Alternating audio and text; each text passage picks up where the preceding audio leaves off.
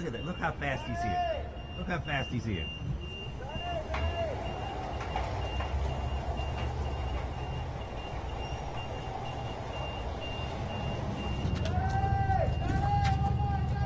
Where do we go in, please? Where do we go in? Get them answers? Behind your shot.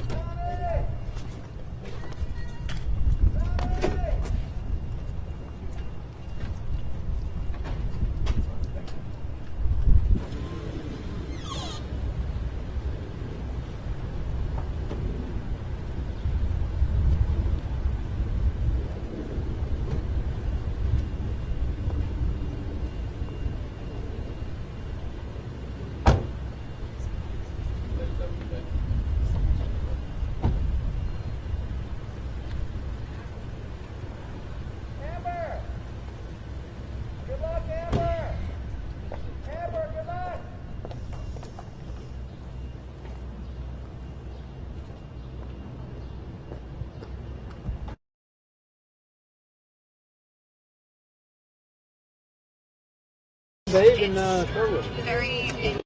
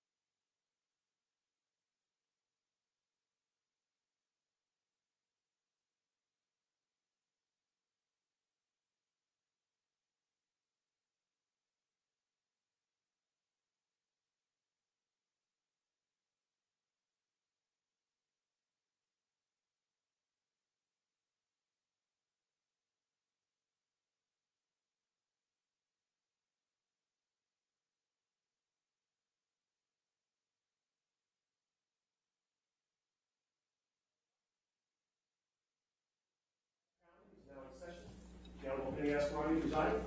Please see for a minute. Good morning. Good morning, Your Honor. All right. The first thing I want to say is I get a call from my mother last night and my mother-in-law saying, "Why did you have your phone on the bench?" So I want to clear everything up. That was not my phone.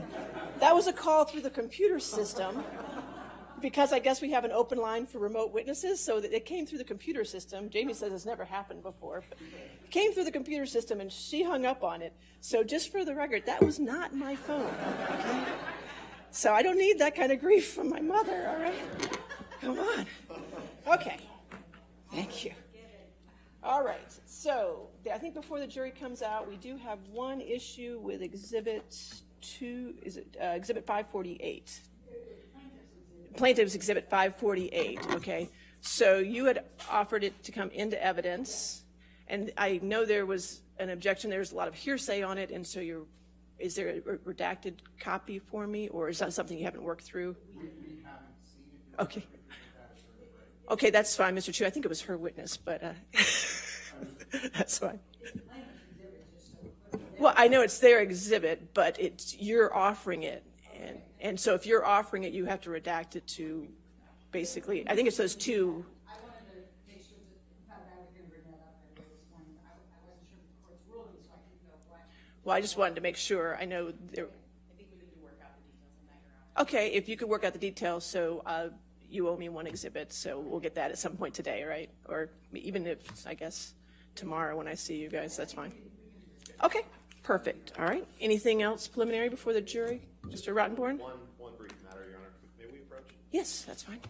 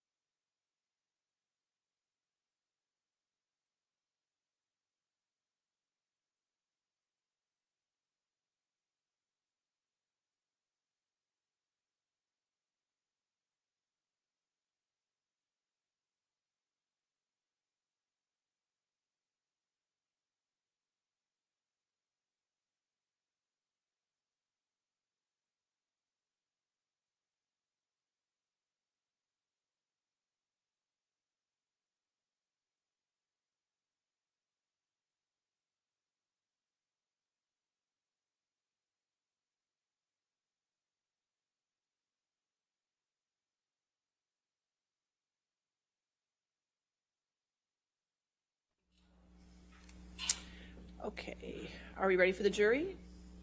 Yes, sir. Okay.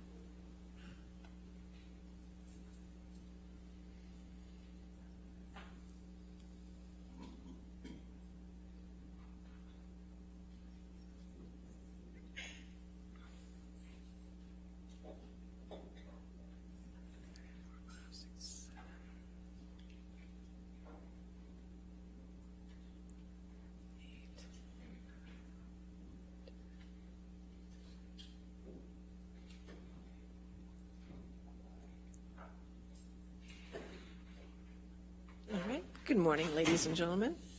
All right. Your next witness. Good morning, Your Honor. Our first witness is Kate James, by witness. Okay, by video. I'm doing that 2 seconds earlier. Can you get the screen up? I like to get the screen up before. Ladies and gentlemen, we usually try to get the screen up before you because of that, the sound, but we'll get it up for you.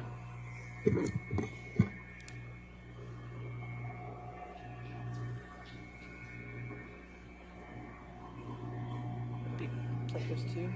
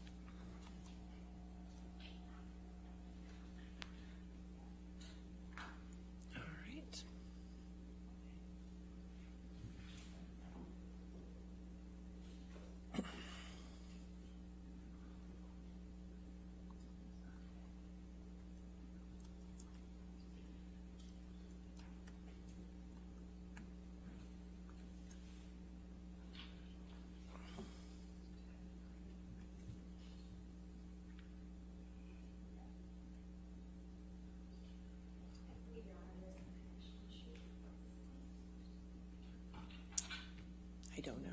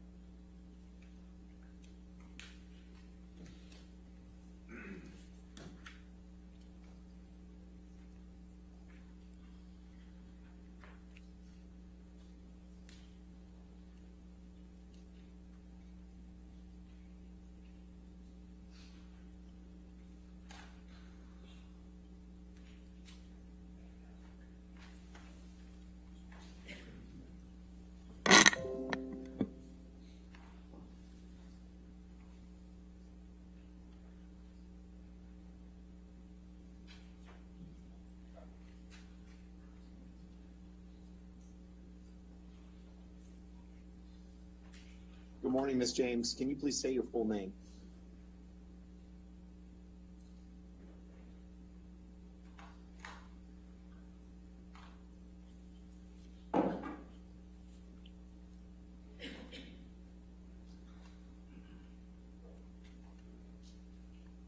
My name is Catherine Olwyn James.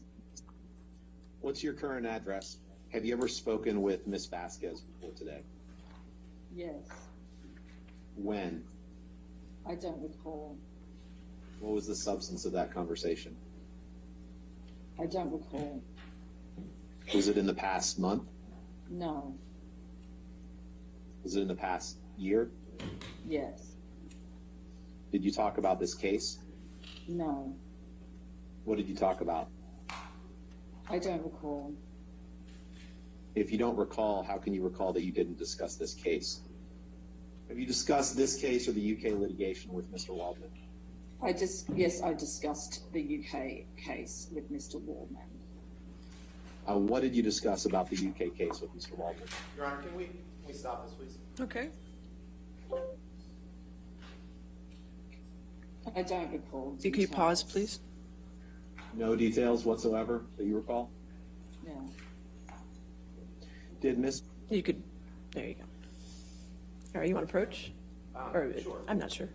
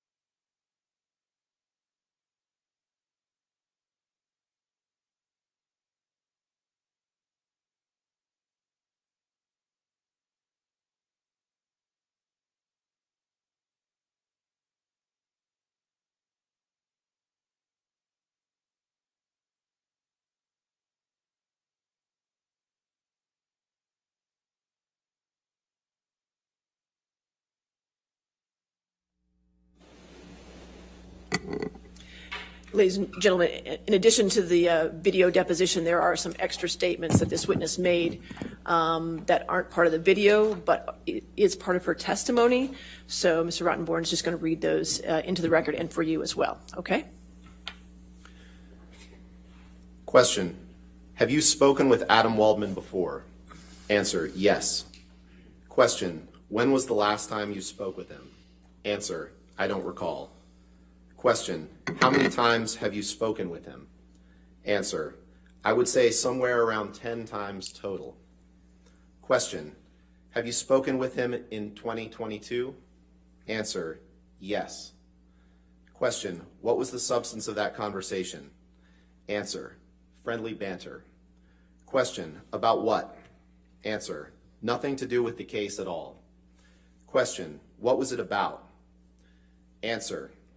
We have gotten to know each other, and, you know, I was on vacation, said Happy New Year, that's it. Question, did you call him or did he call you? Answer, I didn't call him. Question, did you text him?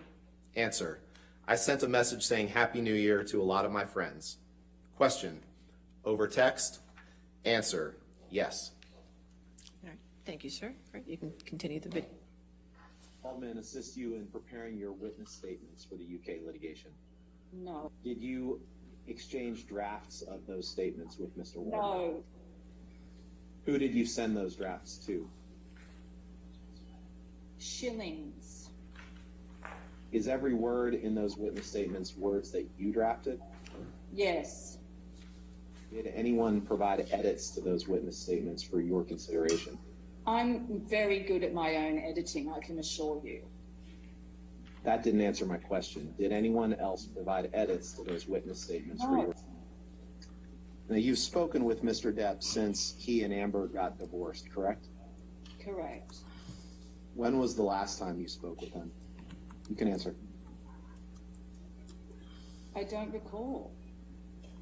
Was it within the past year? No. In any day prior to today, have you exchanged text messages with Mr. Depp? Yes. When was the last time, approximately, that you exchanged text messages with Mr. Depp? I would say 2016. Oh, yeah, I think 2016, but it's a long time ago. When was the last time you spoke with Amber Heard? I don't recall. Was it shortly after your employment with her ended in 2015? No. Was it after that? No. Have you spoken with her to the best of your recollection or communicated with her in any way in the past, say, 5 years? No.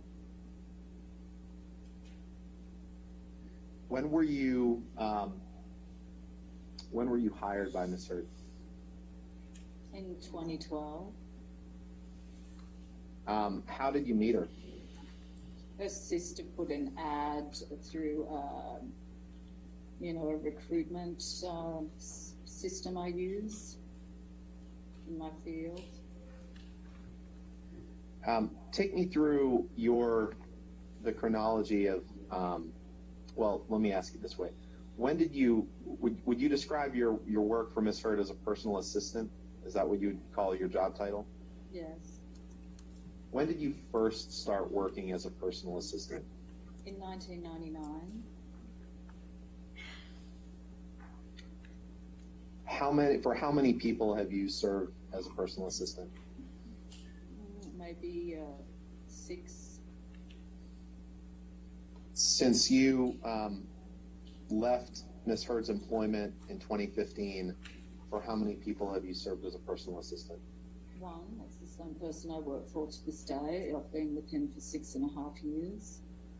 Ms. James, have you had any other jobs since, other than this personal assistant job, since you left Ms. Heard's employment?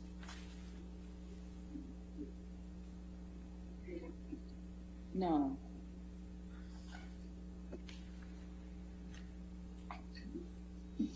Now, your work for Ms. Heard was it part-time or full-time? It started as part-time and became full-time. When did you change from part-time to full-time? I don't recall. What were your job duties? Too many to mention. Give me your best summary of what your job duties were, please.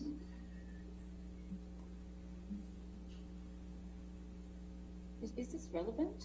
Okay, so let's see. I mean, if you are ready for a really, really long time of me explaining all of the details, that's fine.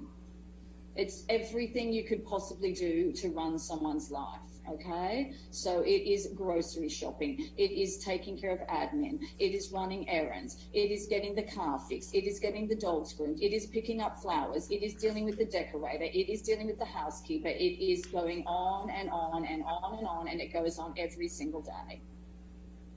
Arranging travel, dealing with all of the surplus staff around the travel, booking all the greeters, dealing with the changing of travel, okay, liaising with people that she's working with on films, updating her calendar accordingly, liaising with the people on set every single day to update her calendar to ensure that she knows what scene she's doing each day, what her call time is.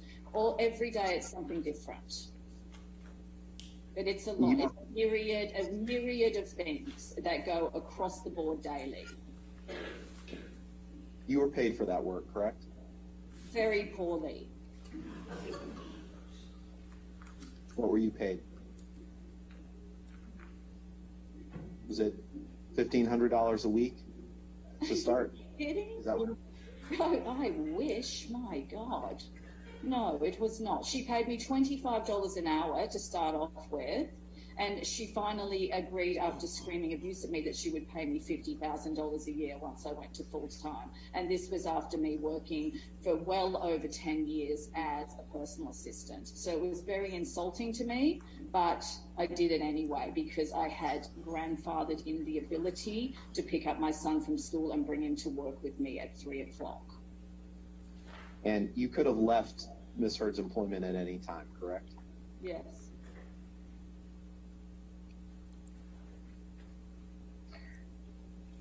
You were based in Los Angeles when you were providing personal assistant services to Ms. Heard, right?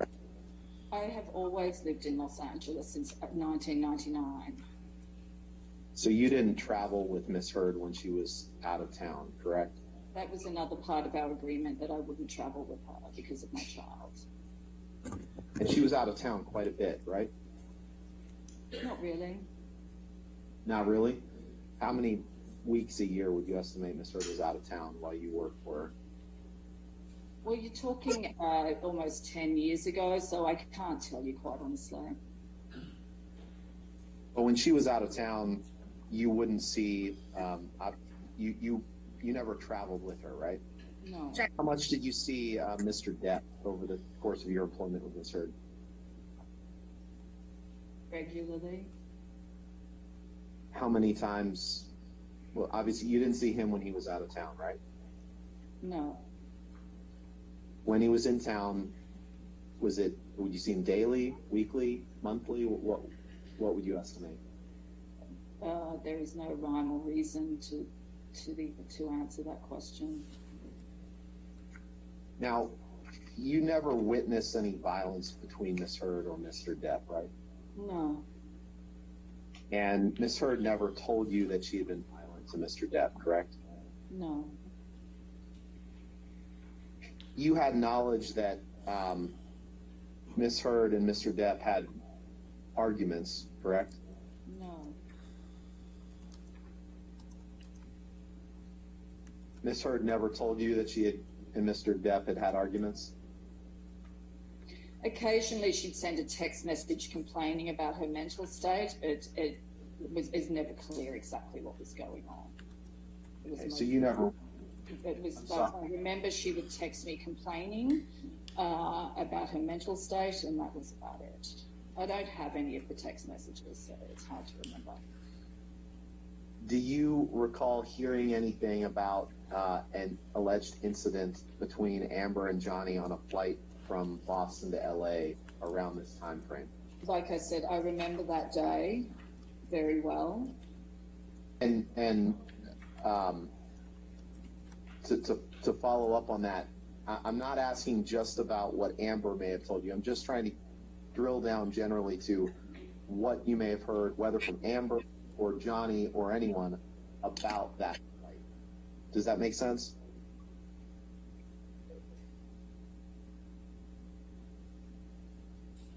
So can you tell us, what do you remember hearing about that flight, or what happened or didn't happen on that flight from Boston to LA? Don't know. Sitting here today, you don't remember anything that you heard about that? I don't know. I wasn't on the plane. I just know what happened afterwards, okay? When she asked me to come and meet her at the shuttle. Did you think to ask her if she was okay? You know, I probably did, because that's my role, to play a caregiver.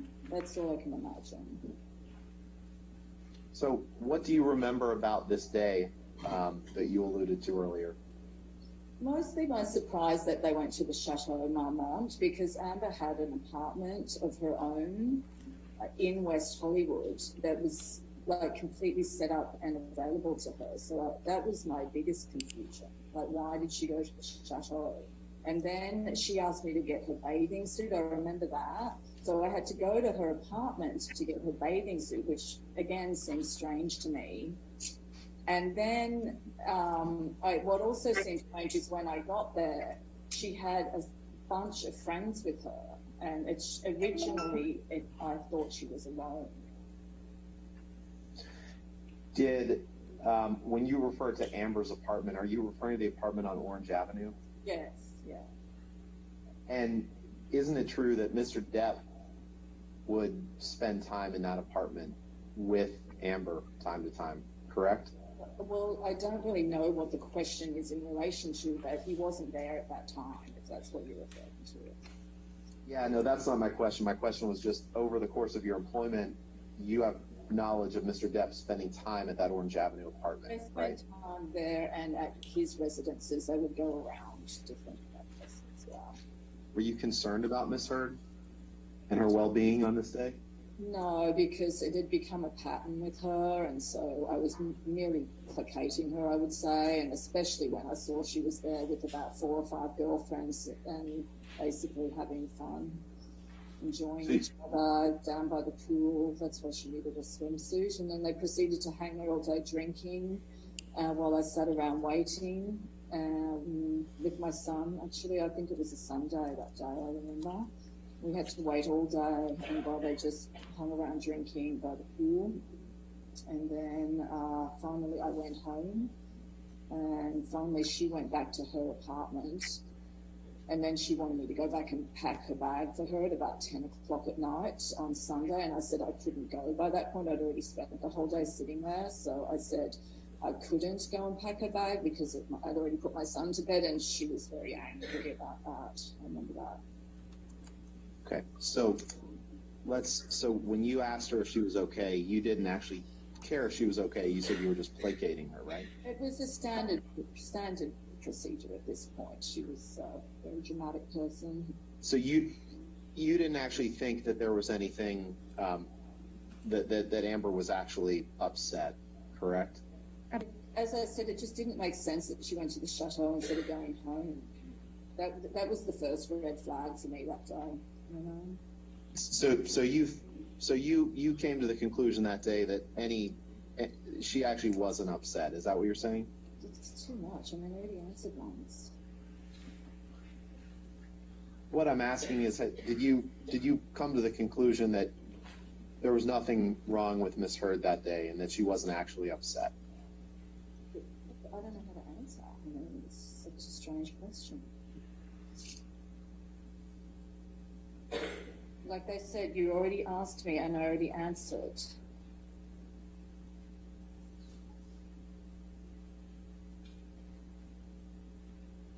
I'm asking you to answer it again. I don't think I asked the exact same question, but do your best, please.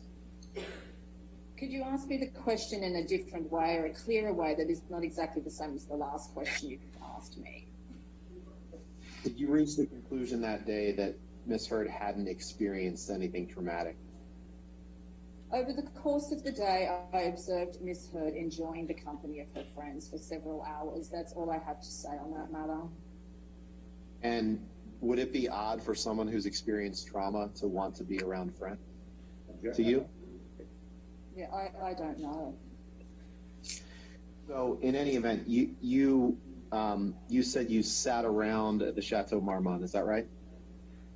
Yes, well, she was deciding what to do. Now you were being paid for that time, correct? Not overtime, it was a Sunday. I was not being paid, no. Did you avail yourself of anything at the hotel? Like, did you order any food? No. Did you I might have ordered some food for my son, actually, to be honest, now I think about it, because he was only little at the time. I think he was, 5 or something. So I might have ordered food for my son. I'm not a big eater. Food is not a huge priority for me. Would you have put that on Miss Heard's tab that day? Everything was on Depp's tab that day, so no. On Johnny's tab? Yes. Let's bring up the document entitled, or that ends in 6151, please. Showing exhibit 3 on the screen. When she wrote, "I love you," and you wrote, "Love you too, hon, won't be long, X," was that just placating Miss Heard? Standard friendly text exchange in my role of work. Were you trying to be supportive at all, or just placating her? A bit of both, I guess. Did you have any concern whatsoever about Miss Heard's well-being that day? No. When was the first time that you remember Miss Heard telling you that all wasn't right in the relationship between her and Mr. Depp? I don't recall exactly when it started, but it was usually her complaining and crying due to, I would say, insecurities within the relationship more than anything else. She would be very, very insecure a lot of the time, and she would call me up crying. I remember one time she called me when she was alone in New York City, and she was crying and walking around the street crying. And he wasn't there. She was alone, but I said to her that she needed to go inside because I was worried that the paparazzi might take a photo of her, and she was in a very dysregulated state. And so just out of kindness, I said to her it was better if she went inside rather than walking around crying in public. I remember that, but I don't remember exactly when that was. It might have been 2012 or 2013. As the job went on, we called each other less and less and did mostly text messaging. It was all text messaging we did.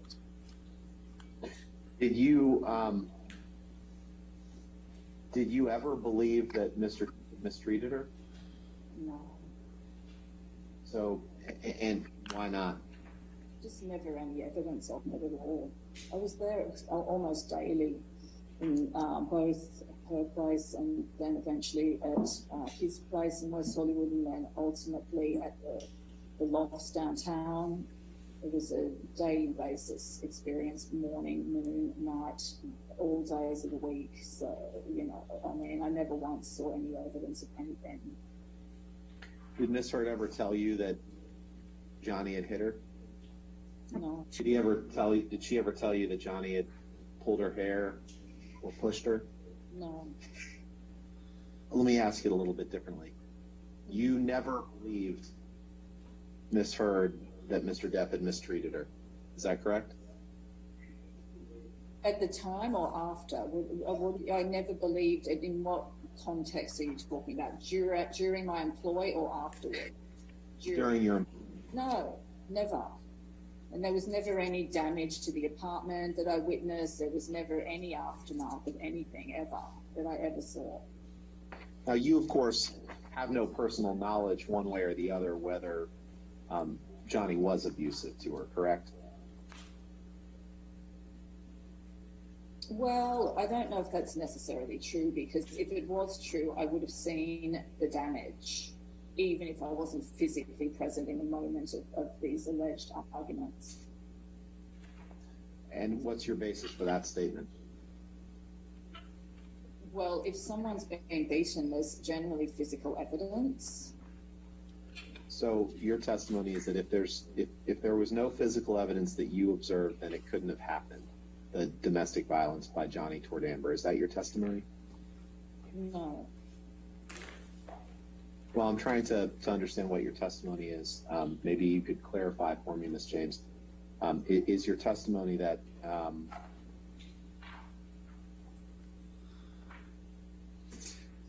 if you never saw firsthand evidence of Johnny being violent to Amber, that it couldn't have happened? That's not what I said. You're trying to put words into my mouth. I don't appreciate that. Can you pull up the document that is, well, let me see what it ends with here.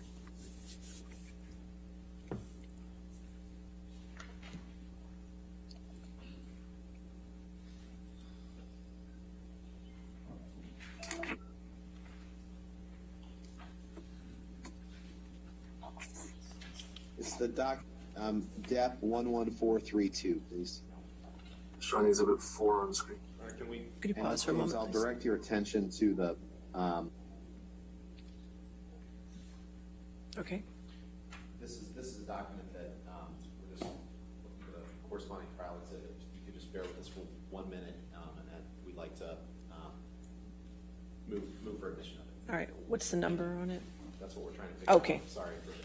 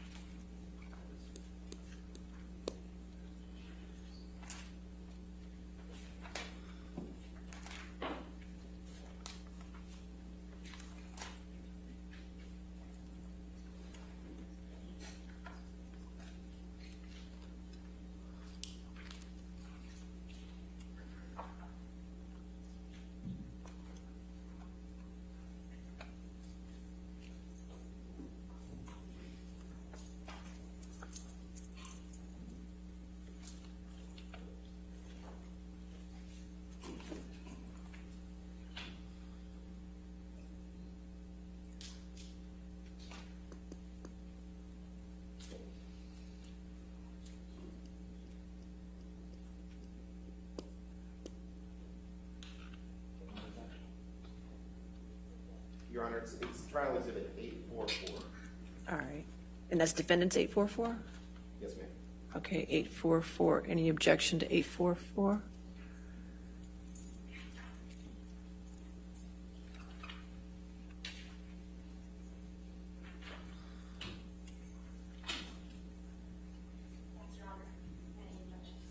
All right, if you want to approach then, if somebody has a copy of 844 for me.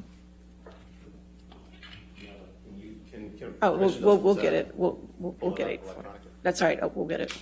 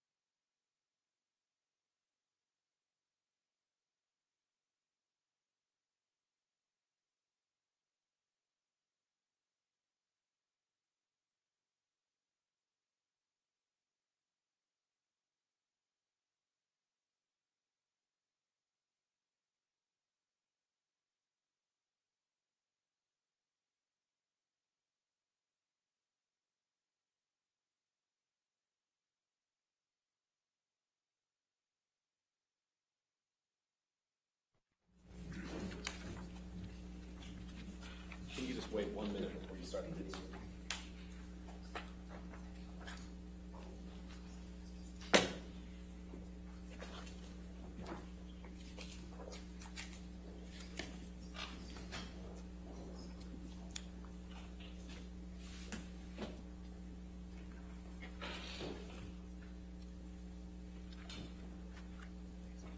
Yes, thanks.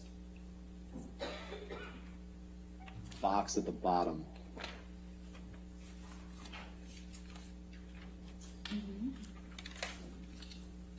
Do you see your name Kate in that the column labeled participants? Yeah. Is this a text message that you received from Mr. Depp on or around August 13th, 2016? Yes.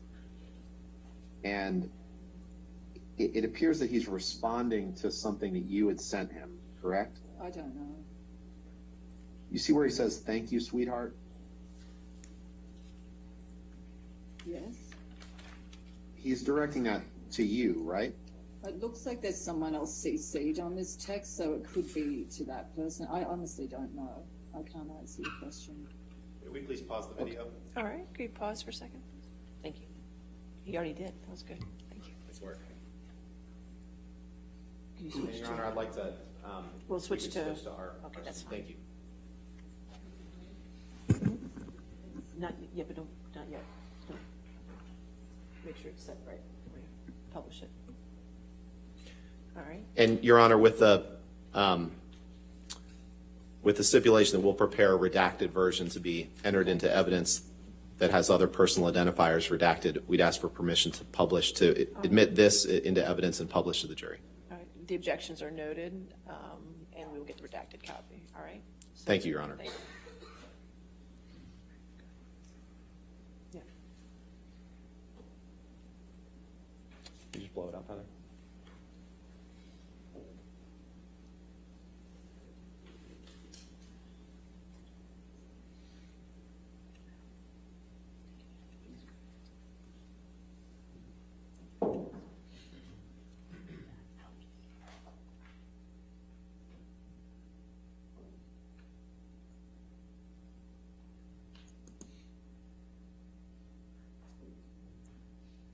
All right. Sir. All right. Are we ready to continue? Ready to resume with the video. Thank you, Your Honor. All right.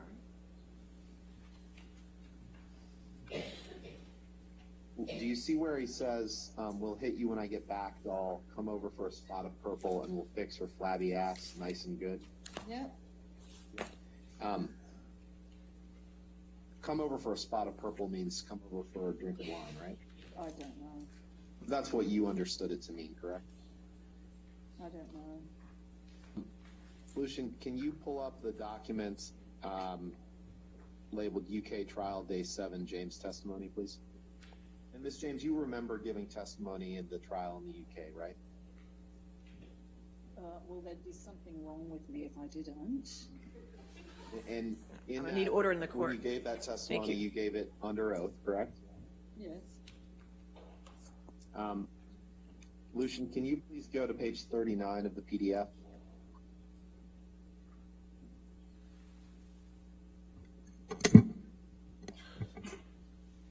And can you please blow up the page that is labeled 1221?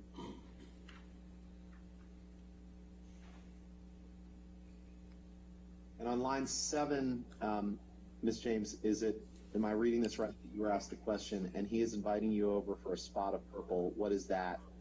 Yes, is your answer. Question, what did you understand? You answered red wine, I imagine. Do you see that? Yeah, I do remember that. Remember giving that testimony? Mm-hmm. Yeah. So is it your understanding that Mr. Depp was inviting you over for wine at some point after he split up from Ms. Heard? And just speculation. Did you meet up with Mr. Depp for red wine around the time period of this text on August 13th, 2016?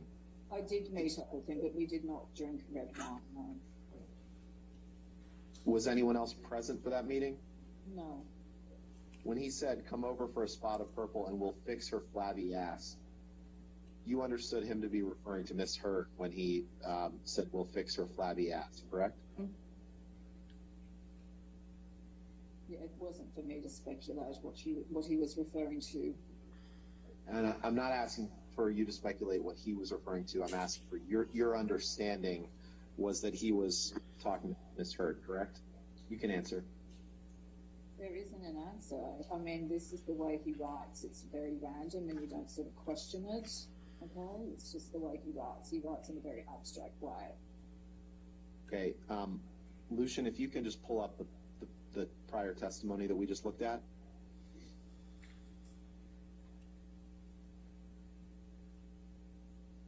Ms. James, isn't it true that on line 12 of page 1221, you were asked the question, red wine, and not only to come over for a spot of purple, but to fix her flabby ass.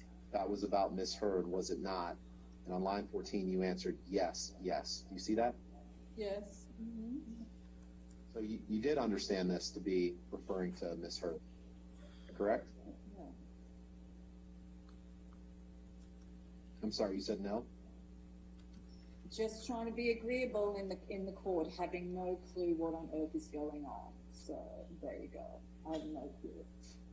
Was that answer in the court truthful or just agreeable? Just being agreeable. So it wasn't truthful? You can answer.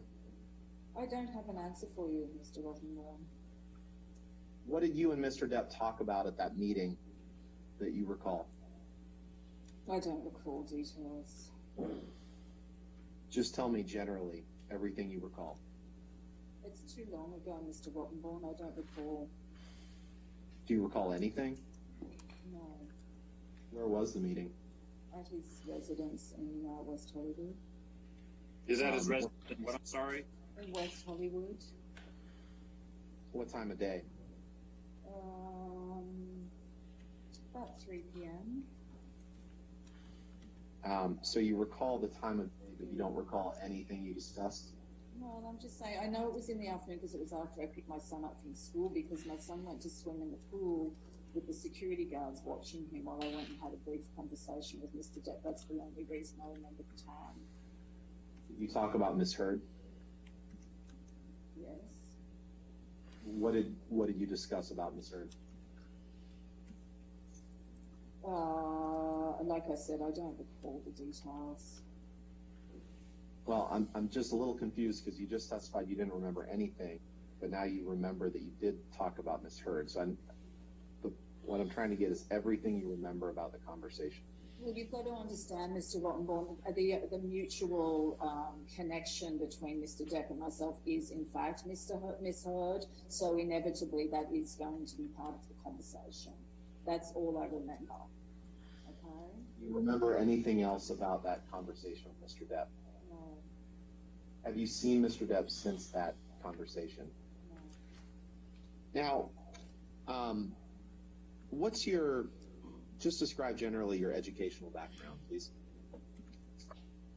I completed high school and then I went straight into becoming a veterinary nurse when I left school, which I did for approximately 3 to 4 years before I left Australia. Did you have any sort of specialized training in veterinary medicine or nursing? Only on the ground experience. I was 4 years in a clinic. So, you don't have any experience with medical training for humans, right? No. And you don't have any training in healthcare, correct?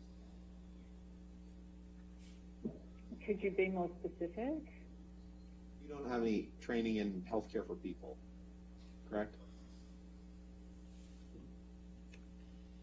I'm not a human nurse, if that's your question. I don't really understand your question. Sorry, you don't have any training related to prescription drugs, do you? No. And you have no basis. Excuse me, only pertaining to animals. Yes, I would like to add that. Okay, and that was the training that you received on the job in Australia before you came to the U.S.? Amongst other things, yeah. You're familiar with Ms. Heard taking prescriptions for Accutane and Provigil, among other things, correct? Yes. You are not, you never served as a nurse or a doctor to Ms. Heard, right? No.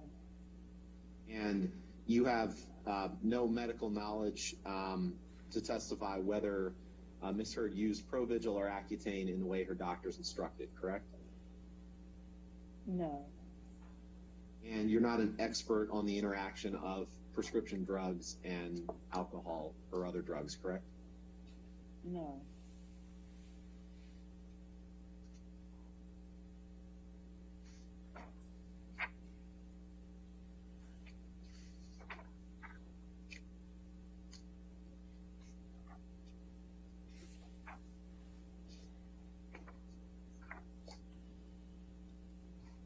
Did you, during the course of your employment, develop any personal knowledge of Mr. Depp's use of alcohol or drugs? Not firsthand.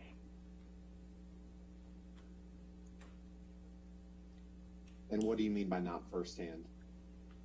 Well, I worked with Amber. I didn't work with him. Did you ever see Mr. Depp using illegal drugs? No. Did you ever see Mr. Depp abuse alcohol? No. Did you ever speak with Dr. Kipper? No. Did you ever speak with Aaron Borum? Yes. And Aaron Borum was a nurse who worked for Dr. Kipper, right? She was assigned to Amber. That's how I spoke to her. I'm sorry. She was assigned to Amber. That's how I came to be speaking to her. And she also provided medical services to Johnny, right? I don't know. What do you recall speaking to Aaron Borum about? Just random chit chat in the course of the day, nothing specific. Do you recall ever forming any concern in your own mind about any of Mr. Depp's behavior in his relationship with Amber? Never. Nothing you heard, nothing you witnessed, nothing you saw during your time with Miss Heard ever gave you an inkling of concern about Mr. Depp's behavior toward Amber? Never.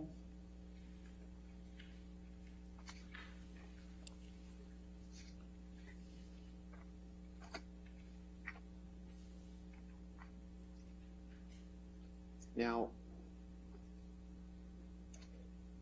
you left your employment, or your employment with Amber ended in early 2015, correct? Yeah, just after they came back from the wedding on the island. Did Miss Heard terminate your employment?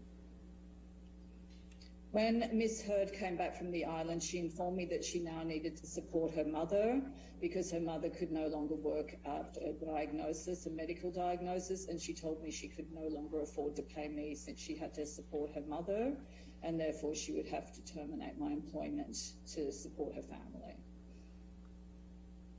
And did you resent Miss Heard for that, for terminating your employment?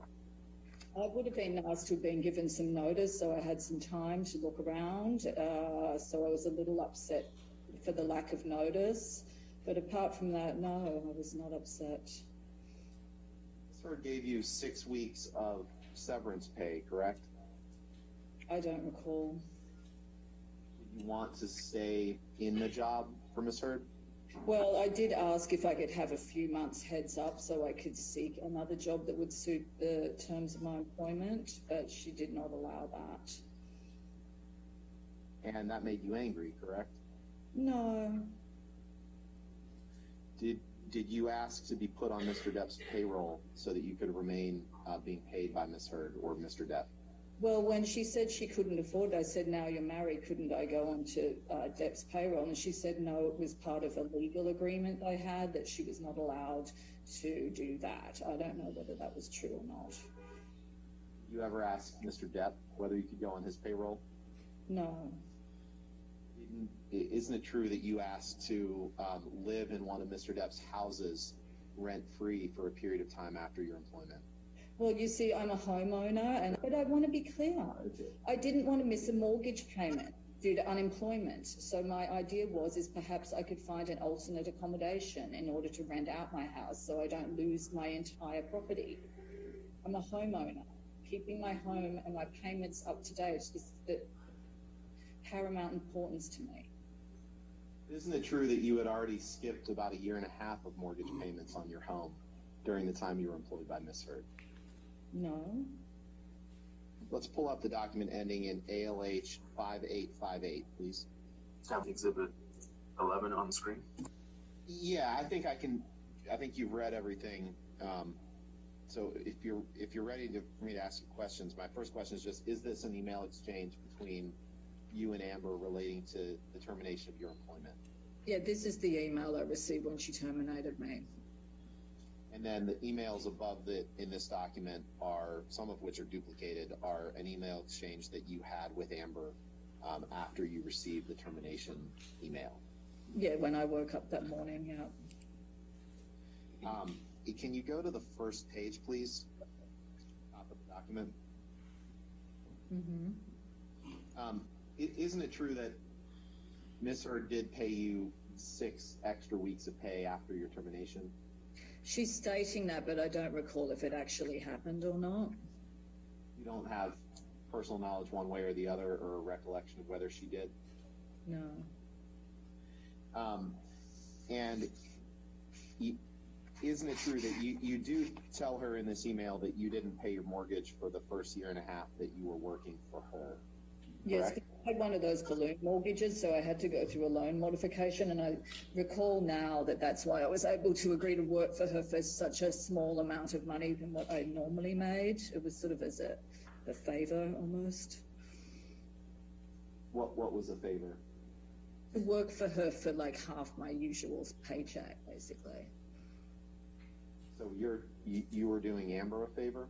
Yes, because initially it was described as a part-time, 20-hour-a-week thing with flexibility and blah, blah, blah. So, you know, I thought it's not really in my caliber, but my son was only 4 at the time, so it seemed like a good idea, especially because I wasn't paying my mortgage, so I could take the hit by getting less pay than I would normally make. And that way I could also have the time with my son that I wanted. Are you, and I think the answer to this is no, but I just want to be clear. You're not blaming Amber for you're not paying your mortgage, right?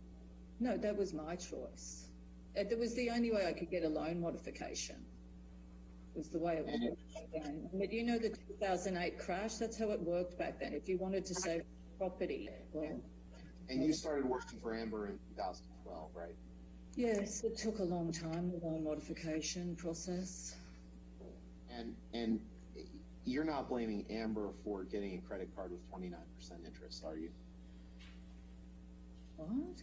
You see in your email on that first page, about 2/3 of the way down, you say, I have borrowed from my mom my tenant's security deposit, and now I have used up a credit card I should use as it has 29% interest. No, that's my choice. Did you have tenants in your property at that time?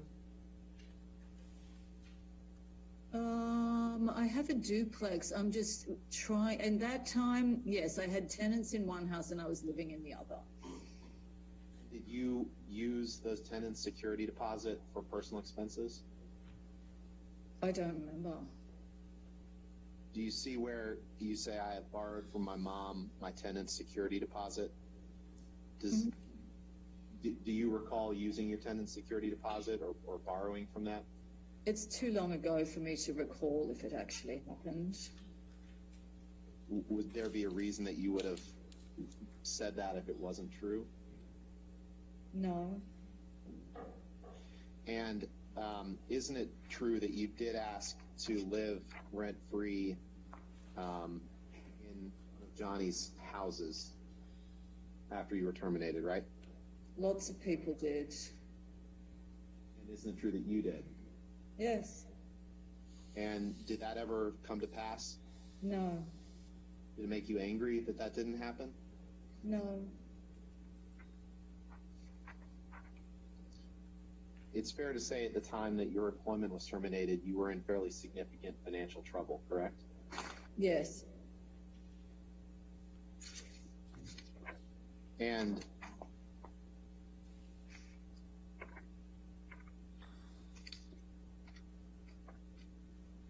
you were angry with Amber for terminating you at this time when you were in financial trouble, correct? No. See at the bottom of your email on page 2, you say, Max and I love you very much, as a sign off to your email. Yes. And Max is your son, right? Yes.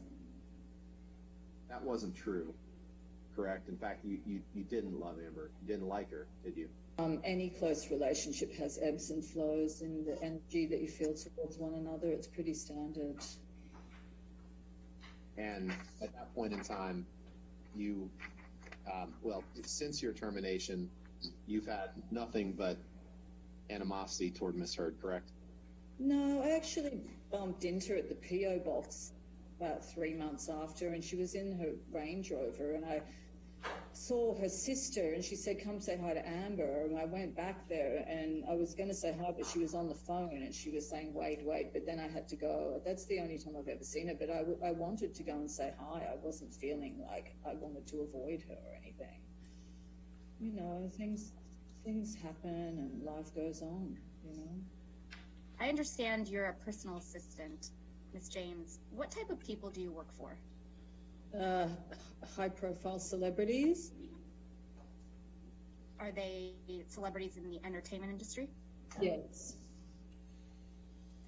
You previously testified that in March of 2012, you worked as a personal assistant for Ms. Heard, yes? Yes. In total, how long did you work for Ms. Heard as her personal assistant? Almost 3 years. And at the time you were hired in March of 2012, had you ever heard of Ms. Heard? No. You previously testified today that at some point while working for Ms. Heard, you transitioned from working part-time to full-time. Is that right? Mm-hmm. When did that transition happen? I don't recall specifically. Do you think it happened within the first year of your employment? I believe it happened within around 6 months into the employment. So most definitely it happened in the first year of your employment. Is that correct? Yes. You previously testified that you stopped working for Ms. Heard as her personal assistant in February of 2015. Is that right? Yes. And you also testified that Ms. Heard let you go upon her return from the Bahamas in February of 2015. Yes? Yes. Did Ms. Heard ever give you any indication or warning that your employment might end upon her marriage to Mr. Depp? No. How did it make you feel when Ms. Heard terminated your employment without warning? A bit of a shock, a bit of a feeling of being blindsided. When you first began working for Ms. Heard, and when Ms. Heard was in town, in other words, not traveling, how many times per week would you see her? Almost daily. And did that change when you became a full-time personal assistant for Ms. Heard? No.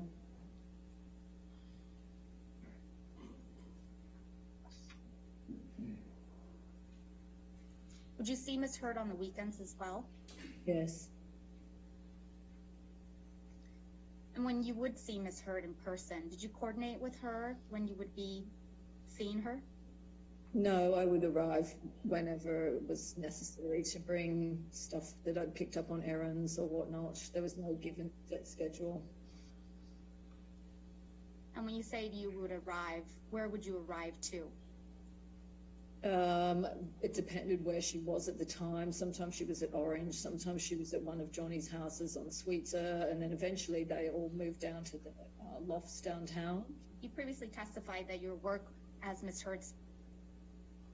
being Ms. Heard's private assistant was extensive. Would you please tell us everything that you were responsible for?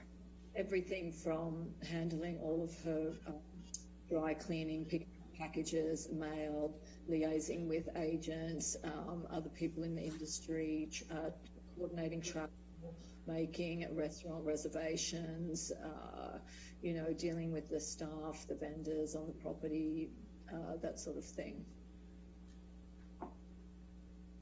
Did Ms. Heard ever ask you to monitor press for her? Yes. What specifically did she ask you to do? I had a newsstand guy that was instructed to hold 2 copies of every magazine she appeared in. Was a newsstand on Sherbourne Avenue, just off La Cienega, and he would hold them for me, and I would go there once a week to pick up a pile of magazines. I'm sorry, you got muffled out. You said that he would hold those for me He and... would hold them for me, and I would go approximately once a week to pick up whatever magazines Amber was featured in, 2 copies of each, which I would then store in her garage. Why would you store them in Ms. Heard's garage? Because she didn't want Mr. Depp to see them. Did she tell you why she didn't want Mr. Depp to see them?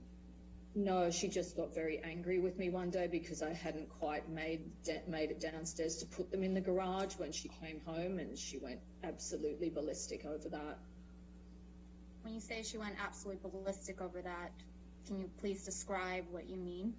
Screaming, yelling, abuse. Do you remember what she said to you? No. That it was abusive in your opinion? Blind rage.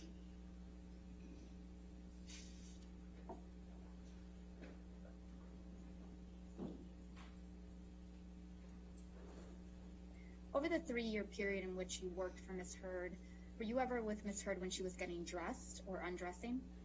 All the time.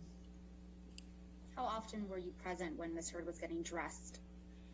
Every time she was getting dressed for a fitting, I would say 90% of the time I was there.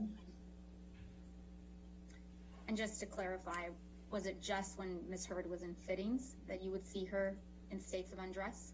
No, it was also in her apartment. She had no issue with walking around naked quite often. Did you ever observe Miss Heard putting on makeup? Yes. How often did you see Miss Heard doing her makeup? Just when she was getting ready to go out somewhere for a party or something. And when you interacted with Miss Heard, and I understand it was quite frequent and regular, did it appear to you that she was wearing makeup? She usually never wore makeup unless she was going to a special event. And when she did go to special events, would you describe her makeup as heavy? It would depend. It would, a makeup artist would do it, or if she would do it herself. If she did it herself, it would be light and usually adding lashes, and that's about it.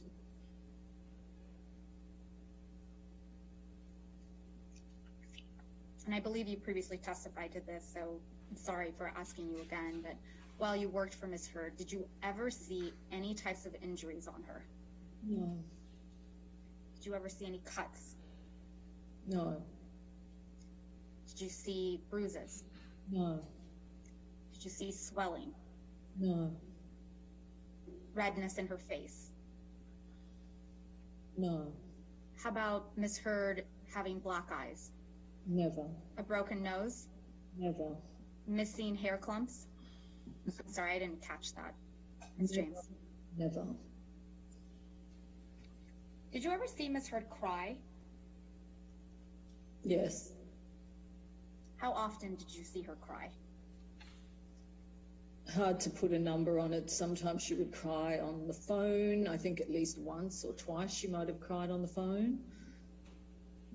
You know, and then as far as seeing her personally crying, you know, she was a pretty dramatic person. It's hard to really put a number on it. I'm focusing on when you saw her in person crying.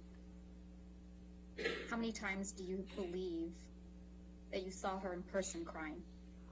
I would say twice, maybe twice.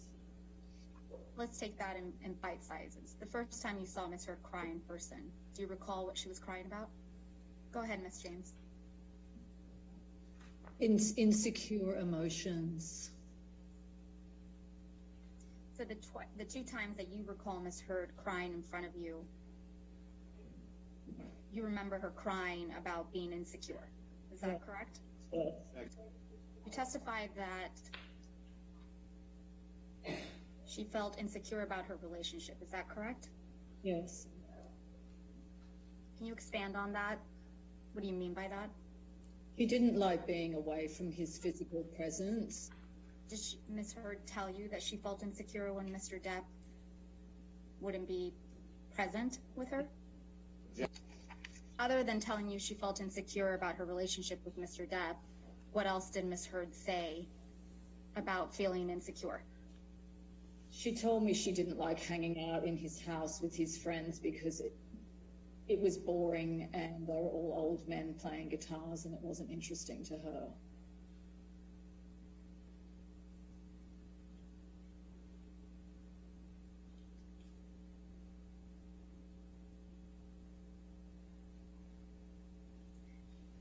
Was Miss Heard dating Mr. Depp when you first started working for her? Yes.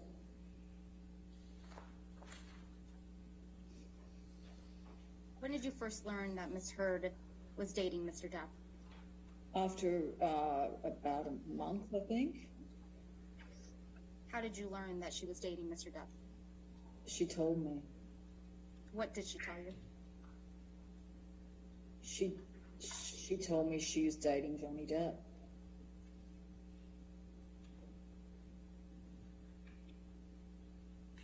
Do you recall the first time you met Mr. Depp? Yes, When was that? it was in her apartment on Orange. Probably shortly after she told me she was dating him. He was standing in the dining room. And approximately when was that? I don't remember. I would say April or May of 2012.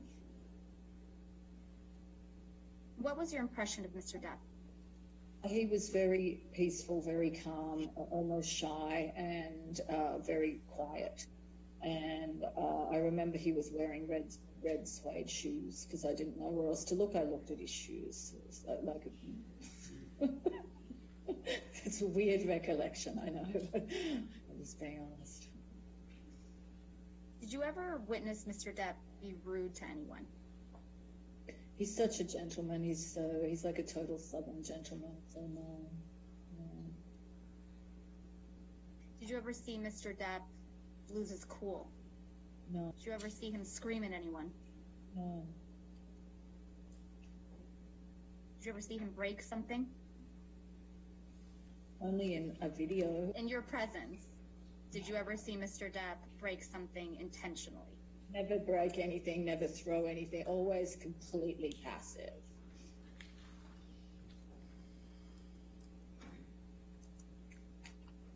I believe you've testified previously that you have a son, correct? Yes. How old was your son when you first started working for Ms. Heard? 4 years old. And did you ever bring your son to work with you? Yes. How often?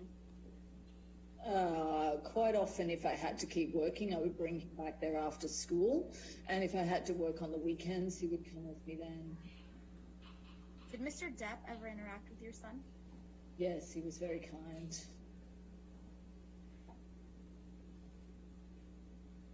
How often did Mr. Depp interact with your son?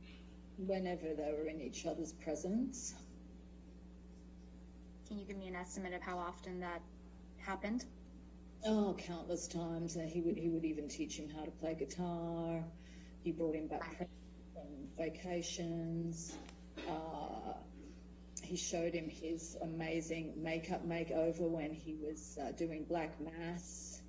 He tricked him. He leant over and was saying, "Do you know who I am?" And the full makeup on his son's jaw almost hit the ground. It was really cute, actually. Yeah. He gave my son a little pick as well, a guitar pick, which he cherishes to this day as well.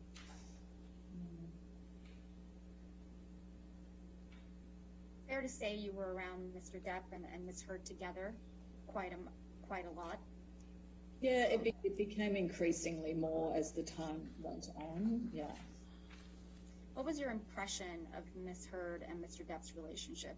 It did not seem like a perfect relationship to me, based on a lot of insecurity on her behalf, which seemed to cause confusion in the relationship.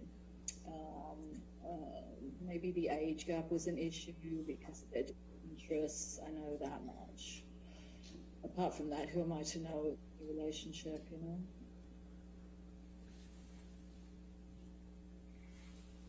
Did you think that Mr. Depp was smothering of Ms. Heard? Oh, Yeah. Did it appear to you that Mr. Depp was jealous of Ms. Heard? no.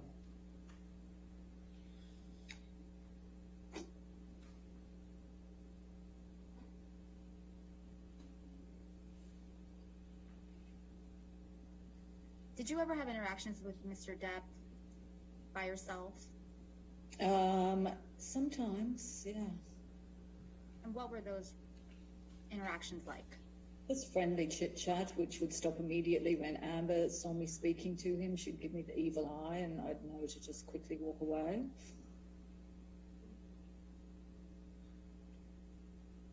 Did Amber ever talk to you about your interactions with Mr. Depp? No.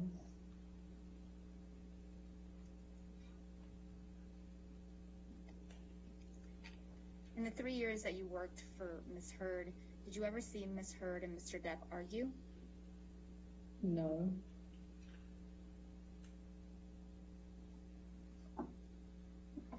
In the 3 years that you worked for Ms. Heard, did you ever see any physical violence between Ms. Heard and Mr. Depp? Never. Did you ever see either of them being physically aggressive with one another? No. Did you ever see any property damage at Ms. Heard's home? Never.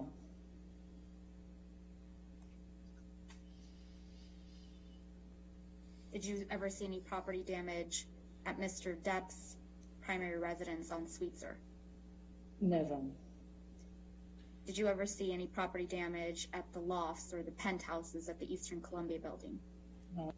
No, never.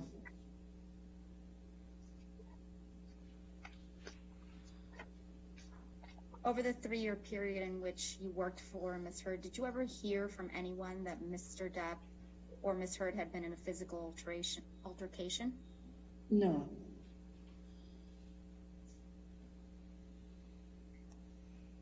Over the 3-year period in which you worked for Ms. Heard, did you ever see Ms. Heard be physically aggressive with anyone? No. Let's break that down a bit. When you say she was verbally abusive to you regularly, can you explain to me how she was verbally abusive to you? Screaming over the phone. She screamed at me once in person, multiple times screaming at me over the phone. Barrages of abusive text messages, day and night, a lot of them in the middle of the night, I think you're aware. I think between 2 and 4 a.m. the barrage would start. That's what I'd wake up to. All incoherent, not really making sense, just basically someone to lash out at, you know, no apparent reason to it. You testified previously that you observed Ms. Heard be verbally abusive to her sister. Yes. What do you recall about that? It was ongoing kick the dog kind of relationship with her sister, so it's really hard to pinpoint any specifics, but her poor sister was treated like the dog that you kick, basically. You previously testified that you observed Ms. Heard be verbally abusive to her mother. Mm-hmm. What specifically did you observe? Well, there is a video that online where you can see her being abusive first and foremost, so it's not even based on what I'm telling you. It's what I've seen, the interactions between the two of them when her mother was still alive, and the fact that her mother was terrified of her. Did her mother tell you she was terrified of her? She personally told me she was terrified of her. Did you ever witness Ms. Heard tongue lash her mother? Here and there, yes. Especially when it was a build up to a stressful event or something like that, yeah.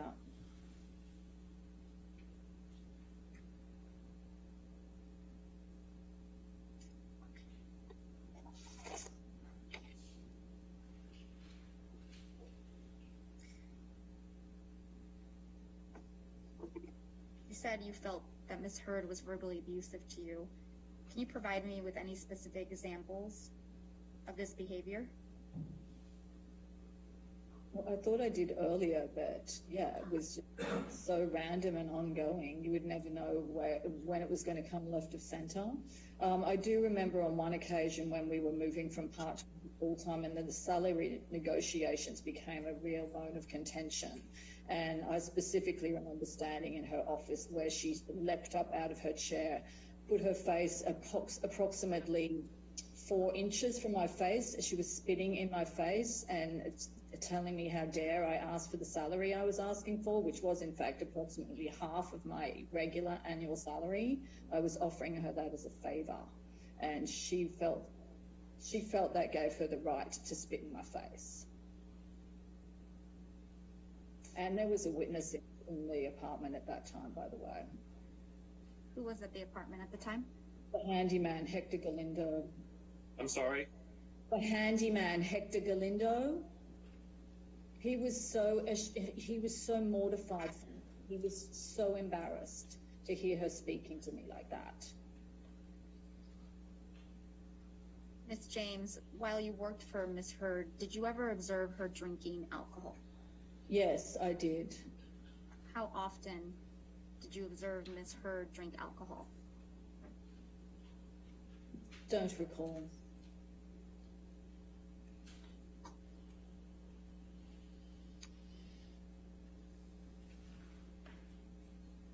What alcohol did you observe Miss Heard drink in your presence? Red wine.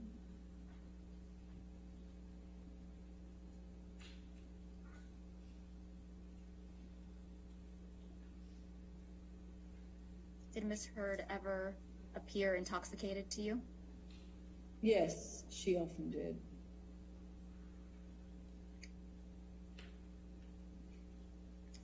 While you worked for Miss Heard, were you aware of what, if any, prescription drugs she was taking? Yes, because I had to pick it up and I often had to deliver it to her. To You set. anticipated. I'm sorry, Miss James, I interrupted your question, or your answer, excuse me. The last part of your answer was to...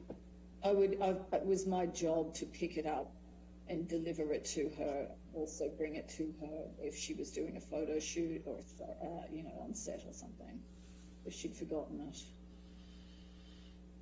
it. What prescription drugs do you remember picking up from Miss Heard? Provigil.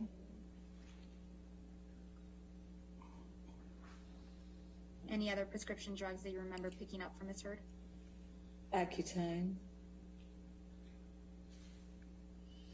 Any others? Not specifically. To your knowledge, did Miss Heard ever stop taking Provigil or Accutane while you were working for her?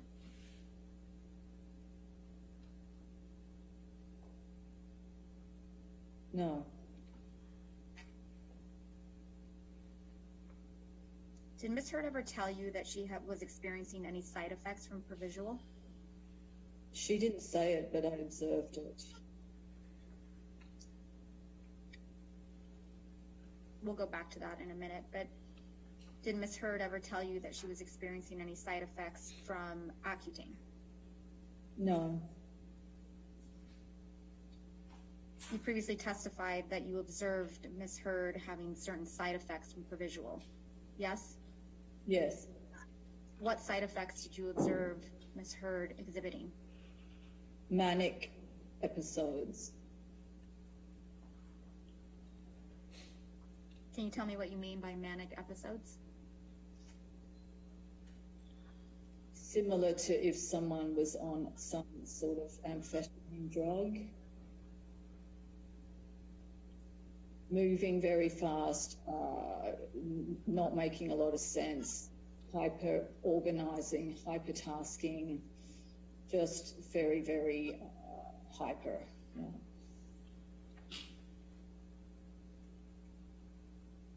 Besides prescribed medication, did you ever observe Miss Heard ingest any illicit drugs while you worked for her? No. Did Miss Heard ever tell you that she had ingested illegal drugs? Yes. When did Miss Heard tell you that she had ingested illegal drugs?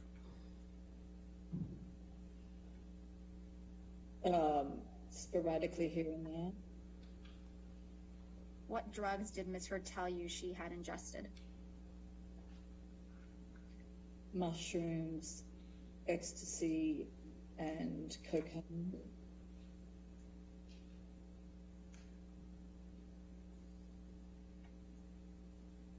If you remember, how many times did Miss Heard tell you that she had ingested illegal drugs? I can't remember.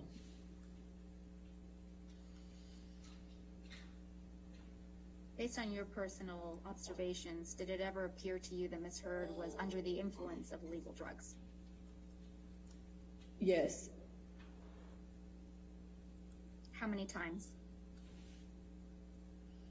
I don't know. Less than 5? It's so long ago, it's hard for me to remember.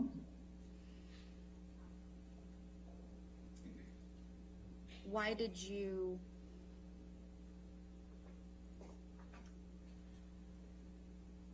it appear to you that Miss Heard was under the influence of illegal drugs? Disoriented, partying with friends, lots of heavy drinking, laughing, dancing, playing, all the sorts of things that go hand in hand with imbibing in drugs.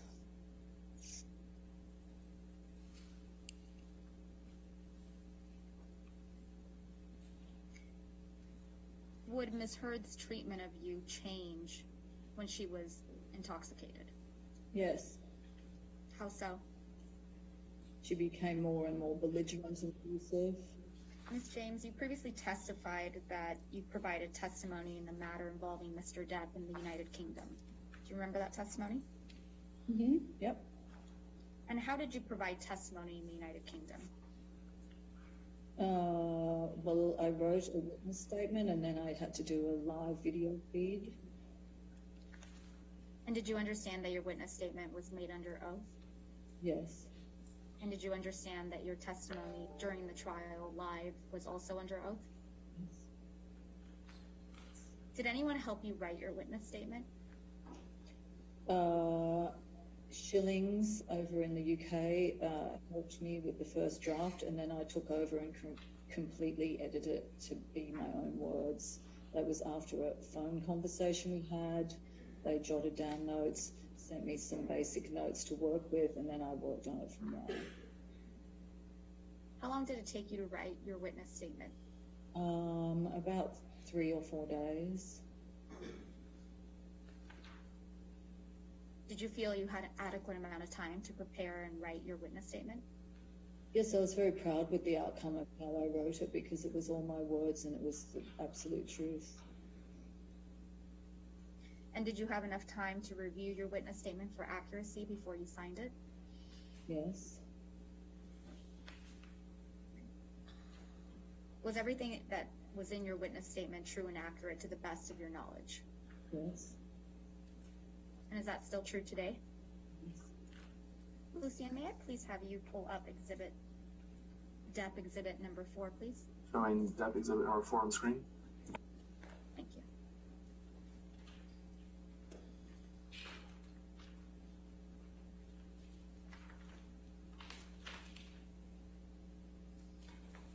Ms. James, do you remember receiving an email from Ms. Heard on or about February 12th, 2015?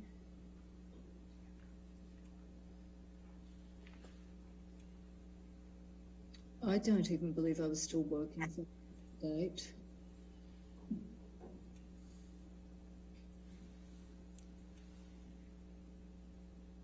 Do you remember receiving this email in particular from February 12th, 2015?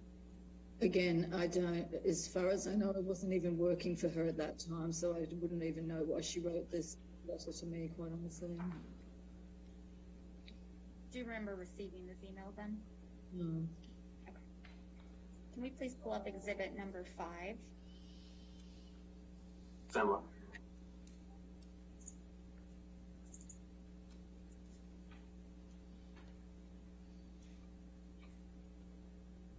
Showing Depp exhibit number 5 on the screen.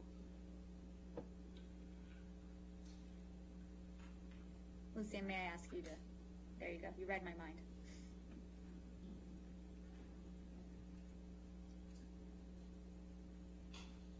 Lucian, may I either take control or have you scroll down to the bottom? Thank you. James, the way these emails tend to work is they start at the bottom and then go up. And this one is no exception. So I'm going to, for your ease, I'm going to have you read the bottom email first, since it's the first one in the chain, dated February 3rd, 2015.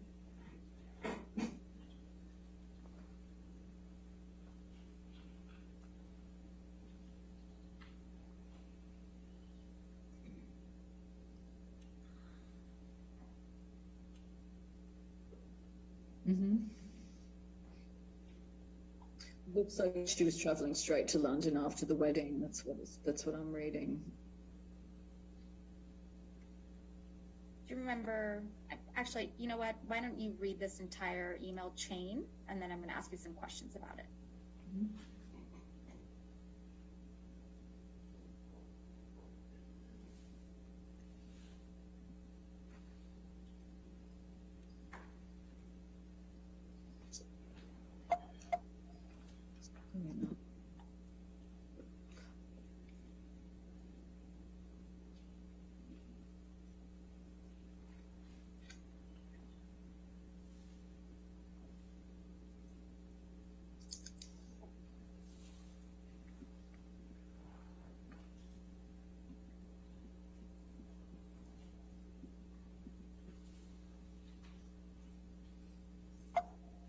Can you help me?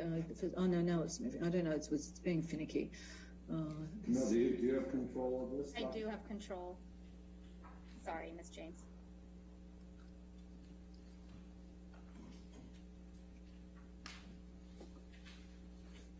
Yeah, I can go up a bit more now.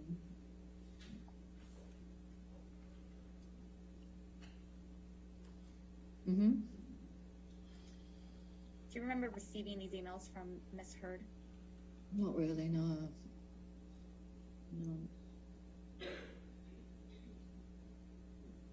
Do you see where Miss Heard on February 4th, 2015 writes in all caps, "Are there no direct flights? Question mark, exclamation." I'm just pointing her to the top email, Mr. Rottenborn. Do you see where Miss Heard writes to you, "Are there no direct flights?" in all caps? Yeah.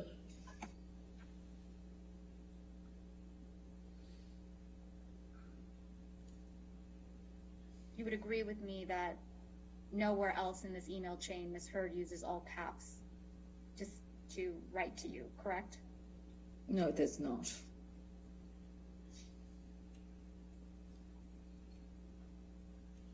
She seems very confused. That's all I can say. When I'm reading through this, she just seems to be very confused. And the thing is like if that question were to be directed to anyone, it should have been to the travel agent, not me. I mean, I'm not the travel agent. The travel agent was down there in the beginning, Trudy Salvin.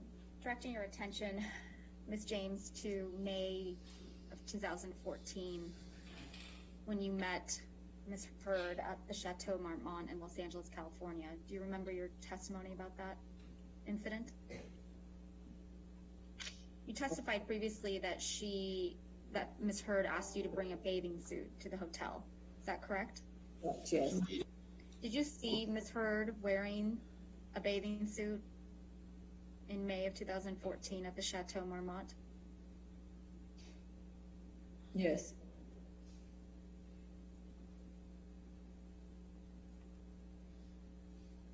Based on your recollection, did you see any bruises on Ms. Heard's body? No. Did you see any red marks on Ms. Heard's body? No. How would you describe the general atmosphere or mood of Ms. Heard and her friends at the Chateau Marmont? To be honest, it seemed a little conspiratorial to me. How so? Like a strategy meeting or something, and combined with a pool party. Hard to describe. It was very confusing. Originally, I thought I was going over for some major emergency, but then something else completely different was going on that day. What made you think something completely different was going on that day? Well, because originally it made it seem like she was having this major emergency and she was completely alone and she needed me very badly to come as quickly as possible. But when I got there, she was surrounded by people. Savannah, Io, Tillett Wright, and Rocky specifically, Raquel Pennington. What was the second name you said? I got Rocky and who? Io, Tillett Wright. It's the letter I, the letter O. Tillett Wright. Did you observe Ms. Heard showing what appeared to be injuries to any of her friends at the chateau that day? No.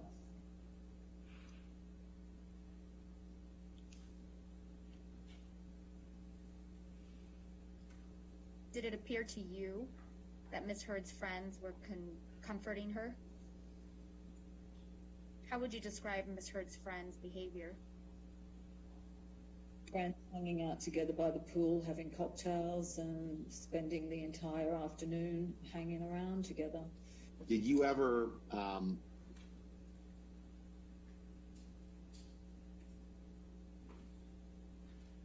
learn information that made you believe that one of the reasons that their relationship between Johnny and Amber wasn't, as you described, perfect was because of Johnny's substance abuse? I couldn't speculate on the details of their personal relationship. You did testify earlier that one of the reasons you thought their relationship wasn't perfect was insecurity on Amber's part, though, right? Yes. So you developed an opinion that insecurity on Amber's part affected their relationship, but you did not develop an opinion that substance abuse or any actions by Johnny affected their relationship. Is that right? That statement was based on communications directed to me from Amber, basically. What communications specifically?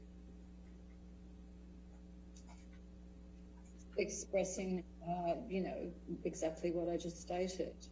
That she was sad, she didn't want to be away from him, blah, blah, blah, that sort of thing. That would happen all the time.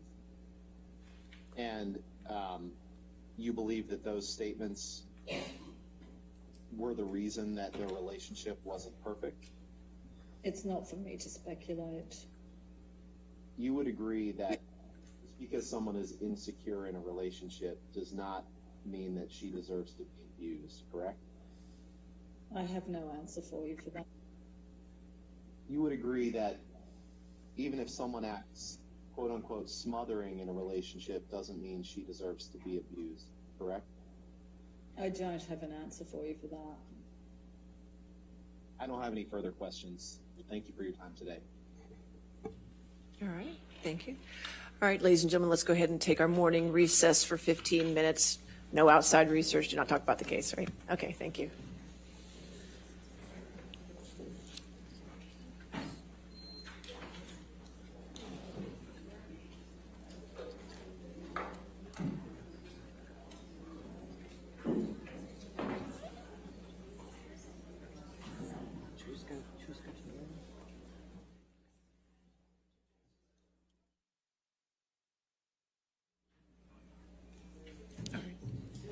All right, let's go ahead and take a break until noon.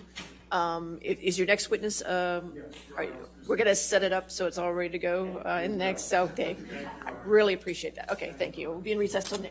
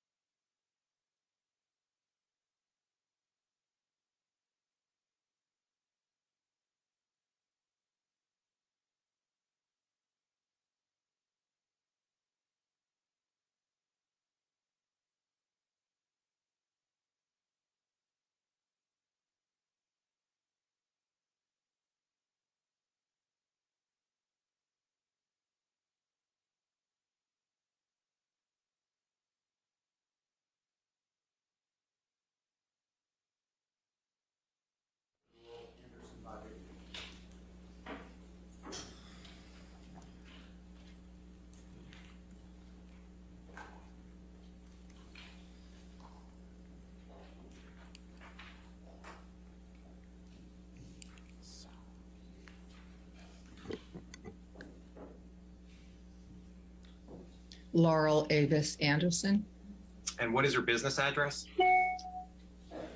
It's been a while. 10921 Wilshire Boulevard, Westwood Medical Plaza, Suite 1101, Los Angeles 90024. And you're a clinical psychologist, is that correct?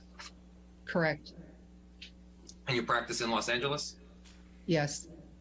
For how long have you been practicing? Almost 40 years. Have you been practicing in Los Angeles for that entire time? Yes.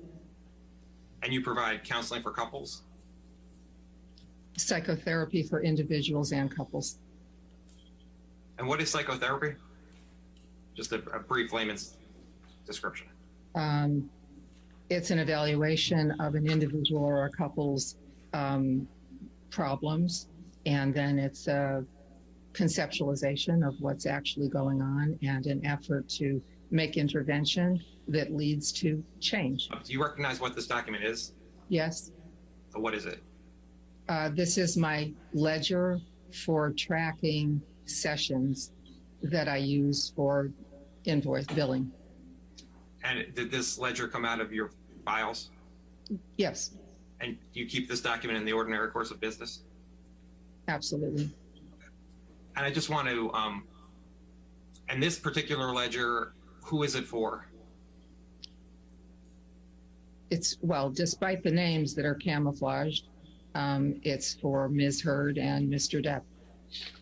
At the top, what are the two names that it says there? Anne Henry and Joey Davis. And Anne Henry is Amber Heard, Yes, and Joey Davis is Johnny Depp. yes, And then it says age 29 and 52. Is that right? yes, And 29 was the age of Amber Heard at the time, yes, and 52 was the age of Johnny Depp. yes, So as I understand it, on October 1st, 2015, Mr. Depp and Amber Heard came in for couples counseling for 3.5 hours. yeah, yes. Whether they were in for the full 3.5 or not, I don't know. But that was the amount of, that was when the session started, and they came in when they came in and not together. And it took 3.5 hours to actually do that first session. So as I understand it, for that first session, Mr. Depp and Amber Heard did not come in together. I don't believe that they did. The next session with Miss Heard alone for background intake, and that was a 2 1/3 hour session. And that session was on October 6th, 2015. Yes. And what's the next row The indicating? next day, You saw Amber on October 6th, 2015 for 2 1/3 hours, correct? yes. And what is the next row indicating? The next day, October 7th, Mr. Depp for 3.5. Again, it may not have been face-to-face for the full 3.5, but it was being at the beginning of the session, waiting for him, his coming in with the entourage and our getting to work. And for the three sessions we just discussed, the October 1st session, the October 6th session, and the October 7th session, those were all in person with you, correct? So yes, the first 3 sessions were all in person. And then what does it say under for the next row, for the 1014 row? Couple, 3 hours. So on October 14th, 2015, Amber Heard and Mr. Depp saw you for couple session. Yes, There's a couple session on October 14th for 3 hours. Is that right? 10:14, there's a couple session. On 10:21, there's a couple session where someone walked out for 2 hours. On 10:24, Ms. Heard was there, did a phone session for 1.5. And how did on the 1024 row next to the 2 hours, it says W out, correct? It's 10:21. In the 1021 row, what does it say in the 4th column? For me, that's walk out. And do you recall who walked out of that meeting? I have tried to, and I don't, because each threatened and stood up, and I'm not positive who finally did the walkout. And then what does it say? What is it indicating on the row for 11/12/2015? Couple session showed 1.5 hours. And then on 12/17, what does that show? Amber alone showed 2.25 hours. Based on this ledger, you saw Amber and Mr. Depp for 4 couple sessions? That's right. Dr. Anderson, I'm showing you it's been marked as Anderson 3. And Your Honor, at this time, we're looking to move defense exhibit 397. I understand there's no objections from All right. plaintiff's side. 397, no objection, is that correct? You have hearsay and relevance objections. They didn't list objections in their exhibit list, and then we actually communicated this morning, and they said they weren't objecting. All right. Do you know who on the team you talked with? I'm sorry.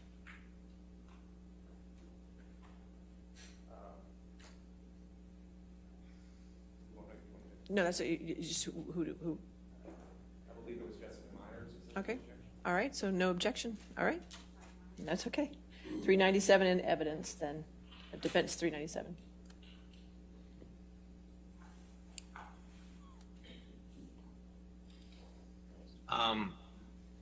And I will let you, which is CC 000172, I'll let you take a look at it. So it's a 1-page email. So let me know when you're finished. Do you recognize this email chain? Yes. Do you know who Christian Carino is? Yes. Again? On the page where it says laurel.anderson28@gmail.com, that's your email address? Yes. The email of March 28th, 2015 from Mr. Carino, he wrote, Laurel, my closest friend, Amber, on copy, wants to come see you alone first, and then with her husband, Johnny. We'll leave it to you two to arrange a time. Love you both. You see that email? Did you receive that email from March 18th, 2015? I did. And you responded to Mr. Carino's email, correct? As you can see, yes. Yeah. What was your understanding as to why Amber Heard wanted to meet with you? I took it at face value that Ms. Heard wanted to have a consultation, and if this is not infrequent that I might get an email like this, so, and when I hear that someone may then later want to come in with their husband or spouse, yes, I think it has to do with relationship issue. On September 9th, 2015, you received an email from Mr. Carino, is that right? Yes, apparently. He was trying to set it up. And Mr. Carino was trying to set up a meeting with you and Amber and Mr. Depp, is that right? Yes, that's what I assumed. And you responded to Mr. Carino's email, correct? I did. And then at the top, you received an email from Amber Heard. Yes. And she wrote, "Hi, Laurel, thank you so much for responding. I really appreciate it. I have to speak to my husband when he's done working today and make sure he's good with that time. I think it sounds perfect. Thank you so much again. I'm really looking forward to meeting you." Did I read that correctly? Yes. And you received that email from Amber Heard? I did. On September 27th, 2015, you received an email from Amber Heard, correct? Yes.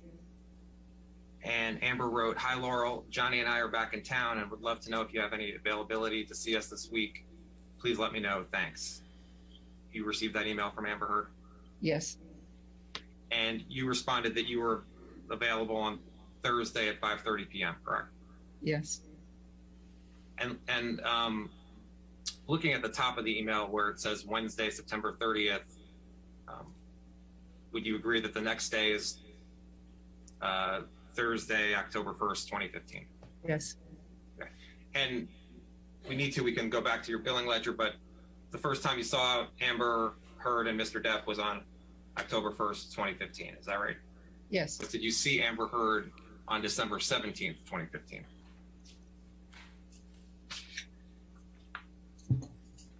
Yes, we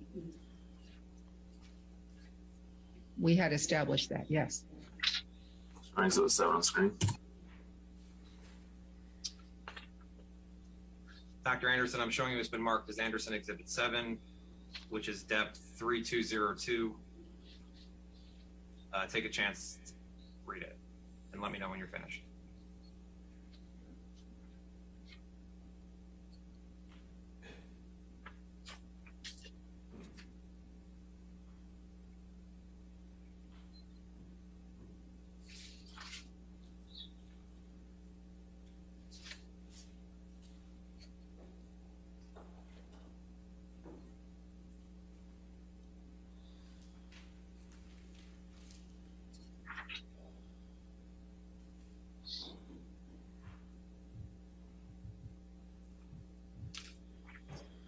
Yes. Attachment 7 is at the bottom is you see a March 8th, 2016 email from Christian Carino to you, correct? Yes. And Christian Carino was asking if you would be willing to make a house call to Johnny Depp's apartment downtown, is that right? I did not know where he lived. His email says, would you be willing to make a house call to Johnny's apartment downtown, correct? Did it say downtown? Yes, it did. Okay. And then you responded on March 8th, 2016, correct? Yes. And you wrote, hey, Christian, have of course avoided this my whole career unless someone was in rehab. Would be willing to try it once, and that there's something I'd like Johnny to understand, and I don't think he does. Where you wrote, I'd like Johnny to understand where you wrote would be willing to try it once, in that there's something I'd like Johnny to understand that I don't think he does. What did you mean by that? I can't say exactly what it was I wanted to impart, but I know that I thought that he was having difficulty in the sessions, and I think it was something about the process between the two of them that I was trying to clue him into. What difficulty was Mr. Depp having in the sessions? Having a voice. What do you mean by that? Ms. Heard had a jackhammer style of talking. She was very amped up. He had trouble talking at a similar pace. Their dialogue, he was cut off a lot. So I'm guessing this is what I'm not sure what it is, but there was something. Anyhow, this is how he didn't have a voice. He couldn't keep up with her rapid fire way of conversation. And so he was really overwhelmed. In working with Amber and Mr. Depp, did Amber ever report to you any physical violence on behalf of Mr. Depp toward Amber? Yes. What type of physical violence did she report to you? Do you recall seeing photos from Amber Heard? I have, but I don't remember when I saw them. What do you recall about the photos? Her face was bruised. Do you recall where on her face on Amber's face you saw bruises? I think they were around her eyes, but I couldn't be positive. Did you witness abuse by either? I didn't witness. Had you worked with Mr. Depp before working with Amber and Mr. Depp? No. Is it your testimony that while Mr. Depp may have said he wasn't violent with any of his other partners, there was violence from Mr. Depp toward Amber, correct? Yes, you're right. He had been well controlled, I think, for almost, 20, 30 years. And both were victims of abuse in their homes. But I thought he had been well controlled for decades. And then with Ms. Heard, he was triggered, and they engaged in what I saw as mutual abuse. Sometimes, I know she led on more than one occasion and started it to keep him with her, because abandonment and having him leave was her worst nightmare. And I think he may have initiated it on occasions too. I'm less sure on. And how did you come to the understanding that on some occasions Ms. Heard physically abused Mr. Depp? Ms. Heard reported that. What did Ms. Heard report to you? That it was a point of pride, two things. It was a point of pride to her if she felt disrespected to initiate a fight, and her father had beaten her. She was not going to. And the second,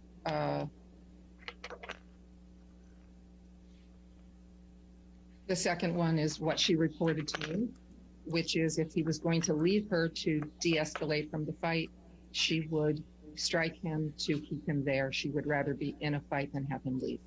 Did you speak to any other doctors or psychologists that worked with either Amber or Mr. Depp? No. Did you review any medical documents of Mr. Depp or Amber?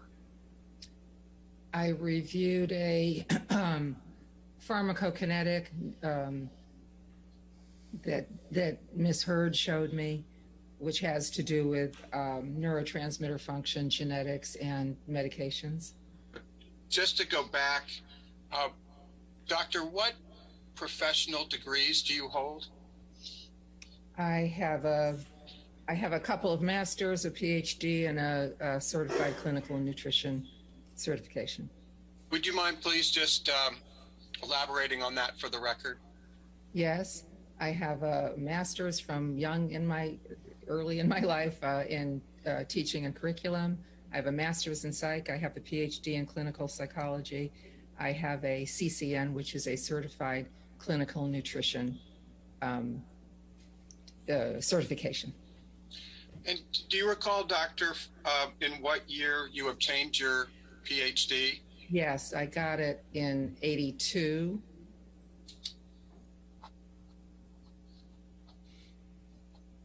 And if very briefly, if you could just please, in summary fashion, just describe your employment history from 1982 forward after earning your PhD.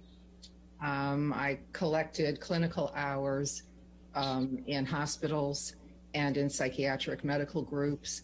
I was employed to do some nutrition evaluation and intervention as well, but there were MDs behind me. We worked in concert. Then worked in a hospital with, I think that doctor was workers' comp. And then when I was, I have it out of order. Then I was on my own, but I was employed this is when I was employed by a psychiatric medical group to do kind of a combination of psychotherapy and some nutrition. And then since then, I have been a solo practitioner, out of network, word of mouth only, very small footprint, purposely, all of these years. When did you become a solo practitioner? Very soon, probably in '86. So is it fair to say that as of 2015, you were already quite established as a solo practitioner? Yes. Generally speaking, what type of services did you provide your patients in 2015? Adults only, individual or couples work, and with a limited number of people, there would have been neurotransmitter testing and some attention to lifestyle and how nutritional elements affect the brain. And if you would just please describe for us lay people what a clinical psychologist does. The first thing is evaluation, intake, gather material. The second thing, and the way I work, is during the intake process, could be one session, could be 4 sessions, depends on if it's an individual or a couple. I'm conceptualizing. I'm looking for the process. The content is something I make notes on, I care about. It leads me from session to session, but I'm really looking at process. What's going on between 2 people, or what's actually going on inside of someone. The third step is I show my hand. I talk about it. I try to get either 3 people in the room all on the same page with me, or one other person. This is what I see. And then the onus is on me to not just be a good friend and hold someone's hand and talk about mom, but to actually make change. And so I lay out, here are the things I think we need to work on. And then there are action steps for all of them, so that someone has a more directed sense of what they're doing in psychotherapy, as opposed to just coming in and talking about how they feel. Is it your practice when you have a session with a couple that you take notes from the session? I absolutely take notes from any session. Do you take, at what time in relation to this session do you take the notes? I'm taking them during the session, and they know it. Because I don't want hours and hours and hours of homework at the end of a clinical day. So the notes are often, a lot of typos, wrong pronouns here and there, but essentially I'm just trying to gather facts as I go. Is it fair to say that you take the notes in a somewhat contemporaneous fashion? Sure. And do you take those notes in the ordinary course of your practice in your business? Absolutely. Do you maintain, or do you keep those notes as part of your treatment and regular course, ordinary course of business? I do. Thank you. And what type of information generally do you keep in your notes, other than what you've already testified about? Whatever I want to. Anything that it could be content that I'm tracking, just so I know in the next session what kind of content we were talking about, and it could be process too. Stand by, and I'll mark that as plans exhibit number 1. Showing exhibit 1 on the screen. Just to confirm, have you seen this document before, Dr. Anderson? Yes. And what is it? It's Christian Carino doing the first contact, and the second one is from Ms. Hurd, wanting to know how to get in touch with me. But accepting what's been thrust upon us, when was your first couples therapy involving Ms. Hurd? October 1st, 2015. Was that an in-person session? Yes. Where was the session held? In my office. And Mr. Depp was also there, correct? Yes. How long was that first session? 3.5 hours. Was that the first time that you had ever met Ms. Hurd in person? I think so. And was that the first time you had ever met Mr. Depp in person? Yes. Okay, now if you could please turn, and this is a multi-page exhibit, Mr. Nadelhoff did not show you. This is going to be Plaintiff's Exhibit 2. Stand by. Can I interrupt a second, Ben? Sure. Adam, can you turn up your microphone? Because everyone's a lot louder than you, and when you object, I struggle to hear you. Can you hear me? Well, Michelle is a lot louder than you, so if you talk at the same time, I can't hear you. All right, I'll see what I can. Yeah, I'll see what I can do. Thank you. And Dr. Anderson, if you could just take as long as you would like to familiarize yourself with this document. I'll just state for the record, these are documents that you produced that have a Bates designation 1 through 17. Yes, I'm familiar. What are these? Oh, well, strike that. Have you ever seen Plaintiff's Exhibit 2 before? Yes. What is it? It's a redacted copy of my personal notes that I provided to you guys. And are these, I think you testified in response to Mr. Nadelhoff's questioning that the names Ann Henry and Joey Davis are pseudonyms? Yes.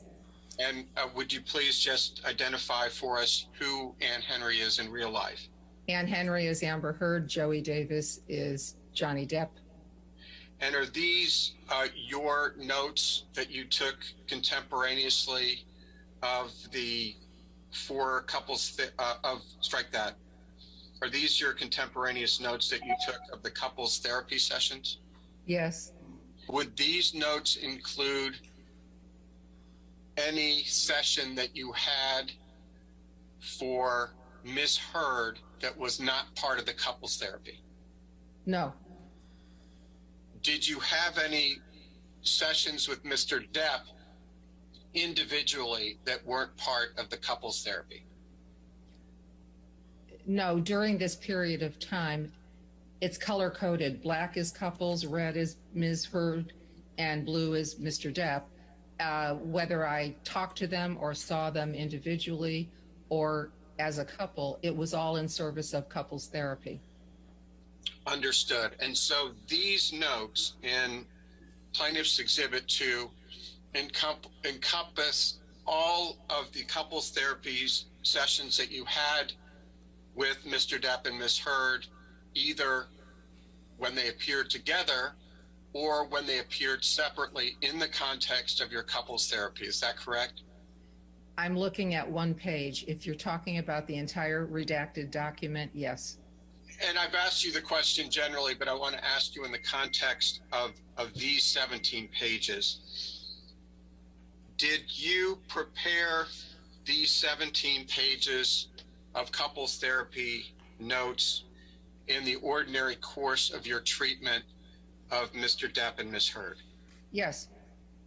Did you maintain or keep them in the ordinary course of your practice or business? I did. So my question was, what is the significance of October 1, 2015? I'm going to look at what I'm reading so that this makes sense to you. This can't possibly make sense, but it makes sense to me. Okay. They reported what they said to one another. So the first line is Ms. Heard talking, saying that Mr. Depp says to her, "No one likes you. You're getting fame from me. I'm falling out of love with you. You're a whore." She's reporting just in the first session just how bad the relationship is, just how mean they are to one another. And at that point, because I'm typing quickly as they go along, I'm switching into a different voice, more about the process between them, where she has, I believe, interrupted him. He says no more about what she says about him. And it's just that they're fighting and she has a hard time. She bites the bait. She can't let him talk, is my recollection. And from this, that's kind of what that is. So it gives me a sense of what they're doing at home. They're each reporting. This is what we say to each other. Okay, I appreciate that, Dr. Anderson. I'm just going to try to break it down into little bits. So October 1, 2015 is the date of the first couple session, correct? Yes. And 2.5 means 2.5 hours long from start to finish? I am guessing they were present for 2.5 hours, but that I waited, whatever the the ledger says, but I waited an hour for them to show up. And Dr. Anderson, in that first bullet point that we can see, you write, "Jay says no one likes you, getting fame from me, falling out of love with you, whore." Jay is Johnny Depp? Yes, but that was said by Ms. Heard. So is it fair to say that Ms. Heard was saying that Johnny said to her, "No one likes you, you're getting fame from me, I'm falling out of love with you, whore"? That would have come from Mr. Depp, is that correct? Ms. Heard reported that that's what Mr. Depp said to her at their worst. Yeah. Did Amber, when Mr. Depp told you that Amber had hit him in the jaw Did Amber respond in any way? Did she deny it? Did she admit it? I don't think she denied it, but what I believe from my notes was that she galloped off in a new direction, and they continued to talk, and there was no more that Johnny Depp was going to say about what he was reporting. It was more that they started into a fight.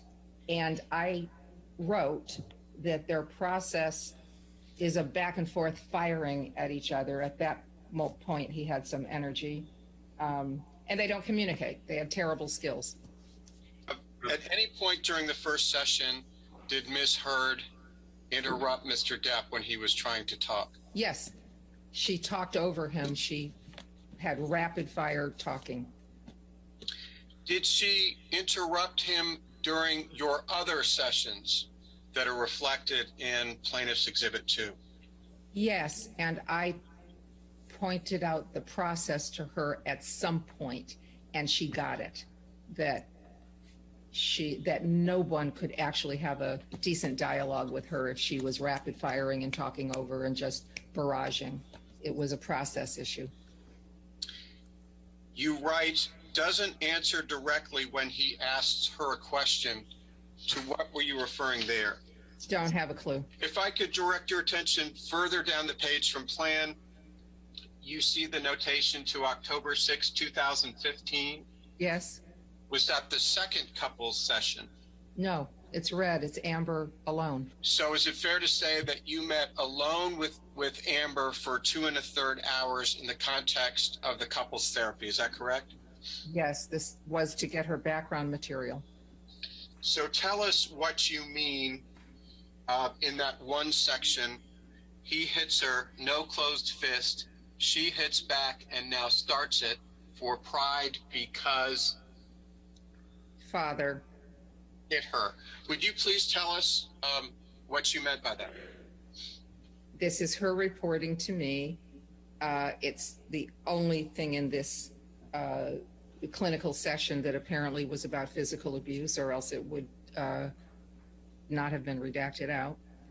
It's so when she said in terms of physical abuse that he hits her, a no closed fist means an open hand slap to me. And she says that she hits back and now she starts it and sometimes hits him first because her history is having been violated by her father physically. And just out of pride, she, if she's, a lot of things trigger her.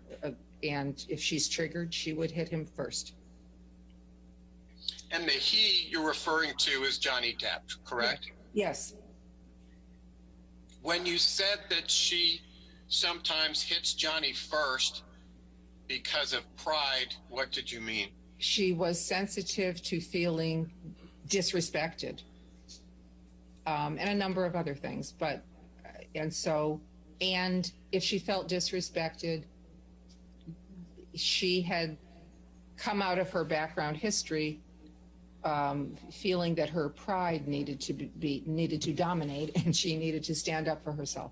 When Ms. Heard told you that Johnny Depp hits her or slaps her, Johnny Depp was not present, correct? Correct. Okay. And it wasn't plural. It was, she referred to, well, I wrote he hits her. Yes. So maybe it was plural. But he was not present when she made that assertion. He was not. Did Ms. Heard tell you that she socked Mr. Depp? Yes. She was describing kind of the progression of the physical violence. Did you have any understanding of what she meant when she admitted that she socks Mr. Depp? Yes, because there were 3 lines above this that explained the progression a bit. And I've already said what it was. She felt she had to hit him back if he hit her. And so she always did. And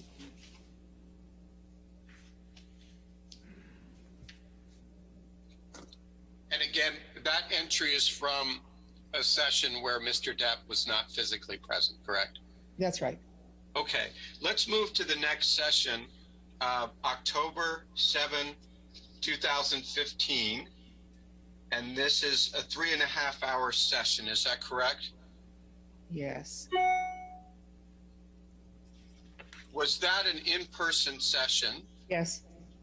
Did both Mr. Depp and Ms. Heard attend? No, this is blue. This is Mr. Depp's intake. Understood. And let's move now toward the bottom of the page, and I think I'm finally getting the code right. So the next session occurred on October 14th, 2015, and it was the two of them for 3 hours. Is that correct? Yes. And that was another in-person session, true? Yes. And am I right to say that every single piece of your notes as to the October 14th, 2015 session has been redacted? Is that true? Yes, but to clarify something earlier on the ledger. Yes. I wrote 2 hours couple, then Amber. It means he is the one who walked out of that session. My question was, am I correct that all of your notes for the October 14th, 2015 couple session for 3 hours are completely redacted? Is that true? Yes. So, so the next session occurred on October 21, 2015, true? True. And it lasted 2 hours. It started as a couple, then Mr. Depp left, and then you spoke only with Amber, but in the context of couples therapy. Is that right? Yes. Okay, and let's go to the next session on page 10. The next session was on October 24th, 2015. And I can't see from the code, was that a couples therapy, or was it just one or the other of them attending? No. This is a red phone session with Ms. Heard. Okay, great. And it lasted 1.5 hours? Yes. So the next session was, after that, was on October 29th, 2015. Is that right? Yes. And that just... That one was canceled. Oh, it was canceled. That's why it's so short. Okay. And then the one after that, still on page 10, was on November 12th, 2015. There's an appointment on 11/4 that was canceled that I didn't put an entry on. Okay. Well, that's helpful. What about November 12th? Was that a joint session? Yes, it was. And was that in person? Yes. Okay. And then the next session on page 11 is that even I can understand. So there was a no-show on December 4th, 2015. Is that right? Yes. I'd like to clarify the no-shows. Please do. I think they both told me, but I think Mr. Depp told me at one point. But I already knew because this happens with couples.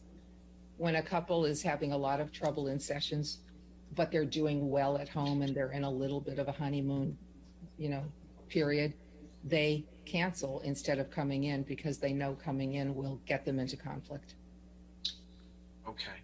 And fair to say that happened again on December 10th, 2015? I can't tell which sessions they were sick or which sessions they were canceling because of this dynamic, but it was admitted and explained to me and I understood it fully. Okay. And still on page 11, the next session was on December 15th, 2015, and it was a telephonic session. Is that right? With Ms. Heard. That was with Ms. Heard. Okay. You write, then last night, Monday, she slapped him as he sat there talking incoherently. Who slapped who?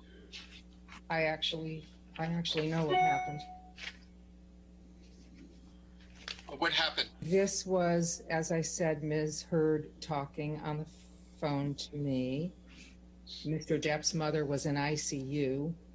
He had been doing he was fucked up, as she would say, on a lot of drugs. And She slapped him because he was being incoherent and talking about being with another woman. Did she tell you that he had hit her first, or was she the one who initiated the slap? She initiated that one because I think she felt demeaned and threatened. And this is what she reported to you, correct? Yes. He was not present. He was not on the call when she made these allegations. Was he? No. And you didn't see any of this, did you? No. And you didn't see her in person? No. After? Okay. Then there is a notation. Should she call police? ? Where is that? That's right below what we were just talking about. There, in red, it says, should she call police? What does that refer to? So what did you mean?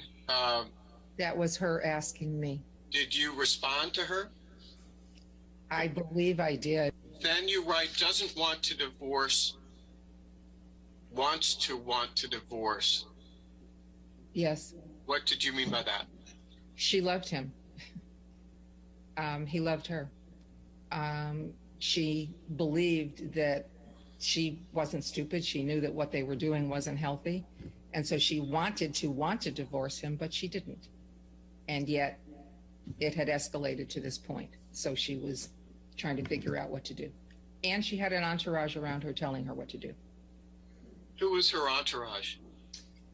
She had a routine group of friends that stayed with her, lived in her home, probably as well as paid people that I don't know. Do you recall the names of any of her entourage? One was Rocky. Directing your attention to the last snippet from that session, will she have advantage if she leaves him but files with police for abuse first?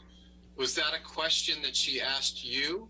Yes, this was her talking out loud, trying to strategize for herself. Showing Plaintiff's Exhibit 3 on the screen. And Dr. Anderson, I think this is the same document that Mr. Nadelhoff showed you as Anderson Exhibit 6. So I'm not going to ask you to identify it again, but I do have a couple of questions about it that Mr. Nadelhoff did not ask. I believe you testified, and correct me if I'm wrong, that you have never spoken to any of Ms. Heard's other psychologists or therapists. Is that true? That's true. And putting that aside, when she refers to her own therapist in this Exhibit 3, do you know the name of that person, putting aside whether you had ever spoken to him or her? I do not. Okay. Did Ms. Heard ever explain to you why the nuances and complexity of her relationship with Mr. Depp would be lost on her own therapist? I believe that she felt known in a more thorough way in terms of her behavior inside of the relationship. And let's pick up where we left off on the bottom of page 11 of Plaintiff's Exhibit 2. Okay. And specifically the entry that begins on January 13. It's at the very bottom of page 11, literally the last line. Oh, that's it. On January 13, 2016, was this a joint session with Mr. Depp and Ms. Heard, or was this just with one of them? It was only Ms. Heard. And let me go back and see if it was phone. No, I'm sorry. It was in person. No, never mind. 11316 was Ms. Heard in person. And do you know how long this in-person session was with Ms. Heard on January 13, 2016? I think it was probably just 1 hour. Okay. You write, didn't fight on island till last day. On island started to get into something. What were you referring to there? Well, Christmas had occurred, and the goal was they had a lot of people going to his island, and they were going to be together. And the goal was to try and get through the Christmas holiday without fighting. And so she was reporting on that. Then you write, he got aggressive, threatening, didn't touch him, hid in bathroom. What were you referring to there? What she reported to me,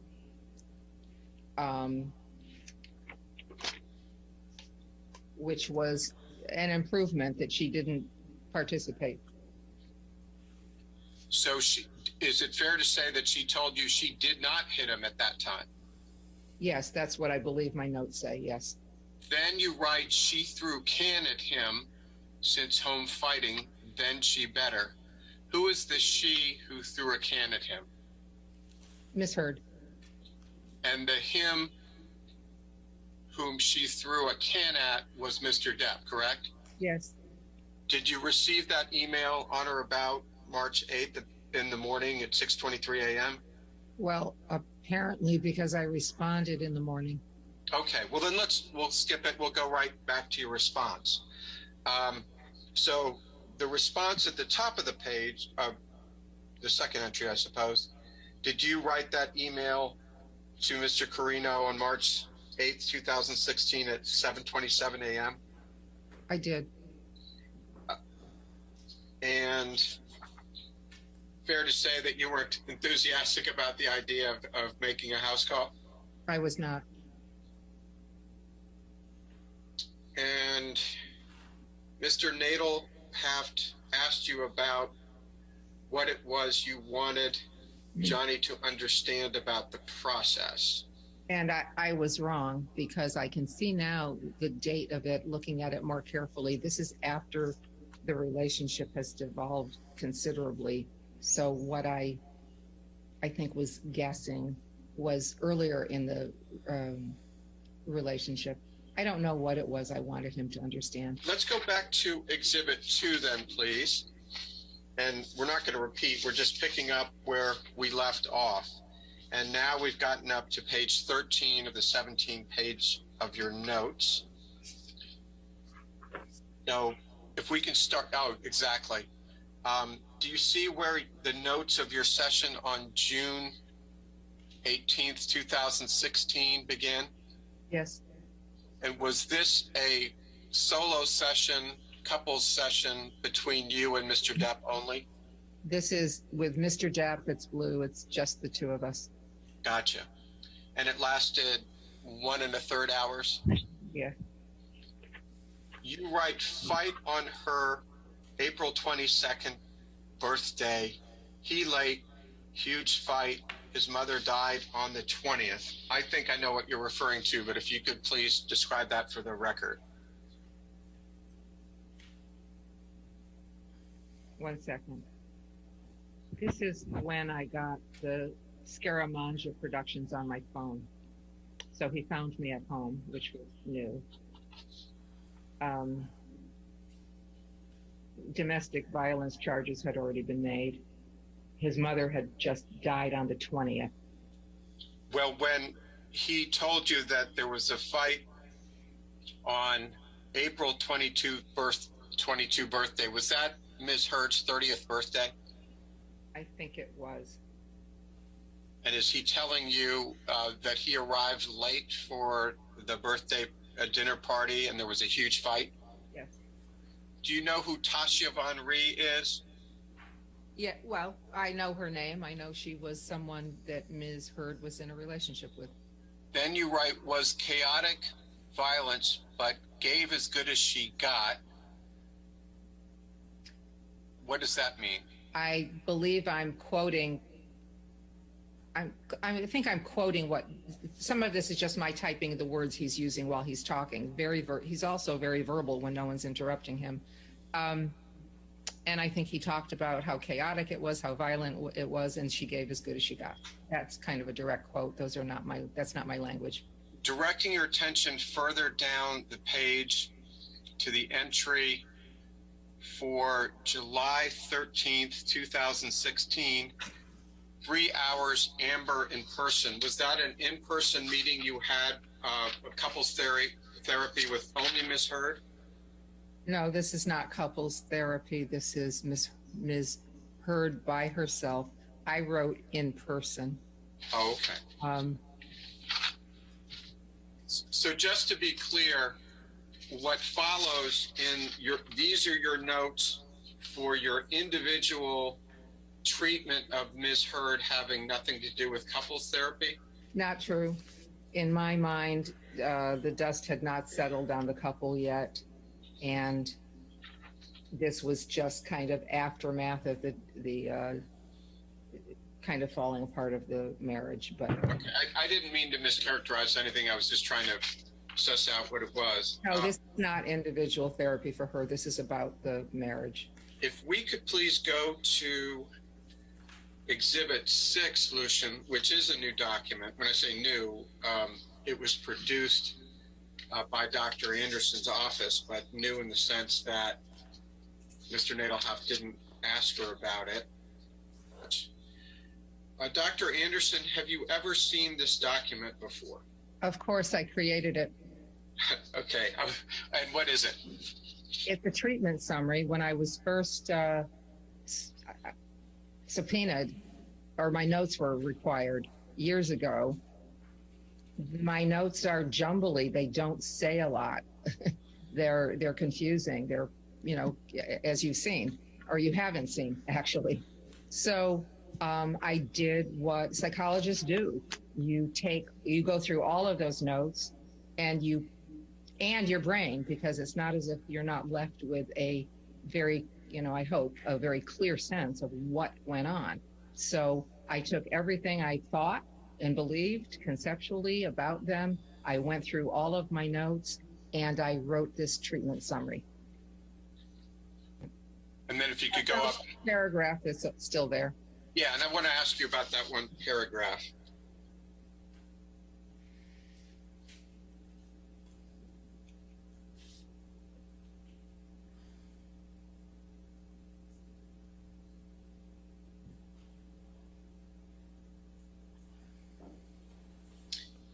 I think you've described this in the course of your testimony, but I did want to ask you about your sentence.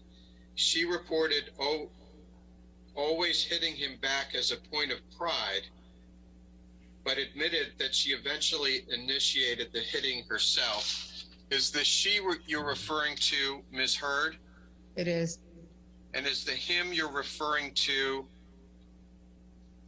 Johnny Depp? It is. Okay, let's move to the next page, please. And I just want to focus on a snippet on page 3.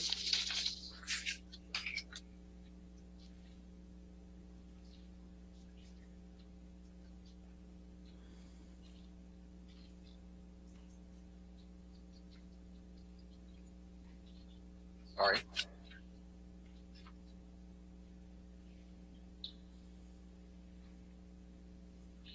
You write, she reported trying to initiate a fight with him one night by slapping him when she was offended by what he said. Is the she you're referring to there, Ms. Heard? Yes, it is. And is the he you're referring to Johnny Depp? Yes, it is. Then in the last sentence, it was also at this time that she showed me photos of her injuries. When did Ms. Heard show you photos of her alleged injuries? Well, to the best of my pulling together the information I wrote down, I'm saying it was right after that fight. And my recollection is she came in, she talked to me by phone and then came in the next day.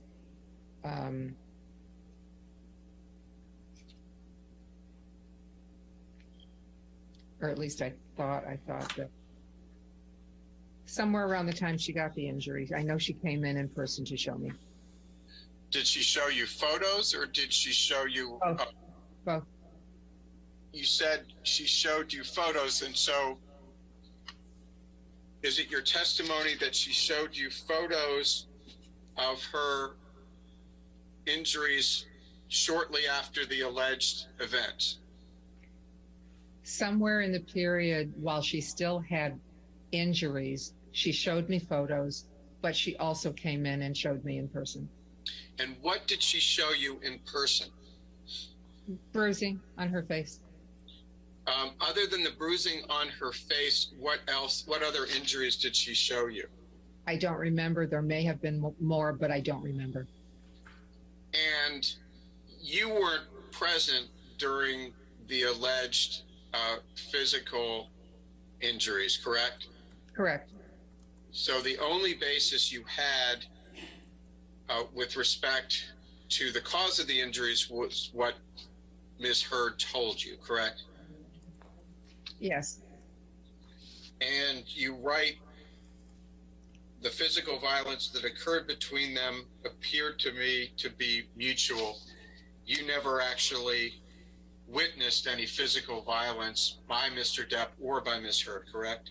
Never.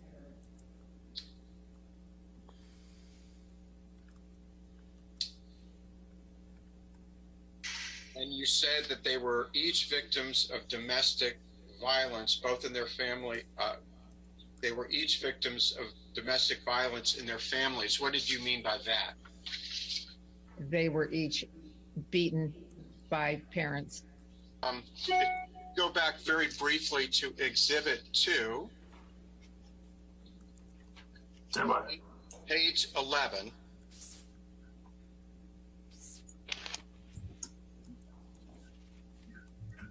And after the part where this refers to a session that was just you and Ms. Heard, correct? Yes. And this call, which was just between you and Ms. Heard and not Mr. Depp involved, that occurred on or about December 15th, 2015? Yes. And was it just shortly after that call when Ms. Heard showed you pictures and actually came into your office? Is that right? She came in on 12/17, so yes. So Ms. Heard came in on December 17th, and you saw bruises on her face. Is that correct? I believe that's when. Was that bruising that you observed similar to the bruising that appeared on the photographs that she showed you? Yes. You testified that what you saw in person was similar to what you saw in the photographs Amber gave you, correct? Yes. When she came into your office on December 17th, what did her face look like? What I recall is not purple, green, and blue, but just a darkening, so kind of a darker gray blue sort of thing. But I don't have a photo of it. I don't remember that well. Is that, Dr. Anderson, consistent with your understanding that there were no other entries on December 15 or December 17th relating to physical abuse? You know, there was nothing about physical abuse, nothing in that next session. It was all about Christmas and her therapist telling her one thing. And what was the size of the bruise on her face that you observed on December 17th? Maybe like this, in more than one place, about an inch. You said it was in, so is it fair to say those are small bruises in more than one place? So there was, how many 1-inch size bruises were on her face that you observed? I'm not a good person to ask this question to. I don't really remember. I wasn't looking to memorize it. I think there's other data that will support this, not from me. A few minutes ago, you briefly spoke about seeing bruises about an inch on Amber Heard's face. You recall that testimony? Yes. And you were making motions with your fingers. But I was saying multiple. I'm not saying one. Right. You were seeing multiple bruises on Amber's face. Yes. Correct. When you were talking about how the size of it, your fingers were under your eyes. Did you remember seeing the bruises under Amber's eyes? That's what I recall. They may have been in other places throughout her body. I don't remember, but I do remember her face. You can turn to page 13.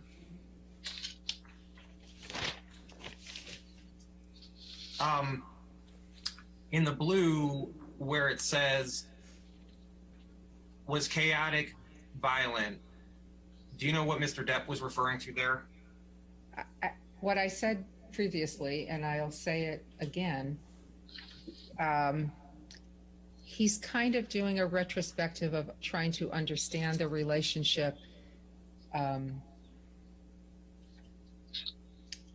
is characterizing it as chaotic and violent, but she gave as good as she got, and she started it, but he's complaining, but he's also just kind of describing what the relationship was. His mother is dead at this point. The relationship is not good. It's over pretty much, and he's trying to come to terms with it, and he still loves her and is mourning. So he's a very articulate man, and when left alone to speak, he can describe intelligently what's going on. I think while he's talking, and I'm not trying to be obtrusive with my taking notes, I'm listening, I'm talking, but I'm also copying down a word here and there. So my belief is that those are his words. And Mr. Depp, I think you testified about this, but I just want to make sure clear. Mr. Depp told you Amber gave as good as she got, correct? Correct. Did you ask what Mr. Depp meant by gave as good as she got? I was pretty aware of what he meant. I agreed. What did you understand Mr. Depp to mean? All right, I have. She initiated fights. She started violence. She rose to the challenge if he started first, and so she, in my opinion, that had been established throughout the relationship, that she fought as hard as he did, and he tried to de-escalate far more than I think she did. Do you know, did Mr. Depp talk about his fingertip with you before June 18th, 2016? No, because I would have written it when he first mentioned it to me. Did you ever see Mr. Depp with an injury to his finger during any of your sessions with Mr. Depp, or counseling, or sessions together with Amber Heard? During that session, yes, he showed me. On June 18th, 2016, but before June 18th, 2016, did you ever see an injury to Mr. Depp's finger? No. But no, I didn't. When we were going through Amber's, the incidents where Amber described Mr. Depp being violent, Mr. Depp was not present, correct? That's true. All right, thank you. All right, ladies and gentlemen, we'll go ahead and take our lunch for the afternoon now. No outside research, do not talk to anybody, and we'll give you till 2:15, okay? So you can be excused with Deputy Lusa now. Thank you.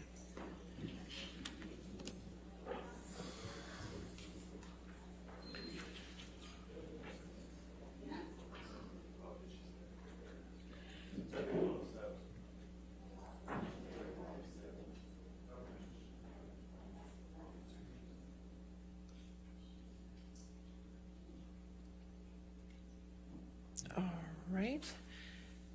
For this afternoon, do you need this TV anymore for this afternoon? For the first witness, or? The last witness, so we can put it down during lunch? Okay, perfect. All right, we'll be back at 2:15 then. Thank you.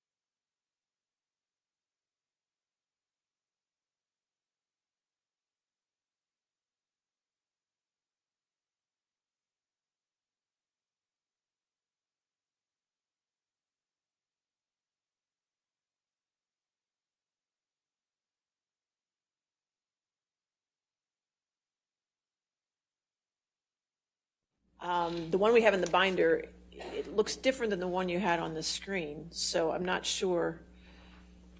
The one on the screen looked much more redacted, but maybe this is redacted. I think the only thing that were redacted was the phone number. Okay, so the emails are all right, everything. I think I fine with us. I think it was. We can go back and redact and I can get back. I just want to make sure because it seemed like the one on the screen had a little more redaction than the one I'm seeing here. So I didn't think it did, but I stand corrected. Well, there are identifiers on here, at least emails. There's no cell phones on here. Those have been redacted. I didn't think the emails were redacted, and I thought they were the same, but Okay. I'll do whatever the board. No, I don't care. I just want to make sure everybody agrees that the one that I have is the one that's in evidence. I think, Your Honor, the one that was on the screen did in fact redact the email addresses also, Okay. which is not the same as I think what you have. So I think we can replace it probably with did you redact it? Is we that what- we didn't. David Murphy redacted it. David did. Okay, I apologize, Your Honor. I apologize. So yeah, we will provide you the redacted. So I need a redacted there. Is there any chance in the future that you guys maybe can talk ahead of time and get these redacted ahead of time or something? Possibly? Trying, Your Honor. Okay. All right. It's just I still have 3 pending redaction now. Right, and 2 of those I think were very good. Oh, look with a smile on your face, Mr. Rottenborn. I see that. He was Okay. trying to make you happy. I know. He wants to be the star of the day. That's okay. The first one, we just exchanged reactions, so we're going to review both. Okay. All right. So now I have 844, the redacted copy, correct? And I have 210, the redacted copy. Okay. Perfect. All right. So that then just leaves me with 397 then, correct? The one I just... 548. 548 also. Okay, 548 and 397 now. We expect to have that to you this time. Okay, perfect. All right. Anything else this time? Oh, good. Okay, ready for the jury.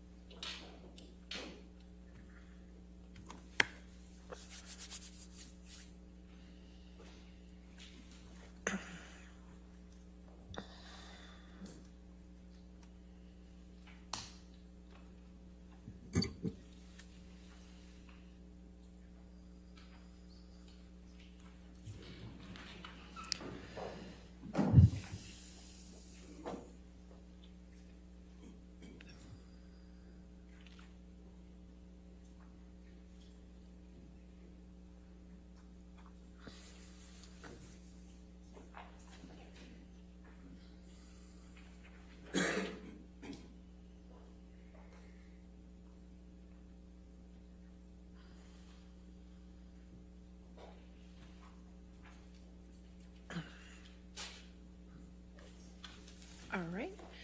Your next witness, Mr. Chu? All right, excuse me, say that again, I'm sorry. Gina Deuters. Okay, can you spell that last name for me? Deuters. Thank you.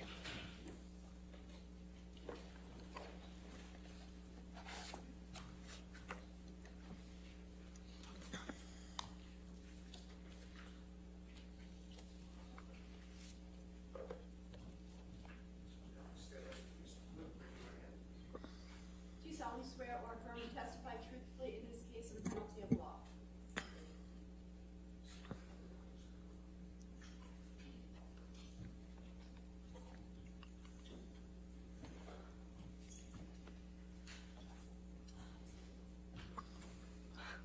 All right, all right, thank you. All right. And good afternoon, Ms. Deuters. Hi. Would you please state your full name for the record? Yes, it's Georgina Diane Deuters, but I go by Gina. And Ms. Deuters, where are you from? London. And can you tell us a little bit about what your occupation is?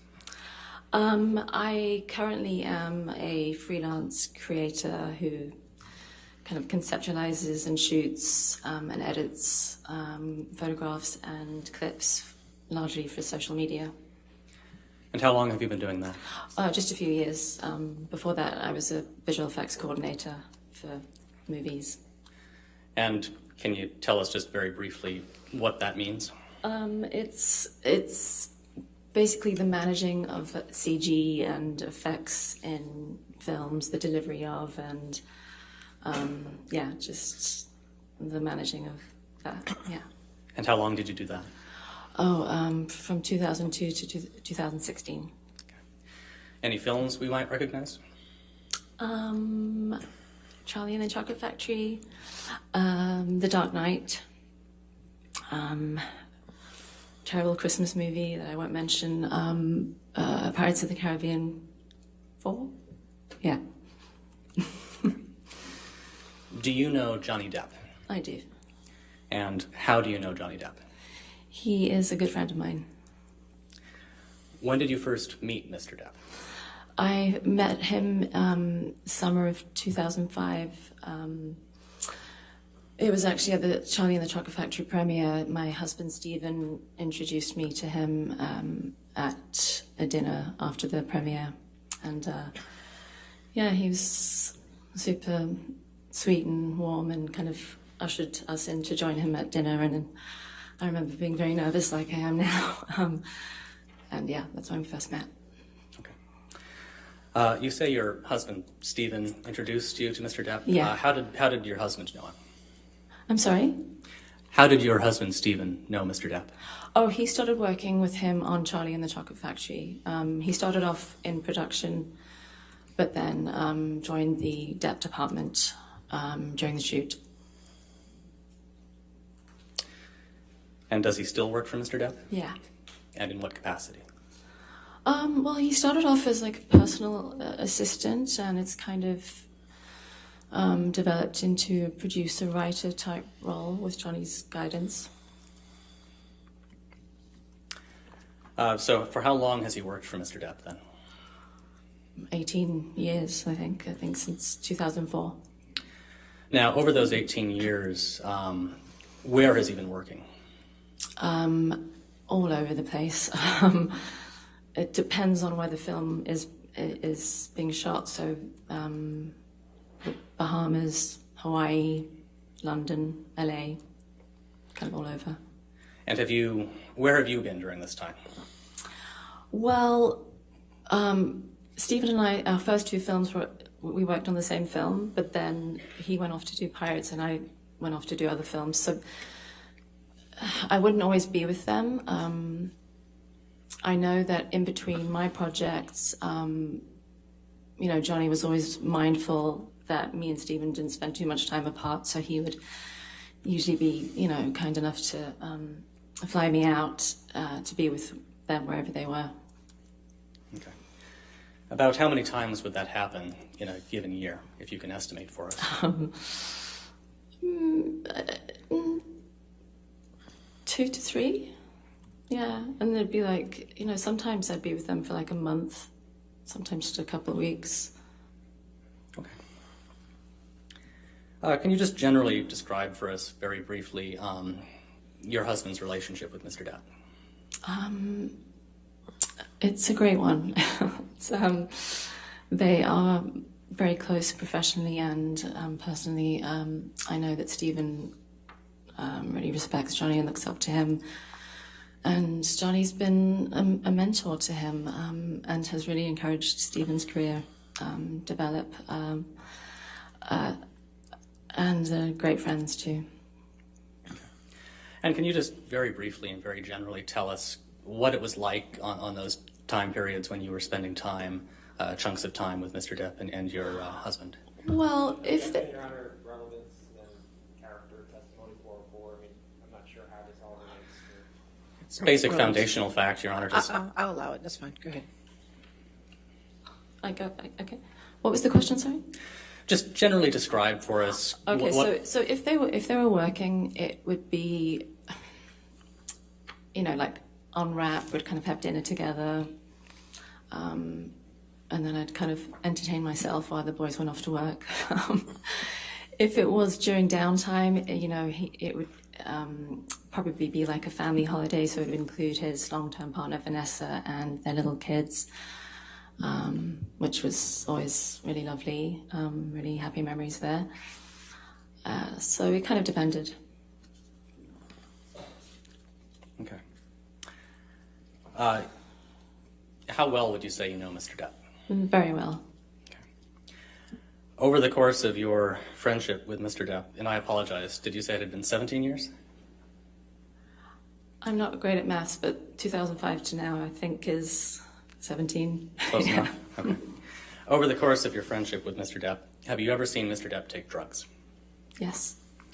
And which ones? I've seen him smoke weed and occasionally cocaine. Okay. Have you ever seen him drink? Yes. All right. Have you ever partaken of any of these substances at the same time? Yes. Okay. About how many times would you estimate you've seen Mr. Depp use cocaine? Oh, gosh. I mean, it's usually like, kind of a celebratory event, like after a gig or a party or something. 20? I don't know. 20 times over the, About 20 times? Yeah. And yeah. that's over, I mean, yeah, I haven't been kind of keeping count, but it's not a regular thing. It's sporadic. It's... Okay, and that's 20 times over what period of time? Gosh, I think like the last maybe 10 years. And how often have you seen Mr. Depp consume alcohol? Since I've met him. Okay. Can you describe for us how Mr. Depp seems to respond to cocaine?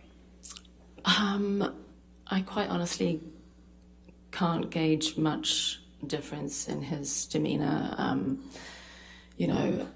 This stuff kind of tends to make the average person a bit chattier and maybe stays up a bit longer than they should. But nothing out of the ordinary. Okay. Same question for alcohol. How would you say, based on your interactions with him while he's drinking, how does he seem to respond to it? It's kind of annoying, but he holds his liquor very well. Gosh, I kind of more jovial, or just I've never seen him. I've honestly never seen him like drunk. I've never been with him in that kind of situation. Does he seem to drink to excess in your experience? No. Okay. Have you ever seen him get angry or violent while on cocaine? No, definitely not. Have you ever seen him get angry or violent while on alcohol? No.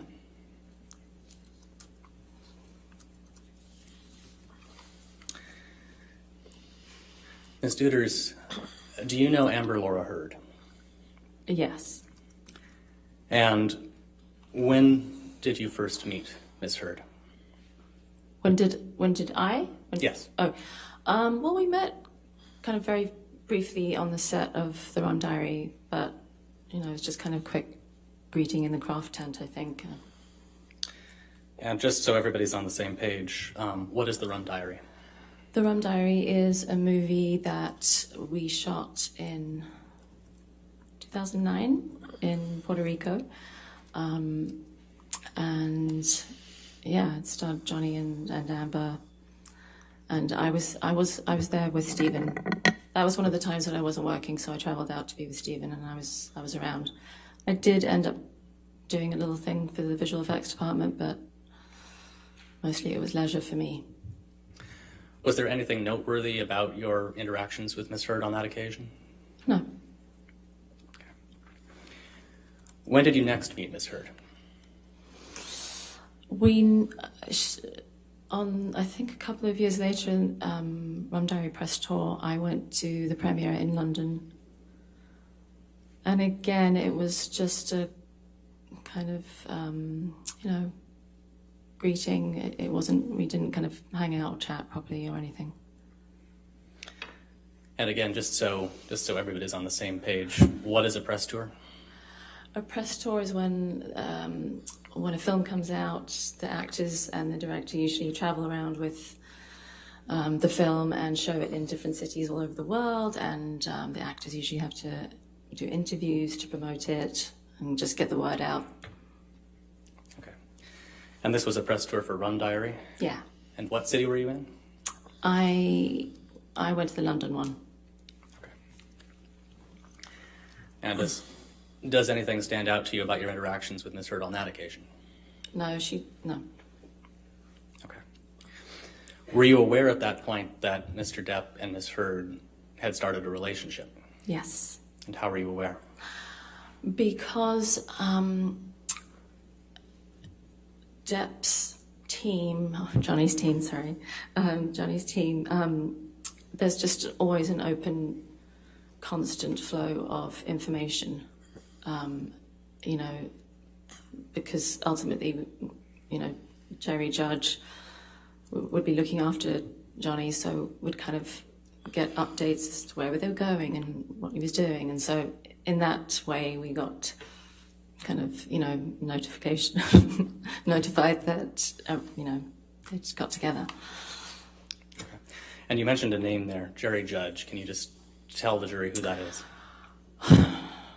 Okay, I don't want to be upset, but Jerry Judge was Johnny's long-term security guy, and he, was a dear individual. We all loved him very much, and he was like family. He was like a dad, and unfortunately he passed away. Okay. When did you next see Ms. Heard after the press tour in London? Okay, so that was like 2011.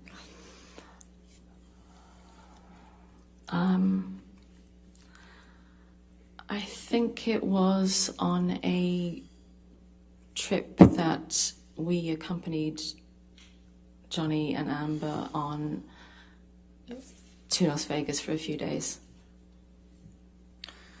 And can you estimate for us just approximately when that was? Oh, maybe that was 2012. I'm so sorry,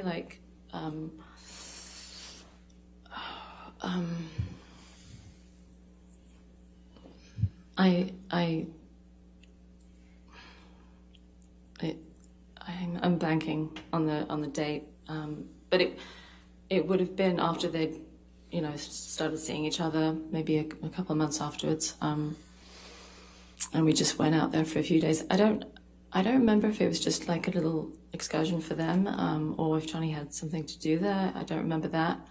It was just for like 2-3 days. Anything stand out to you about that trip? I was kind of excited to meet Amber, because she was Johnny's new girl, and but I remember kind of trying to, kind of make eye contact, and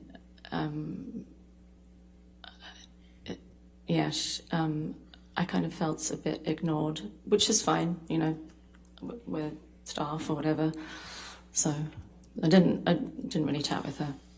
When you say staff, what do you Well, I mean? mean, I'm not employed by Johnny, but I'm obviously Stephen's wife, and he's staff, and I didn't really interact with her. Okay. So can you kind of describe what happened when you saw her then, if anything?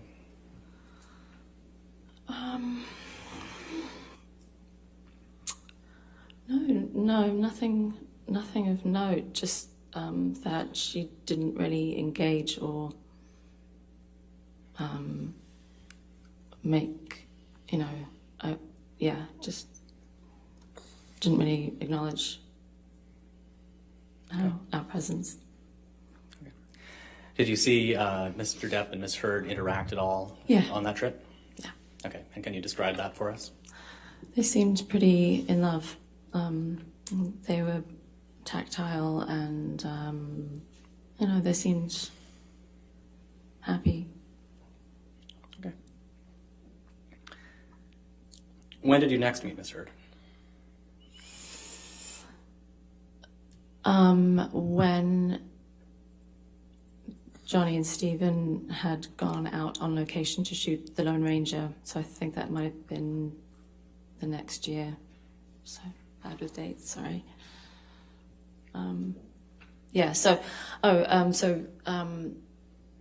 I think through Johnny and Stephen, Amber and I were kind of put in touch, and we went vintage shopping together, and went to get a coffee once, and then with Johnny and Stephen kind of looked around some galleries, art galleries. About how long would you say the period was that you and Ms. Heard were together in this time frame? How long were we both out on location? Right, yeah. I'm not sure about her, and I know that I personally made 2 trips, which seemed to coincide with her being there. So it was nice, kind of meeting up to go vintage shopping. She was really, really lovely, really sweet. We got on very well, and it was fun. It was, she's very charming. Mm-hmm. Did you discuss her relationship with Mr. Depp at all? I remember going for a coffee, and she seemed a bit, just a bit kind of frustrated that I don't think Johnny was ready to go public with their relationship yet. I think that was, frustrating for her. Did you form an impression that she wanted to go public immediately? Speculation as to what Ms. Heard was thinking. All right, I'll sustain as to speculation. Next question. Were you out in public? Yeah. Yeah. Yes. When you were interacting with Ms. Heard in this time frame, did you notice at all whether she was wearing makeup? No, I don't think she was wearing makeup. She's naturally beautiful. I remember, just thinking how gorgeous her skin was and how, pretty she was. And, how could you tell that she wasn't wearing makeup? Well, I consider myself to be quite the makeup expert. Earlier on in my adult life, I kind of got hormonal acne, which was awful. So I got kind of professional at covering that up. So I think I'm pretty good at telling if someone's wearing, foundation or concealer. Have you ever heard of arnica cream? Yes. In fact, I actually was using it the other week. You can use the microphone. I was having trouble hearing you. I'm sorry. Oh, there you go. It's on. There you go. The question was, have you ever heard of it? And she answered it and then continued Pat. So it's... All right, she's answered the question. She's answered the question. All right, if you want to ask another question. Sure, Your Honor. What is it? It's a homeopathic lotion that you use to help bruises heal faster. And have you ever used it yourself? Yes, I was using it a couple of weeks ago because I had a huge bruise on my hip after I had a fall. Okay. So I know what it is. And can you just describe for those of us who have no idea, like myself, what does arnica cream look like? Oh, sorry, that was me. It's kind of like a white emollient cream, opaque, that you rub into your skin. You rub into the bruise. Once it's been rubbed in, what does it look like? Transparent. Okay. So is the bruise still visible? Oh, absolutely, yeah. All right, sustain as to leading. Understood. All right. All right. After that, those interactions with Ms. Heard on the set of Lone Ranger in, did you say 2013? I'm not sure if that's an objection, but I'll withdraw the date, Your All right, Honor. just After your interactions with Ms. Heard on the set of The Lone Ranger, Ms. Duters, when do you next recall seeing Ms. Heard? I think it was on the press tour for The Lone Ranger. By that point, I believe their relationship was public, and we traveled to Japan with the kids, Johnny's kids, and her friend Brittany, who I think was, along as Amber's friend, but also to help take care of the kids while, Johnny was working. And okay. And why were you traveling to Japan again? Because The Lone Ranger was premiering there, and they were doing press. And then we also traveled to Berlin, I think, as well, and all around. Were you traveling with Mr. Depp and Ms. Heard? Yes. Okay. Did you witness any interactions between Mr. Depp and Ms. Heard on these trips?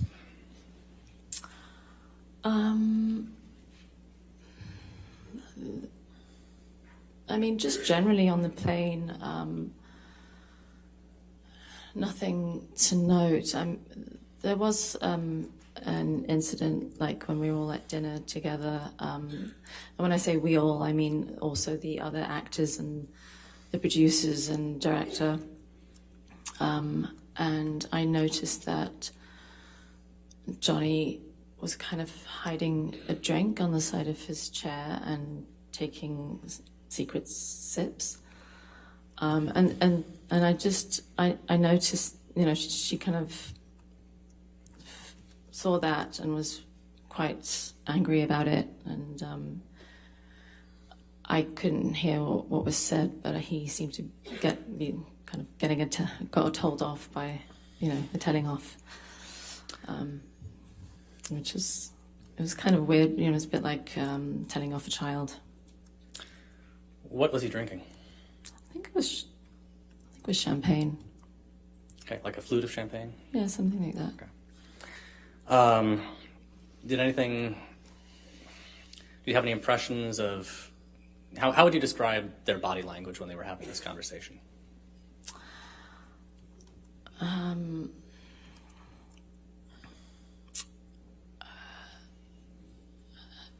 Quite,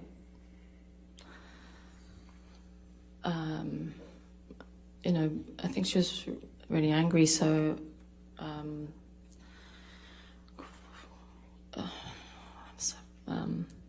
yeah,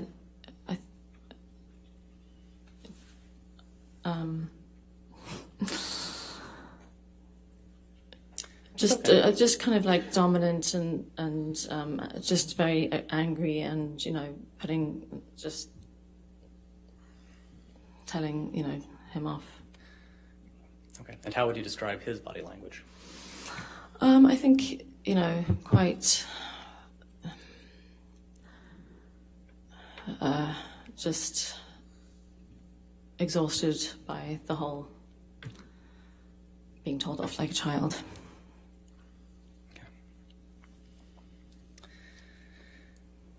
Over this period of time, and just to clarify, were Ms. Heard and Ms. Depp public at this point? Yes. Okay. So it was. Yeah. Well, I mean, when we arrived at airports, there was photographers everywhere. So, and it wasn't very public. Yeah. Okay. Over this period of time, then, after they'd gone public, did you ever witness them together? Did you have a perspective on their interactions in general? Objection, Relevance Foundation perspective. Is your mic on? Because I'm just pushed it. I'm sorry. There, now it is. Okay, thank you. All right, objection. Relevance Foundation leading. Well, their interactions are directly relevant, Your Honor. I can lay more foundation if the court wants. You don't lay foundation. That's fine. Did you ever witness Ms. Heard and Mr. Depp together in this time period? Sorry, could you repeat? Sorry, I know you said it a few times, but could you just repeat it one more time? Of course. Over this next couple of years, after the press tour for Lone Ranger, did you have occasion to interact with Mr. Depp and Ms. Heard at the same time? Did you see them together? Very rarely. Okay. Yeah, I'm thinking maybe a dinner here or there. Okay. Yeah. From those occasions when you did see them, did you form any impressions about how they were getting along, based on their interactions with each other that you personally witnessed? Still don't think it's established the foundation. It's been a few times that he saw a couple dinners, and she's asking for her perspective on their relationship. Right. On those particular occasions, What's the relevance of her impressions? I'll rephrase her. Okay. How would you describe their interactions on those occasions when you witnessed them? It's the same thing, Aaron. It's still no foundation. If she's present, I'll allow it if it's fine.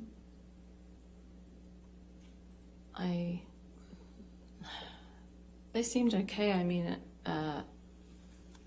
they could be quite tense, but nothing to note. Nothing I would remark on.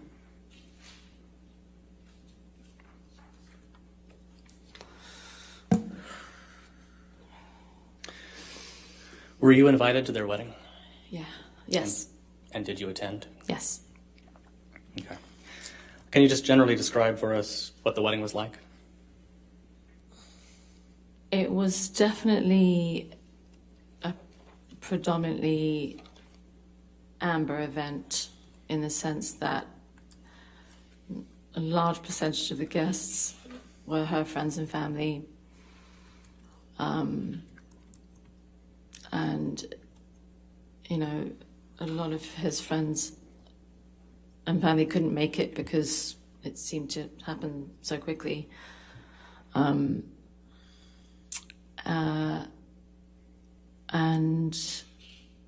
yeah, they seem to be having, her and her friends seem to be having a wonderful time. Where did the wedding take place? On Johnny's Island in the Bahamas. And did you have any interactions with Miss Heard during this time period? Or Yes. Did you talk to Miss Heard when you were at the wedding? Yeah. There were dinners, and it was certainly a celebration every day.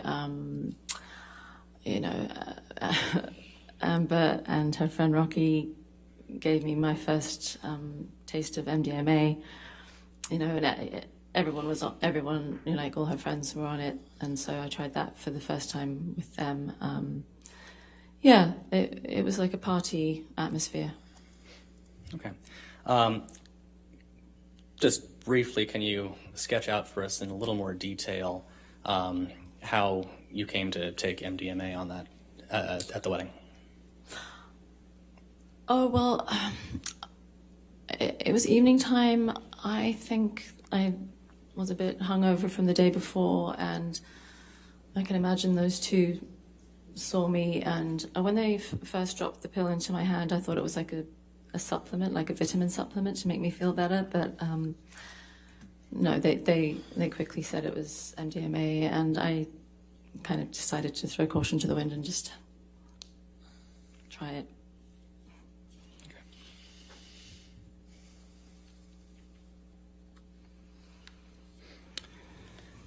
You mentioned that you traveled with Mr. Depp and Miss Heard to Japan and Berlin and possibly other locations as well. Can you tell us where else you traveled with them?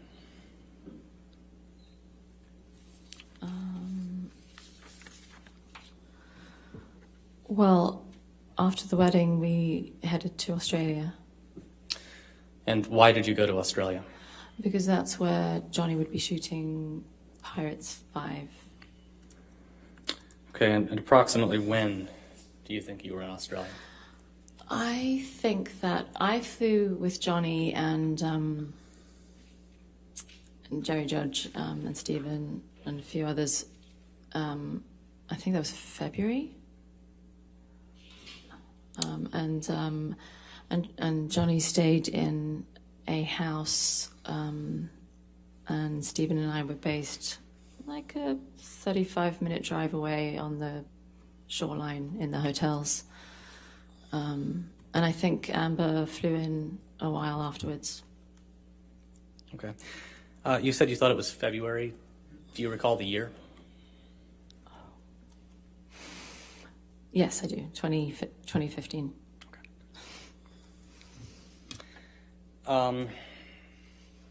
So just so we have the cast of characters clear, who from this group was in Australia at this point? So we've got, on the plane that I was on, it was Johnny, Jerry Judge, Stephen Duters, Debbie Lloyd, and myself, and maybe one other. Okay. You mentioned a name there I don't think we've heard before. Can you just tell the jury quickly who Debbie Lloyd is? Okay.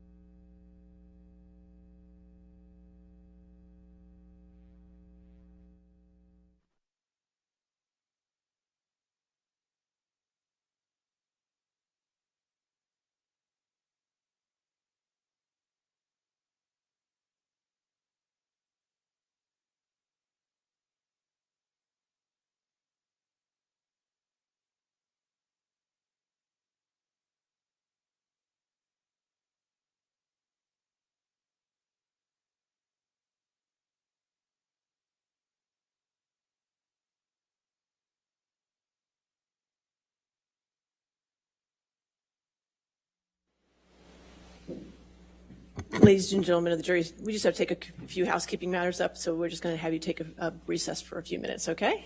So again, no outside research and don't talk to anybody, okay?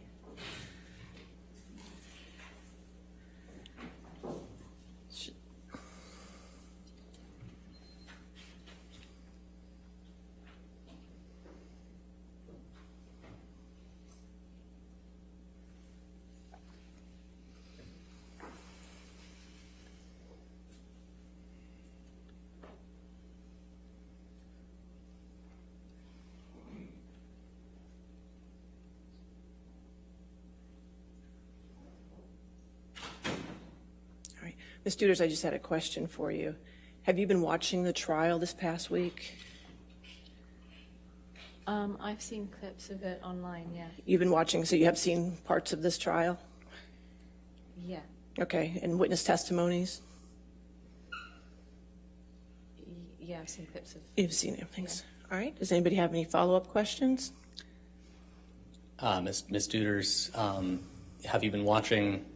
It doesn't matter. She's been watching clips of witness testimony.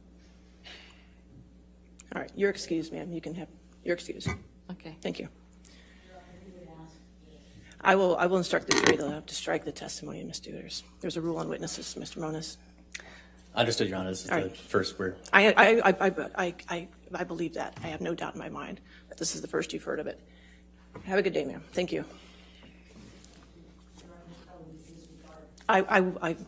It's better off I got it the first time. Thank you.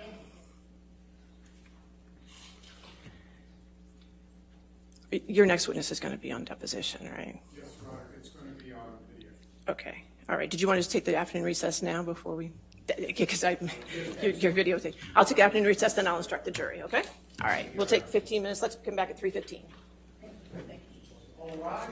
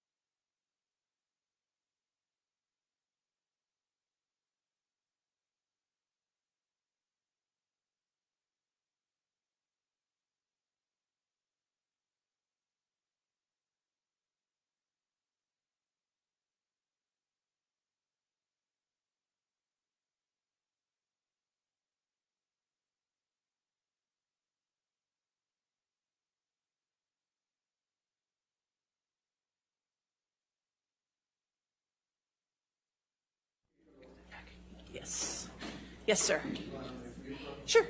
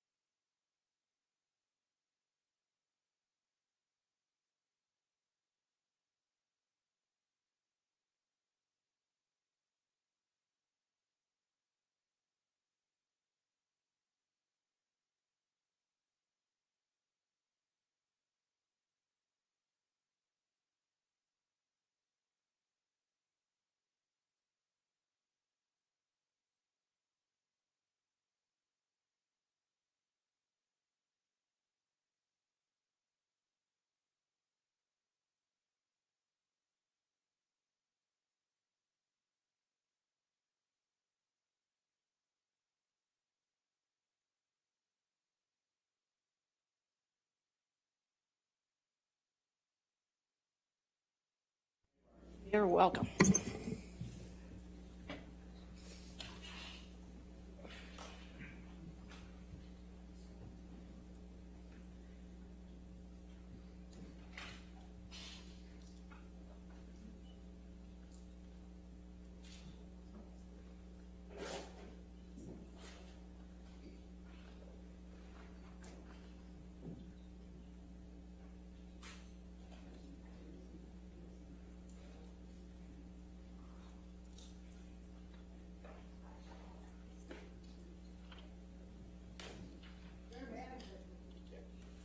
Could I get somebody from over here?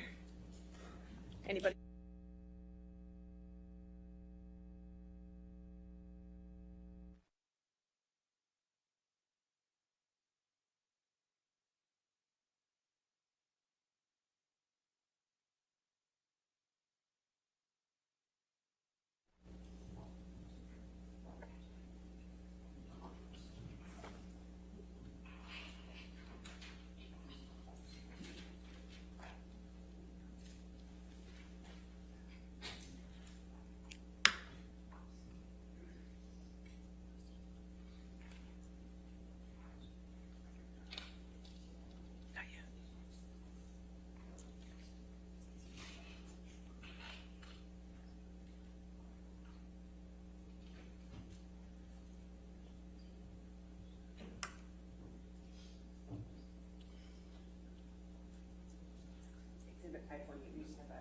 Okay. We're not playing agreement, we're holding to take that. Okay, sure, we'll take that up. All right.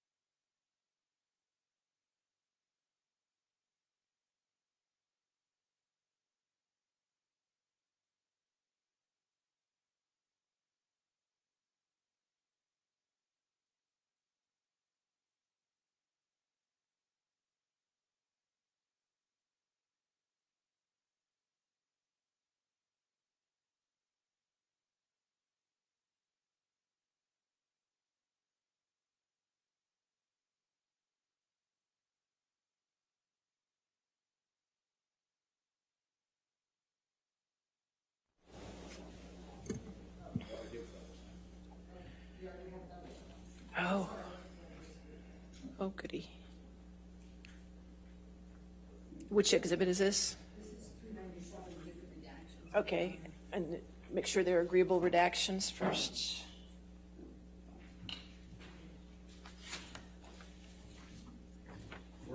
All right, so 397 with these redactions. Okay, there we go. If I don't give it to Jamie now, I'll forget. Okay.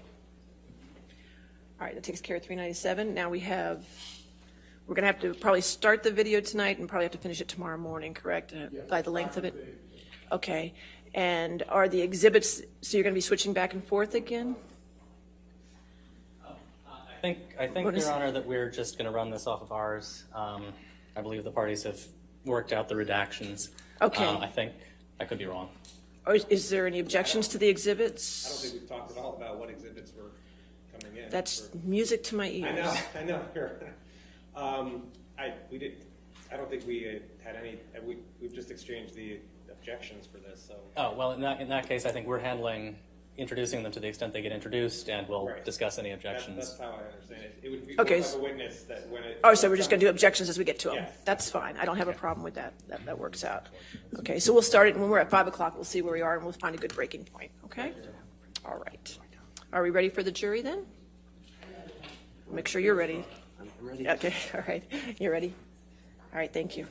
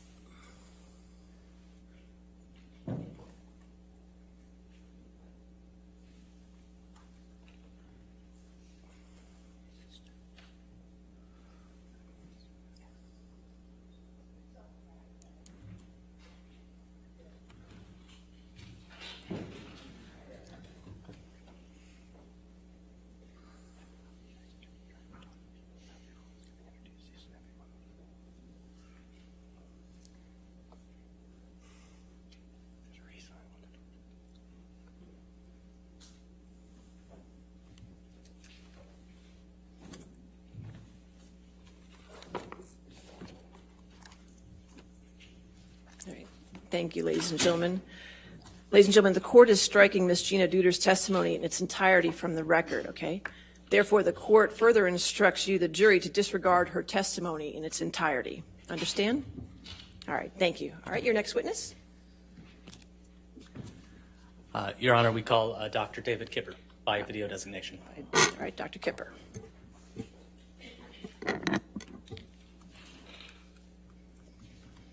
And I represent Amber Heard.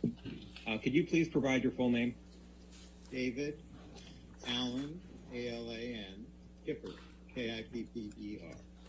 And what is your business address, Dr. Kipper? 153 South Lasky, L-A-S-K-Y, Drive, Beverly Hills, 90212, California.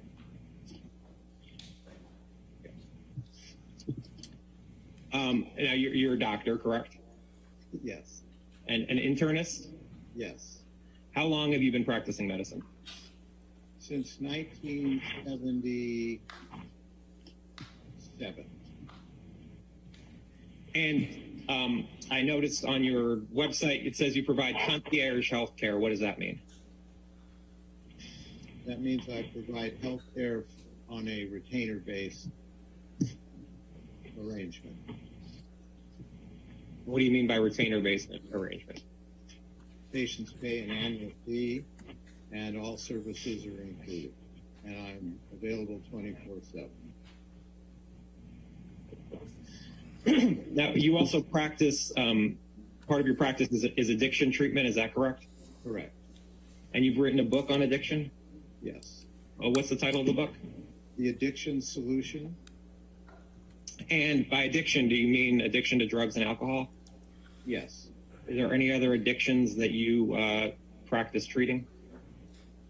Well, there are behavioral addictions, but those are far less common. And in your practice, you've dealt with patients who've blacked out from drugs or alcohol? Yes. Who is Lisa Bean? A former employee in my office. And what was Ms. Bean's role in your office? She was a receptionist.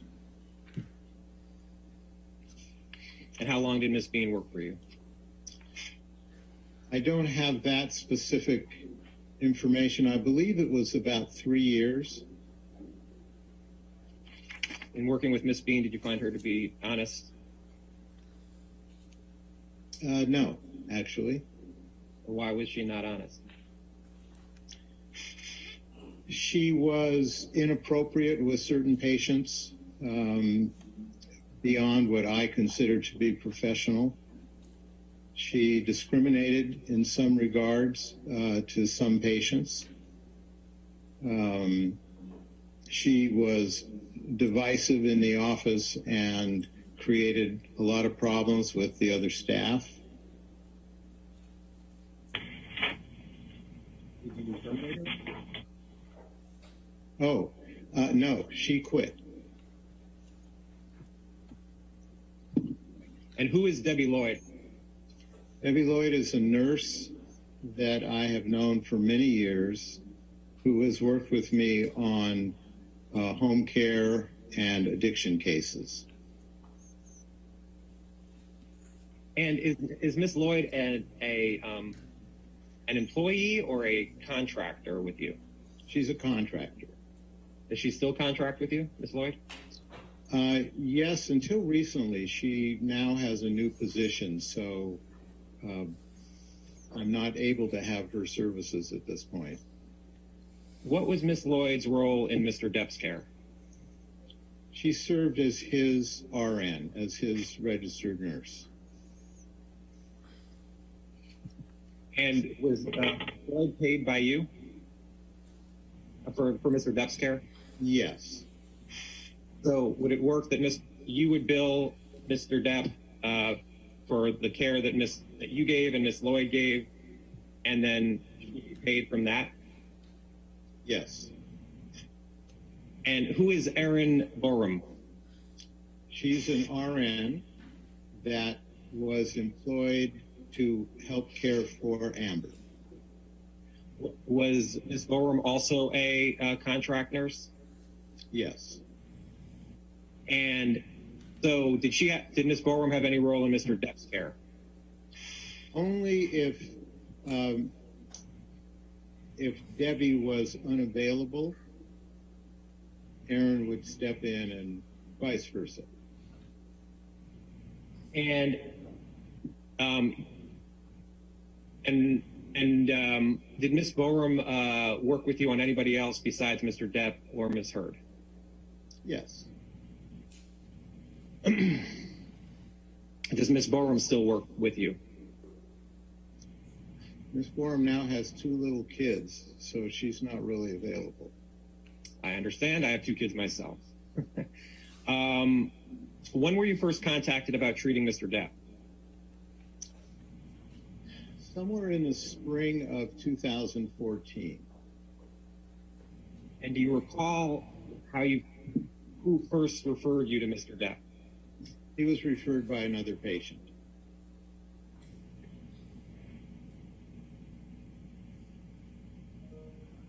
Did you talk to Tracy Jacobs at all about Mr. Depp? Yes. What did you understand the business relationship was between Ms. Jacobs and Mr. Depp? That she was his agent. Why don't we put up, Alex, can you put up Kipper 3, please?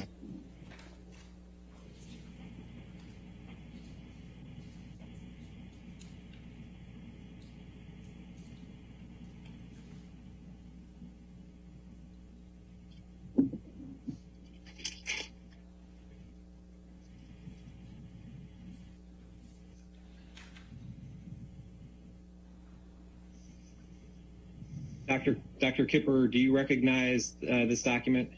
Yes, I do. And what is it? This is an intake evaluation that I had with Mr. Depp regarding his treatment. And do you keep these notes in the normal course of business? Yes. And the notes are meant to be accurate?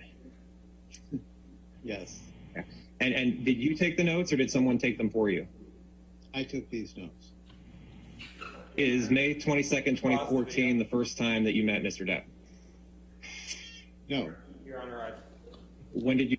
Sorry, thank you. Your Honor, I move to admit Defendant's Exhibit 220, which is what Dr. Kipper was referring to there.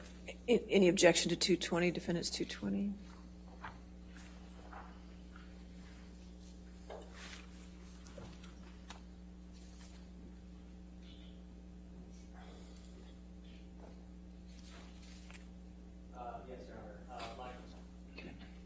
Yes, Your Honor. Foundation, authentication, hearsay, and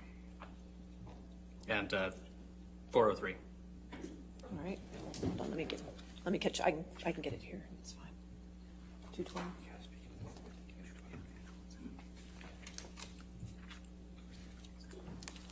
And Your Honor, Dr. Kipper testified just now that these are his notes that he keeps in the regular course of business of his meeting with his initial consultation with Mr. Depp.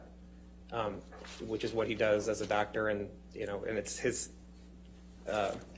medical records of his report with Mr. Depp. So I think he's established the foundation of that. All right. Yes, sir. Any response, Mr. Moniz? We're just having a slight technical issue pulling up the exhibit, Your Honor. I apologize. Okay, that's 1 minute.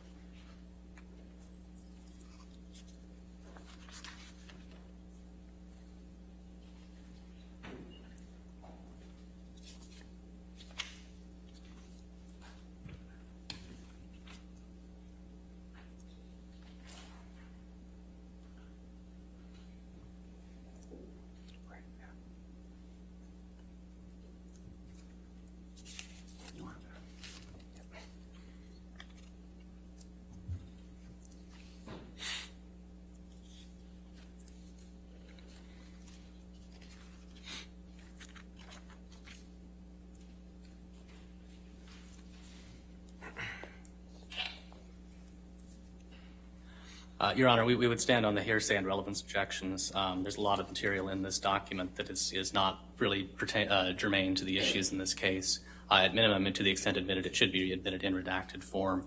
In addition, it's not clear that there's any hearsay exception that would apply to everything in here. Not everything in here is a statement of a party opponent, I don't believe.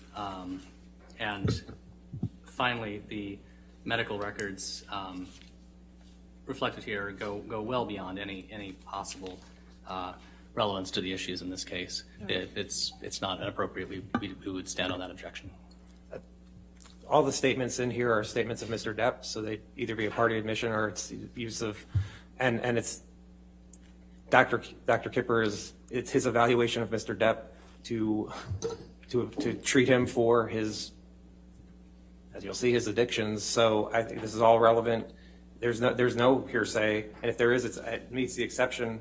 It's all Mr. Depp's statements. They've not even argued it, but it's a business. It's clearly a business record. It's clear from the document, Your Honor, that there's more in here. That the records here are at minimum broader than is germane to this case. I mean, this goes well beyond any medical records that could conceivably be relevant. We would respectfully submit to the issues in this case. I understand, but given latitude as to the family history and family medical history, so I'll allow 220 into evidence. Okay. Okay. Understood, Your Honor. All right. Thank you, Your Honor. I guess can we publish it to the jury? Not if you're watching. Oh, well, the way we've that's fine, Your Honor. We can just have him testify, and then it's fine. Okay, that's fine. Going to testify. All right, thank you, Your Honor. Mm-hmm.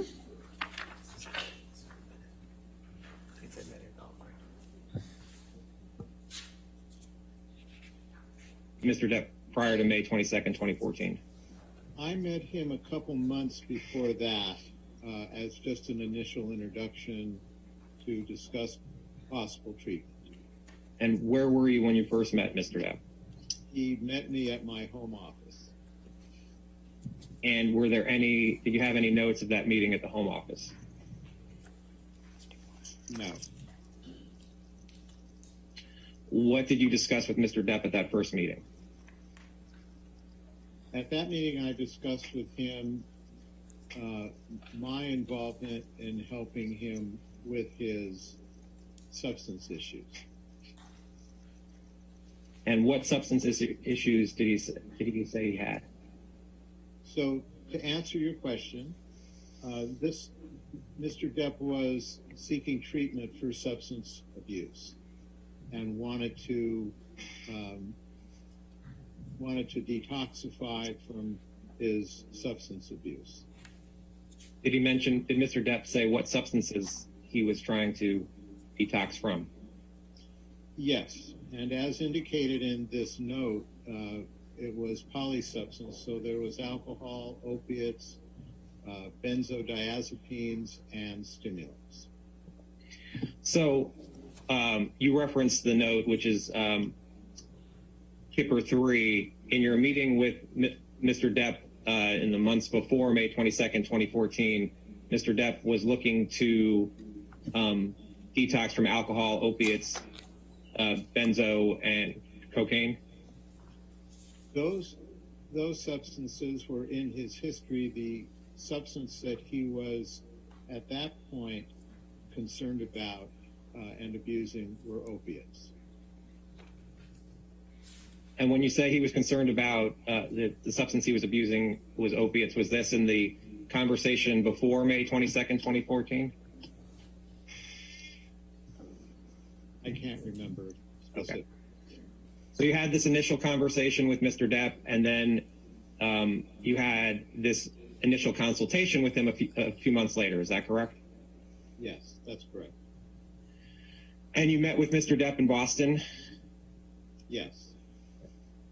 And Mr. Depp was filming a movie at the time? Yes. And in your notes, you say he had history of self-medicating behaviors involving multiple substances of abuse.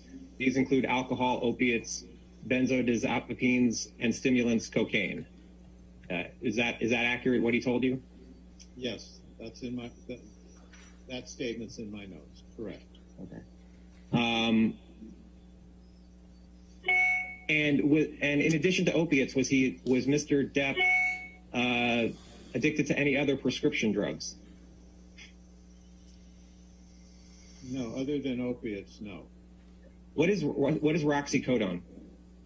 It's an opiate. And what is Adderall? Adderall is a stimulant. Okay. And was Mr. Depp addicted to Adderall?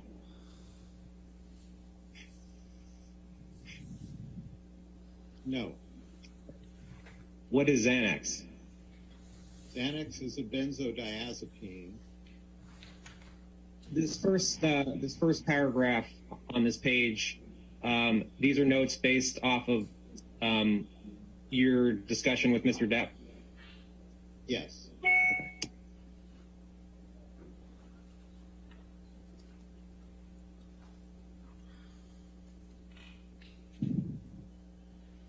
And then on the second page where it says physical examination, that's just what you conducted at the time on Mr. Depp? Yes.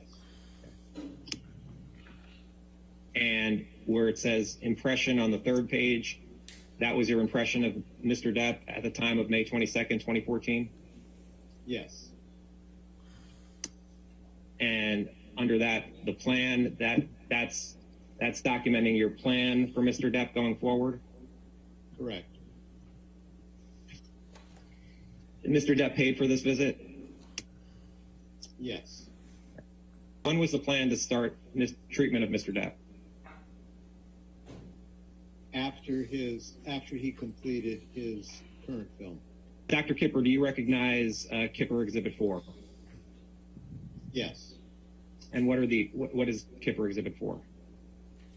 It's a progress note dated June 11th, 2014. And did you keep these notes in the normal course of business? Yes. And did you take these notes? Yes. And the notes are meant to be accurate, correct? Yes. Okay. What is you had mentioned it before, but what is polysubstance abuse? Your Honor. Poly is multiple. You can pause. Thank you. It takes a second for it to catch up. No, so. I understand. Okay. Thank you. Your Honor, I move to the admission of Defendant's Exhibit 246. 246.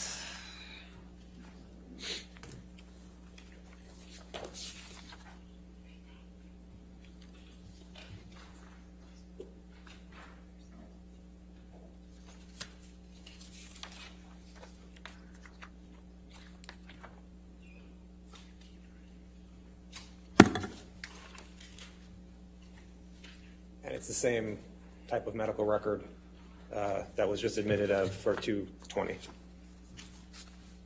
Any objection? I'll give you a moment to read it. Thank you, Your Honor. Just one moment.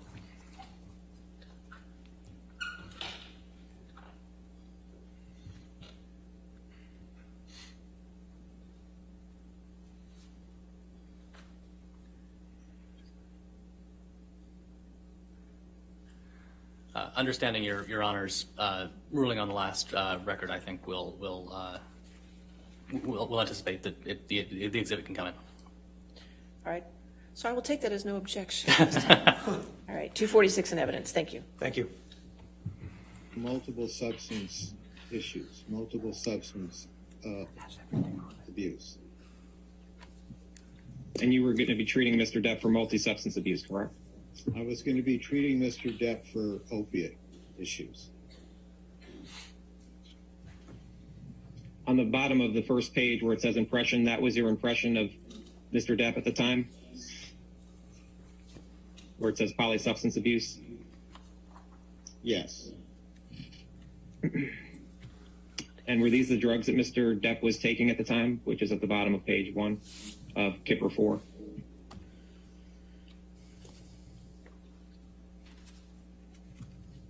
I'm sorry, am I relating to the first entry under impression? It says, what does it mean where it says dopaminergic imbalance with lithium 300 mg bid to be increased to 300 mg TID? Those were medications that I had planned to use upon our treatment. So all the medications that are on Kipper 4 under impression, those are medications you plan to use with Mr. Depp, is that correct? That's correct.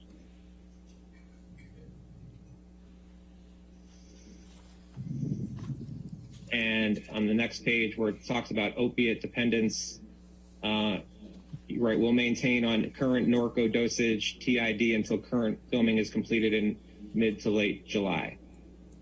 Mr. Depp agrees to undergo detoxification with clonidine, robaxin, bentyl, and anxiolytics. I can't pronounce it, I'm sorry. But is that correct? Yeah, you did a good job. That's what it says, yes. Okay. What does TID mean?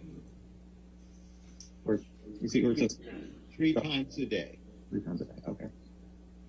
And Mr. Depp was also going to undergo a sobriety program, is that correct? Yes. And it says to be regularly drug tested in my office. How regularly was he to be drug tested, Mr. Depp? That was dependent upon his progress and my understanding of how he was doing. And if he was progressing well, how often would Mr. Depp be drug tested? Okay, you can answer. The answer is what I said. It would really depend, Adam, on how he was doing at the time and how he was progressing through his treatment. Do you recall how many drug tests you gave Mr. Depp in 2014? No. You gave him at least one, correct?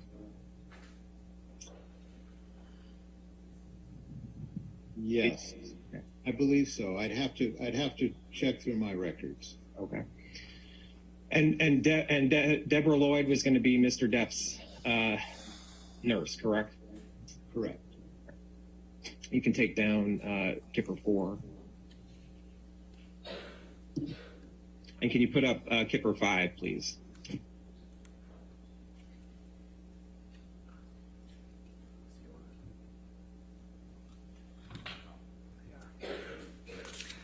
And, Your Honor, we would move into evidence Plaintiff Exhibit 40. Plaintiff's Exhibit 40. Is there any objection?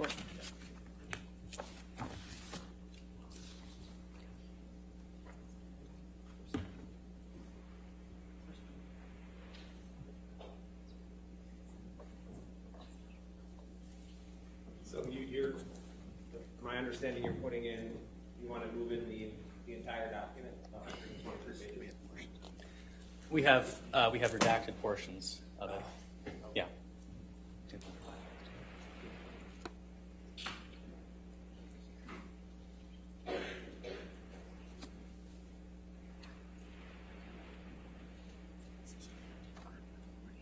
It's just 40.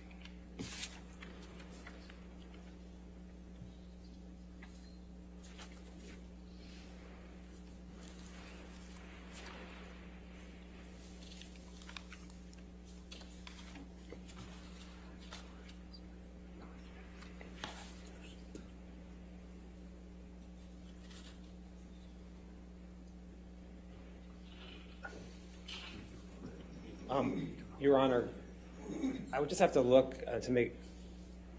I'm generally okay with it. I'd have to, with 123 pages, and then there's certain redactions. I just would need to see what was redacted. I'm generally okay with. All right. Of the document. So I'll enter it, but with the reservation for redactions that need to be made. Okay. Thank you, Your Honor. You can do that. All right, that's fine. 40.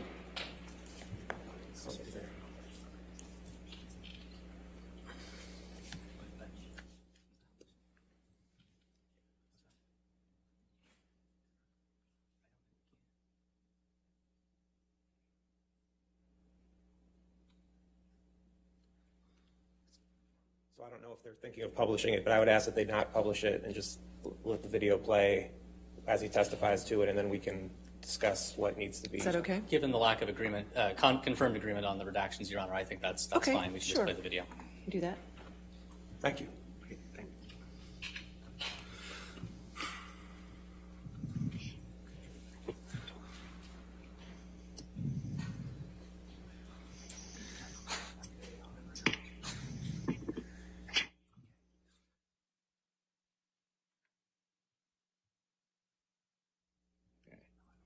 And Kipper 5 is a long document. It came out of your files. Do you recognize the document? Yes. What is Kipper 5? It's a progress note dated the 12th of June, 2014. So this exhibit, Kipper 5, which I will refer to throughout the your deposition, is a multi-page document that is progress notes throughout from multiple dates that came out of your files. Do you know who created these progress notes? I created these progress notes. It wasn't Miss Lloyd? No, these are my notes. Okay. All right. And you kept the notes in the normal course of business? Yes. And again, the notes are meant to be accurate? Yes. I'm sorry. Let's go back up. So this 6/13/14, that is your notes. Correct. Okay. And it says, met with patient in his apartment. Patient continued to be pleasant and cooperative. He stated that he initially started taking opiates after some dental work and became dependent on them. Do you recall that conversation with Mr. Depp? Yes, those are my notes. Okay. And it's also accurate that patient is fearful of coming off of opiates but knows what he needs to do? Yes, that reflects the conversation I had. Okay. And then patient also expressed some emotional trauma which causes him depression and anxiety? Also true. And if we go to Kipper 54 of Kipper Exhibit 5, these are the medications that Mr. Depp's assistant gave to you? Correct. And going down, it's accurate where it states that patient states he currently takes oxycodone 50 mg BID and oxycodone 30 mg at bedtime? Yes, that's correct. All right. I'm going to scroll down a bit here.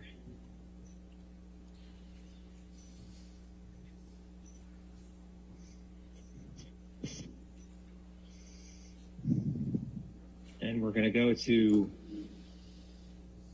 Kipper 60 on Kipper Exhibit 5, the notes for 6/22/14. This is again a note that you prepared?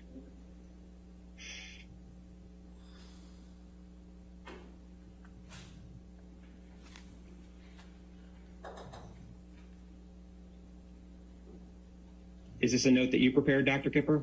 I'm reviewing this. Please. Okay, sorry.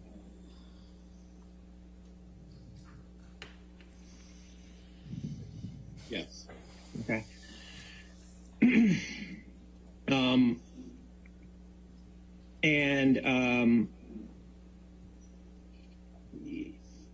You see where it says in the middle, patient spoke about his difficult childhood and current mood swings? Yes. What did Mr. Depp tell you about his mood swings? That he had evanescent changes in his mood from good to bad. And did he give any more information about what a bad mood would be? No, it was implied that would be depression, sadness. What about anger? That was not. I don't remember him saying that. This note also said that he'd been depressed for the past 3 days. Right above where we just looked. Yes. And Alex, keep this up, but put out Kipper Exhibit 6, please.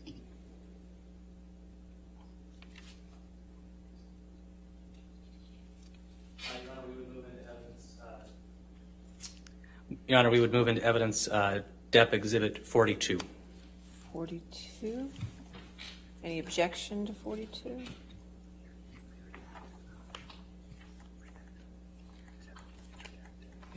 And this is another redacted document, counsel. So mine's not redacted yet, correct? I don't see any redaction. We have a redacted copy, which we can provide. Also, I believe this is unobjected to on our exhibit list. All right. So pending redaction. Well, I'd have the copy we had didn't have redactions, so I'm not sure. Non-redacted, I'm happy to have it included, but I would need to see the redactions. Well, I'll reserve on redactions then, as we did with 40. Okay, so 42 in with redaction. Understood, Your Honor. Decisions. Okay.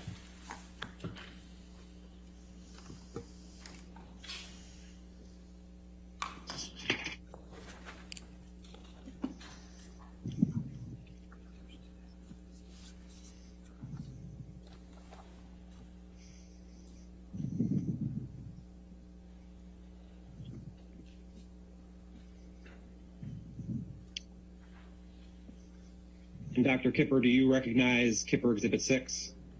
Yes. What is it? It's a summary of the treatment and encounter with Mr. Depp from June 22nd to June 24th of 2014. And you keep these notes in the normal course of business, correct? Yes. And again, they're meant to be accurate, correct? Yes. Okay. And these notes reflect that you saw Mr. Depp in Boston again? Correct. Okay. And in the second paragraph, you write, we discussed the need for compliance with his medications. We also discussed his nicotine habit and agreed we would address this when we completed the opiate and benzo detoxification. Mr. Depp's filming will be completed around mid-July, and we discussed the planned detoxification. Mr. Depp prefers to do this in his home in the Caribbean islands. The anticipated duration is between 10 to 14 days, and he will be completely isolated without any professional or personal obligations. Does this reflect the discussion you had with Mr. Depp? Yes, it does. And you also discussed that Mr. Depp understands that a nurse, Debbie Lloyd, will assist me with this program, and I will initiate this withdrawal and supervise daily, visiting him at the end of his treatment to design the next steps in his therapy. And this protracted therapy will include a 12-step private counseling and personal psychotherapy and couples therapy with his fiancée, Amber. Both are in agreement to this plan. Does that reflect the conversation you had with Mr. Depp? Yes. And was misheard at this conversation as well? I don't remember, but the last sentence implies that both were in agreement. So it's very possible that she was, but I honestly can't remember. And during this detoxification, who was going to be with Mr. Depp at his home in the Caribbean islands? His fiancée, Amber, and the nurse, Debbie Lloyd, and whatever staff members he had. Where was Miss Lloyd going to be each day in the Caribbean islands? She was going to be on his property in a separate area. And who was administering the medications to Mr. Depp? Miss Lloyd was giving these medications and supervising that, and there were periods of time at night during the evening, early morning, that Miss Heard was also helping with this. And would there be times where Miss Heard was administering the medications to Mr. Depp without Miss Lloyd being present? Correct. Under supervision, but without being present. And when you say under supervision, what do you mean by that? That Miss Lloyd would give Miss Heard the direction on how to provide these medications. It wasn't necessarily going to be physically present there when the medications were delivered to Mr. Depp, correct? Correct. And Mr. Depp admitted to you that there may be traces of cocaine since he'd been abusing the substance prior to the initiation of this program, correct? Is this note correct, what you write here in Kipper 6, that Mr. Depp admitted there may be traces of cocaine? Yes. Okay. Can you, let's just go back to Exhibit 5. And if we go to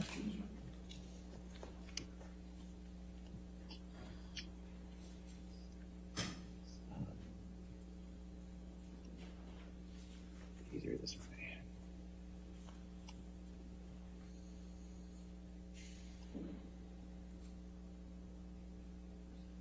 You see the note of 6/24/14 at 1200? Yes.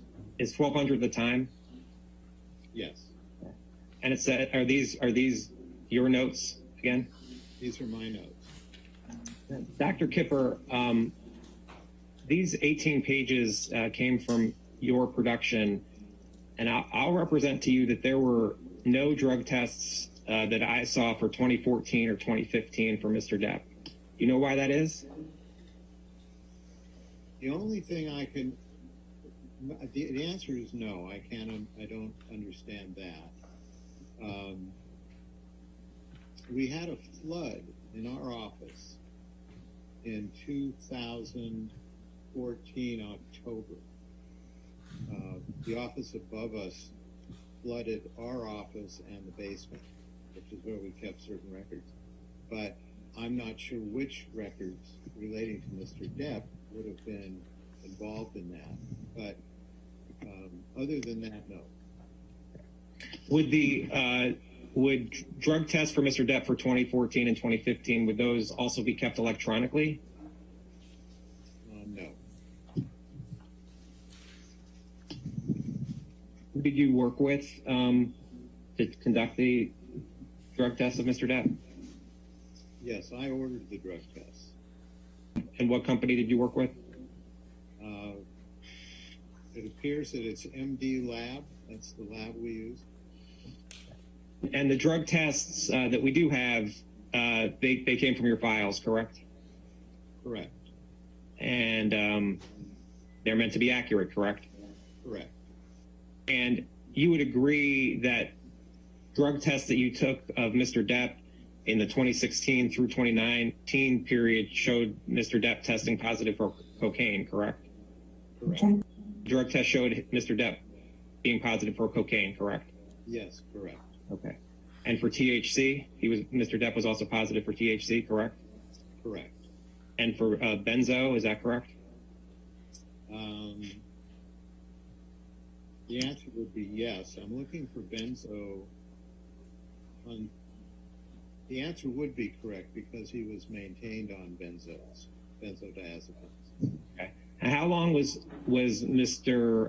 Depp on benzodiazepine? He was on benzodiazepines pretty much throughout our relationship during this period of time.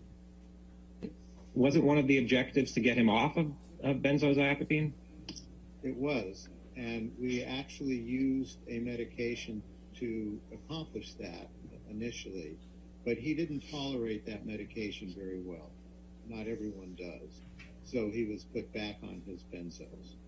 On page 3 of Exhibit 7, what's being shown here under where it starts with cocaine metabolites? This is a listing of substances with reference ranges. And I think if you scroll down, you'll see his specific analysis related to that. And on page 4, Robert Wells was a name for Mr. Depp, is that correct? An alien? Correct. Yes, correct. Okay. And this is a drug test for 11/21/16, correct? Yes. And what is it showing Mr. Depp positive for? What drug? Positive for cocaine, amphetamines, and benzodiazepines. Okay. And on page 5, this is a drug test for November 21st, 2016, correct? Correct. Okay. And it's showing, what drugs is it showing Mr. Depp was positive for? It shows cocaine, benzodiazepine, cannabinoids, and amphetamines.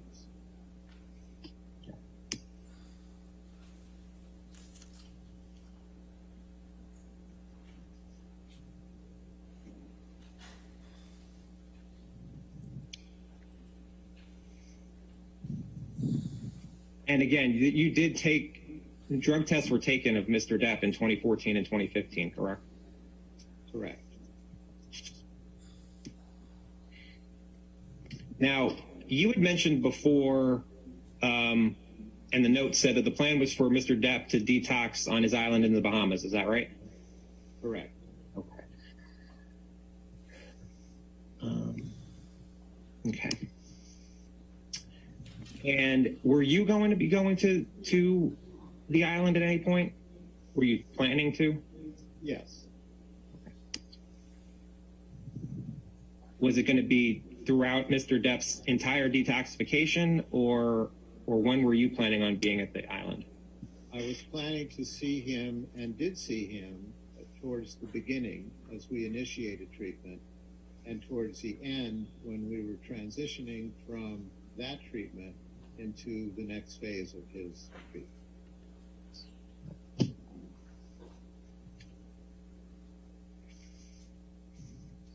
Now, on 8/14, it says, arrived on island today. Plan is for patient to continue to take routine meds through tomorrow at HS. At that time, he will not take his oxycodone, and detox medications will be initiated. Do you see that? Yes. Okay. Is that you arriving at the island, or Miss Lloyd arriving at the island? That's Miss Lloyd. So that 8/14 note is her note, correct? So some of these notes are hers and some of these notes are yours? These notes going forward are her notes, appear to be her notes. Okay. What type of system were you putting these notes into? I don't understand your question. The notes just appear to be continuous, and you said some are your notes and some are her notes. I'm trying to understand how they got together.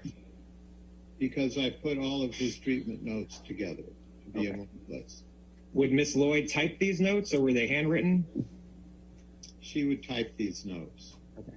And then who put them all together? I did. Okay.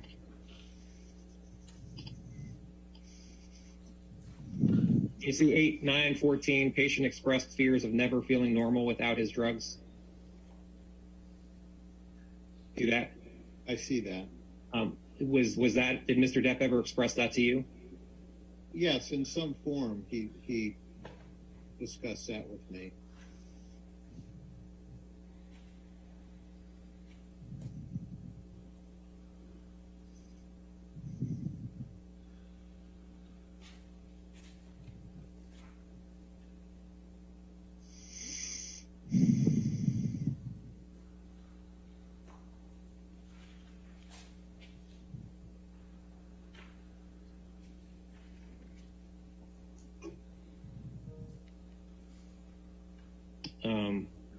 Hold on 1 second. Oh, sorry.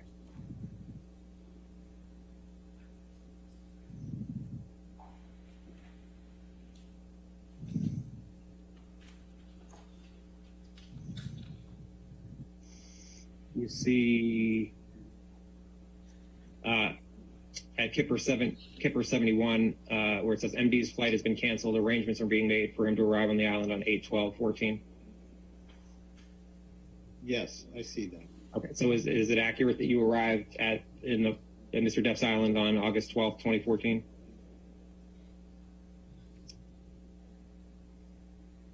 Is that accurate? Yes, that's accurate. Did you go to assess Mr. Depp on August 15th, 2014, according to these notes? That's correct. And by the way, fiance is misheard in these notes, correct? Yes. And patient is Mr. Depp, correct? Correct. And this is at Kipper 77 on Kipper 5. Text from fiance that patient is upset and irritable.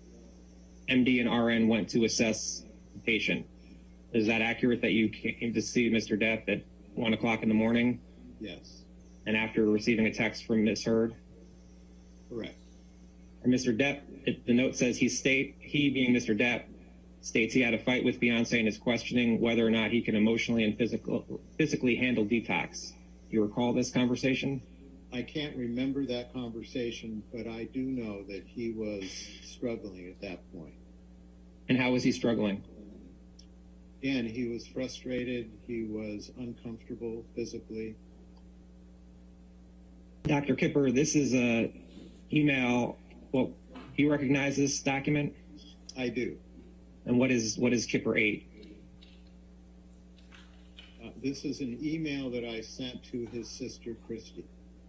Christy Dombrowski is Mr. Depp's sister? Correct. Okay. And you sent this email to Ms. Dombrowski on August 18th at 7:54 a.m., correct? Correct. This email was shortly after you had met with Mr. Depp in the note we just discussed, correct? Oh, 7:54 Pacific. So it was sometime in the morning in the Bahamas, correct? I guess. I don't have that calculator in front of me. It's either 3 or 4 hours ahead. So it's either 10:54, maybe it's 11:54 in the morning. Correct. I guess that's right. I mean, I assume that's right. Okay. And you wrote this, and why did you write this email to Ms. Dombrowski? We were planning to transition back to Los Angeles. We had completed the initial phase of his detoxification, and I wanted to update her as to my impressions on how he was doing and how we would proceed going forward. And you wrote this to Ms. Dombrowski because you were concerned about Mr. Depp, is that correct? I wrote this so that she was aware of where we were in the process of his treatment. And you wrote this after he had an incident with Ms. Heard, correct? I did not witness the incident. I wrote this after we were called to see him because there was an alleged incident, but he clearly was uncomfortable at that time when we came to see him. And again, we were getting ready to transition off of the island, and I wanted Christy to have a clear understanding of where we were at that time. Can we pause? I was going to move for and then at 12:30. Thank you. I was going to move for the admission of Defendant's Exhibit 268. 268. And, Your Honor, we're going to have a substantial hearsay and speculation objection to this exhibit. This is a communication from Dr. Kipper to a third party. It's hearsay from start to finish and not within any exception, to say nothing of the fact that it contains speculation. Okay. I think there is certain hearsay in the first paragraph and in the third on the second page, but the rest of it is Dr. Kipper's impressions of Mr. Depp.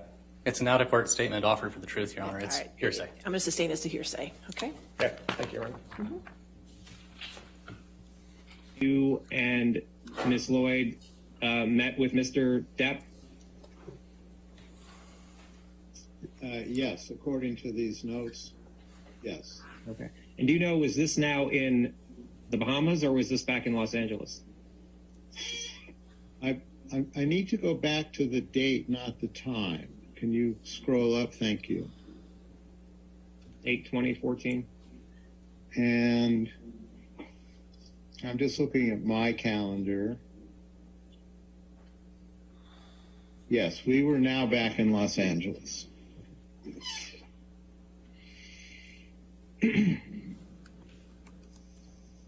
And in the notes on 12:30 on August 20th, Mr. Depp stated he was done with the process and no longer wanted MD and RN services. You see that? Yes. You recall Mr. Depp telling you that? Yes. And you recall Mr. Depp saying that there was tension between him and Ms. Heard? Yes. Was the plan for Miss Heard to take a few days for herself? Yes. And Mr. Depp is it true that Mr. Depp wanted to stop taking all the medications you were providing him? Yes, that's reflected in this note.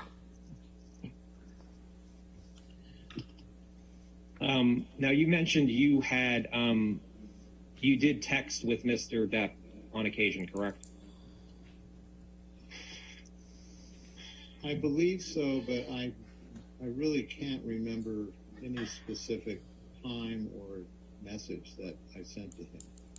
Dr. Kipper, Mr. Depp has produced a number of texts in this litigation between you and him, and they're in this chart here, and we're not going to go through all of them, I promise you. But I want to ask you about a few of them, and we'll do this kind of throughout the deposition. I have control here.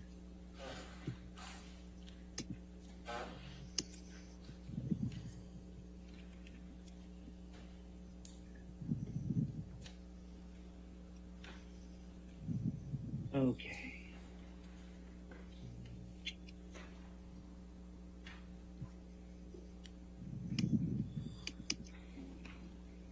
And on 8/21/2014, it says Dr. David Kipper. This 310 phone number, was that your phone number at the time? Yes. Okay. And this is a text from you that says, to Mr. Depp, it says, glad you're better today. Respect you as much as I love you. You're impossible not to love, but an easier job not to respect. You're making my job a pleasure and honor and a few sleepless nights. Stop firing me. I know what I'm doing. You recall sending that text to Mr. Depp? Yes. Okay. How long had you been working with Mr. Depp at this point?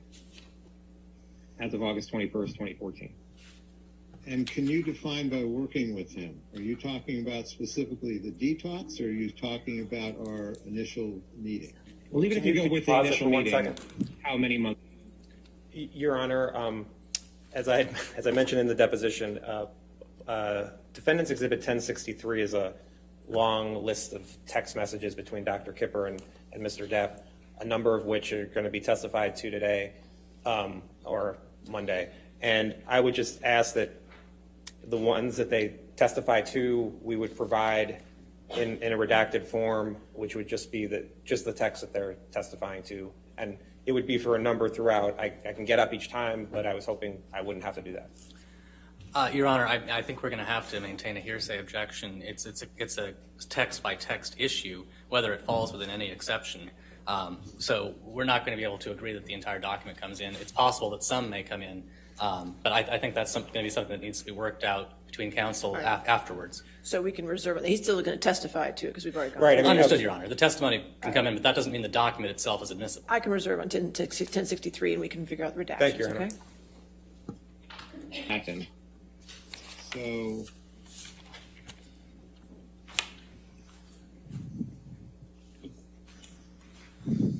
about 4 months. Okay, and you write stop firing me. In that 4 months, how many times had Mr. Depp tried to fire you? I believe that was the first time. And again, this was in reference to him not wanting to proceed and not wanting our help. This is actually, I'm sorry, this is the second time, because the first time was on the island, just as we were getting ready to leave, that he did not want to proceed. He didn't think he could do it. That changed after a conversation. He was back on board. And this came from, I think, followed that incident that we just referred to in the notes, where we were asked to come and visit with them, and where he didn't want to proceed. And again, at the end of that visit, he was back on board.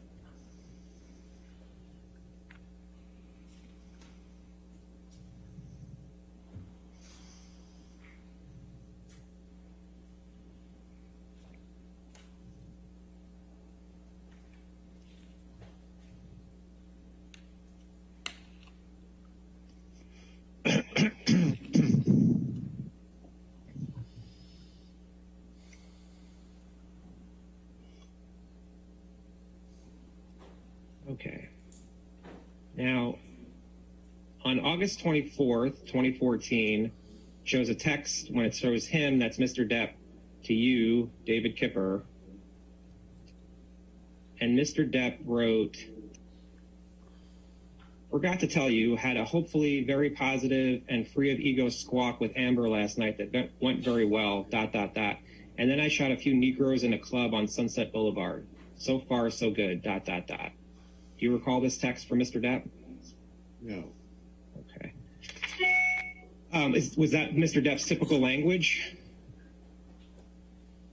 Again, I don't recall this specific email, so that may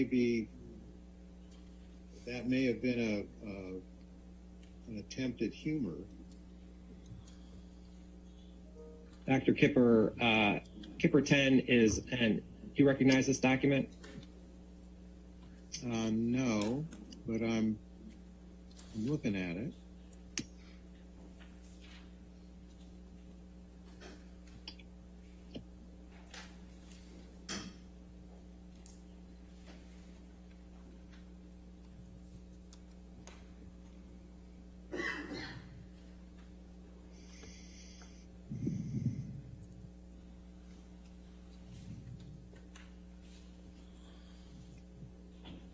Let me ask you this. Do you recall if arrowsarc@icloud.com is Ms. Hurd's email address?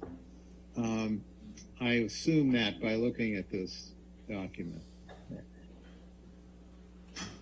Exhibit 5 at Kipper 101 at 9/22/14 at 1:25. You see it says, Ryan received text from patient stating that he had been in an argument with fiance and she had a, quote, nasty freak out and would like nurse to give him some, quote, some fucking knockout yum yum. RN instructed patient to take PRN Neurotin 300 mg, PRN and Seroquel 50 mg, and that RN was on her way. Do you see that? Yes. Okay. And this is a note from Miss Lloyd? Correct. Okay. And then it says at 3:30, upon arriving at the home, patient was sitting in kitchen with scraped and bloody knuckles on our hand, meaning his right hand, correct? Correct. Patient stated he punched whiteboard in kitchen after fight. Patient stated he'd been texting his friend explaining why he didn't show up to play music, and fiance got upset he was not giving her enough support, and the fight escalated from there. Called the MD at 1:45 and instructed to give a stat order of Ambien 10 mg to help patient get to sleep as he has an early work day. Do you recall Miss Lloyd telling you about or visiting Mr. Depp and him having bloody knuckles and a scraped hand? Specifics, I'm reading the note you're reading, and yes, I remember there was an incident. And an incident where Mr. Depp had scraped and bloody knuckles on his hand? As indicated in the note, yes. I did not see bloody knuckles. I did not see a punched board. This was a communication that I received through the notes from Ms. Lloyd. And do you recall if you had it does say you recall, do you recall if you had a conversation with Ms. Lloyd about? Yes, I recall having spoken about there had been an incident. I don't recall the specifics of that conversation. Okay. On Kipper 5 at 10, at the date of 10/14, to show you there, which is on Kipper 110 of Kipper 5, and then going down to 1930, it says patient finished filming and was extremely agitated leaving the set. Patient kicked in the door of his trailer and refused to speak to director. Patient was verbally aggressive to another person on the set for no apparent reason. Per MD, patient is to take Xanax 2 milligrams to reduce his agitation at this time. You recall that, Dr. Kipper? I do remember this entry, yes. And you remember being told that Mr. Depp kicked in a door of his trailer and refused to speak to his director, correct? I don't remember the specifics, but I do remember there was some disagreement between Mr. Depp and the director. And where it says per MD, patient is to take Xanax 2 milligrams to reduce his agitation at this time. Is that an increase of Xanax that he was to receive? Yes. And you see at 10:15 at 6:45, it says patient awake and states he slept from 2200 to 4:30. Patient continues to be agitated about work and is verbalizing having desires to escape with drugs. Do you recall seeing this note? Yes. Okay. And do you recall Miss Lloyd telling you this about Mr. Depp? I don't remember if she told me that he wanted to use, but I do remember her telling me that he was upset. And is that reflected in the note of 8:45? MD informed state of mind and continued agitated. He's on his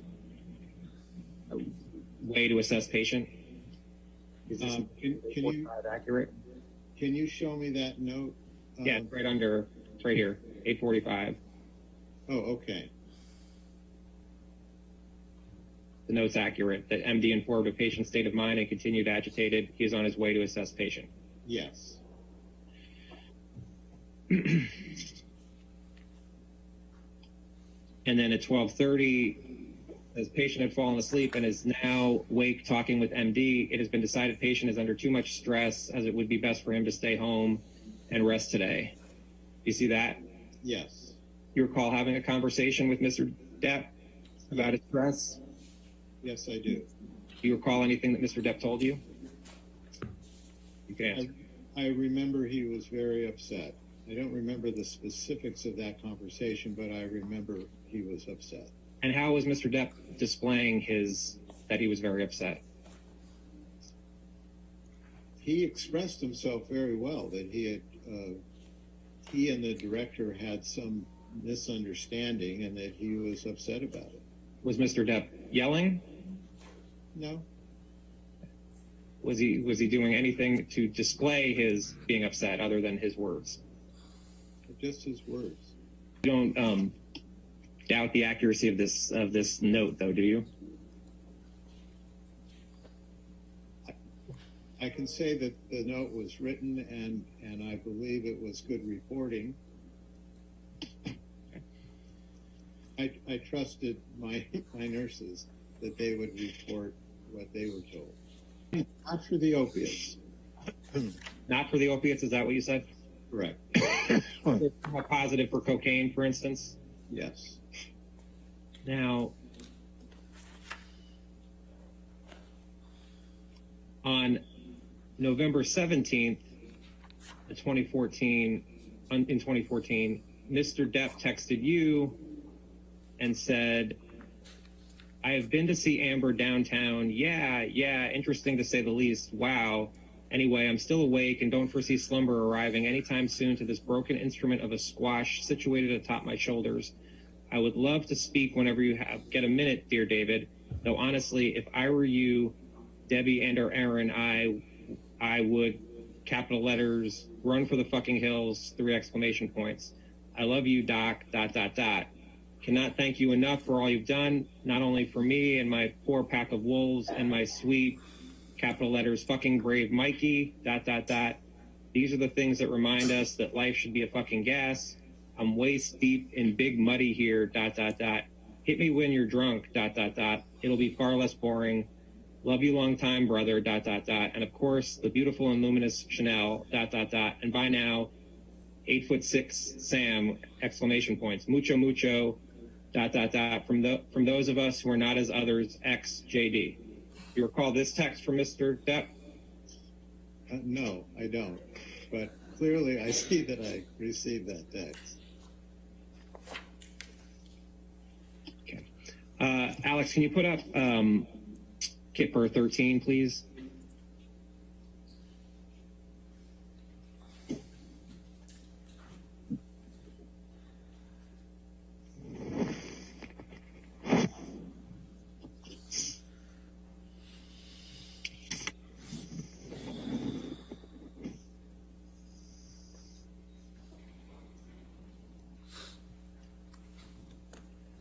Do you recognize, Dr. Kipper, this email chain between you and Colin Cowan? I don't remember it, but I'm refreshing myself with what you're showing me. Who is Colin Cowan? He's a psychologist that I had referred Amber to see. Is there any, Dr. Kipper, are there any ethical rules to report reports of violence if you were to be told of violence? If I were to see the violence, I would be obligated to make some reporting. I never saw any violence.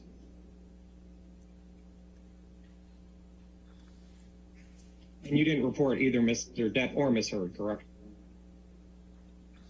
Because you didn't see it. Your testimony is you didn't see any violence from Ms. Heard or Ms. Heard to Mr. Depp, correct? We never saw violence between the two of them. Okay. You heard reports, but never saw it. You never saw it, is your testimony. Correct. Dr. Kipper, do you recognize Kipper 14, which it looks like is an email between you and Alan Blaustein? Yes, I recognize this. Okay. And who is Alan Blaustein? Alan Blaustein is the psychiatrist that I referred Mr. Depp to. And when you wrote this email as of March 1st, 2015, was it your understanding that Mr. Depp was in Australia at the time? Yes. At some point you flew to Australia, is that correct, in this March 2015 timeframe? Yes. Was that were you always planning to fly to Australia to visit with Mr. Depp in March of 2015? No, I hadn't planned on it. What made you fly to Australia? He had wanted to see me. He had just wanted to check in. He wanted my company at that point. He being Johnny Depp? Yes. Do you know when you arrived in Australia?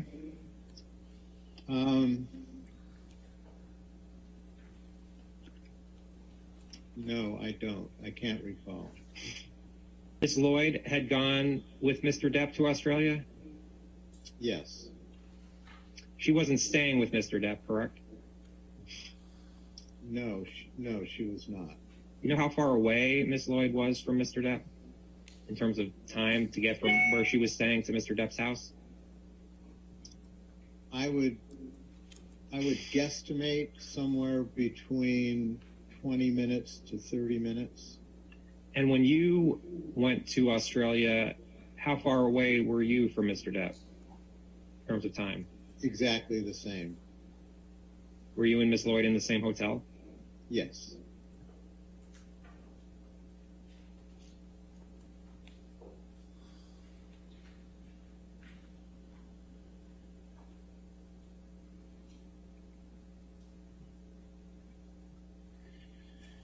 Actually, that isn't true. I was in a hotel around the corner from where the nurses were staying. And in Kipper 5, at Kipper 157, you see this note for 3/7/15 at 11:30. 11:30, it says, MD received a text message from client that he had been arguing with wife and that he had cut his finger. According to patient, his assistant and security were on their way to pick him up. You see that? Yes. And whose note is this? That would be from Miss Lloyd. Okay. And is this note accurate? Yes, it's accurate. Okay. Now going back to Kipper 9, give me a moment.